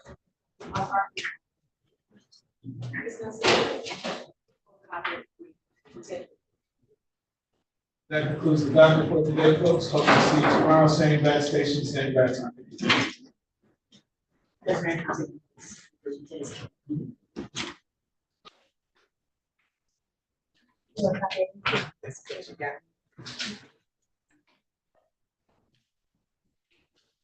Oh, it's not necessarily the window, just the text message. Ms. Nelson? The text messages weren't admitted. Okay, I mean, I just need it for my own words. They weren't admitted, so I can't, I don't even have. Okay, this is why I need them. You read from that? You read really fast. I gave them back to the attorney, so Okay, I don't, get it. but I only read portions of that, so the entirety of that is not going to be read. Again,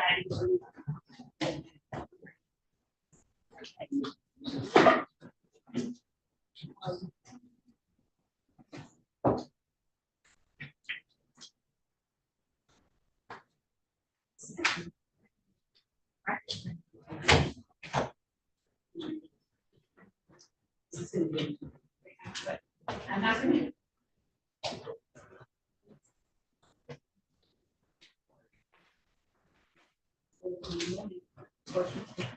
I'm not going to do anything in the transcript. I'm going to say, we're going to say, we're going to say, okay.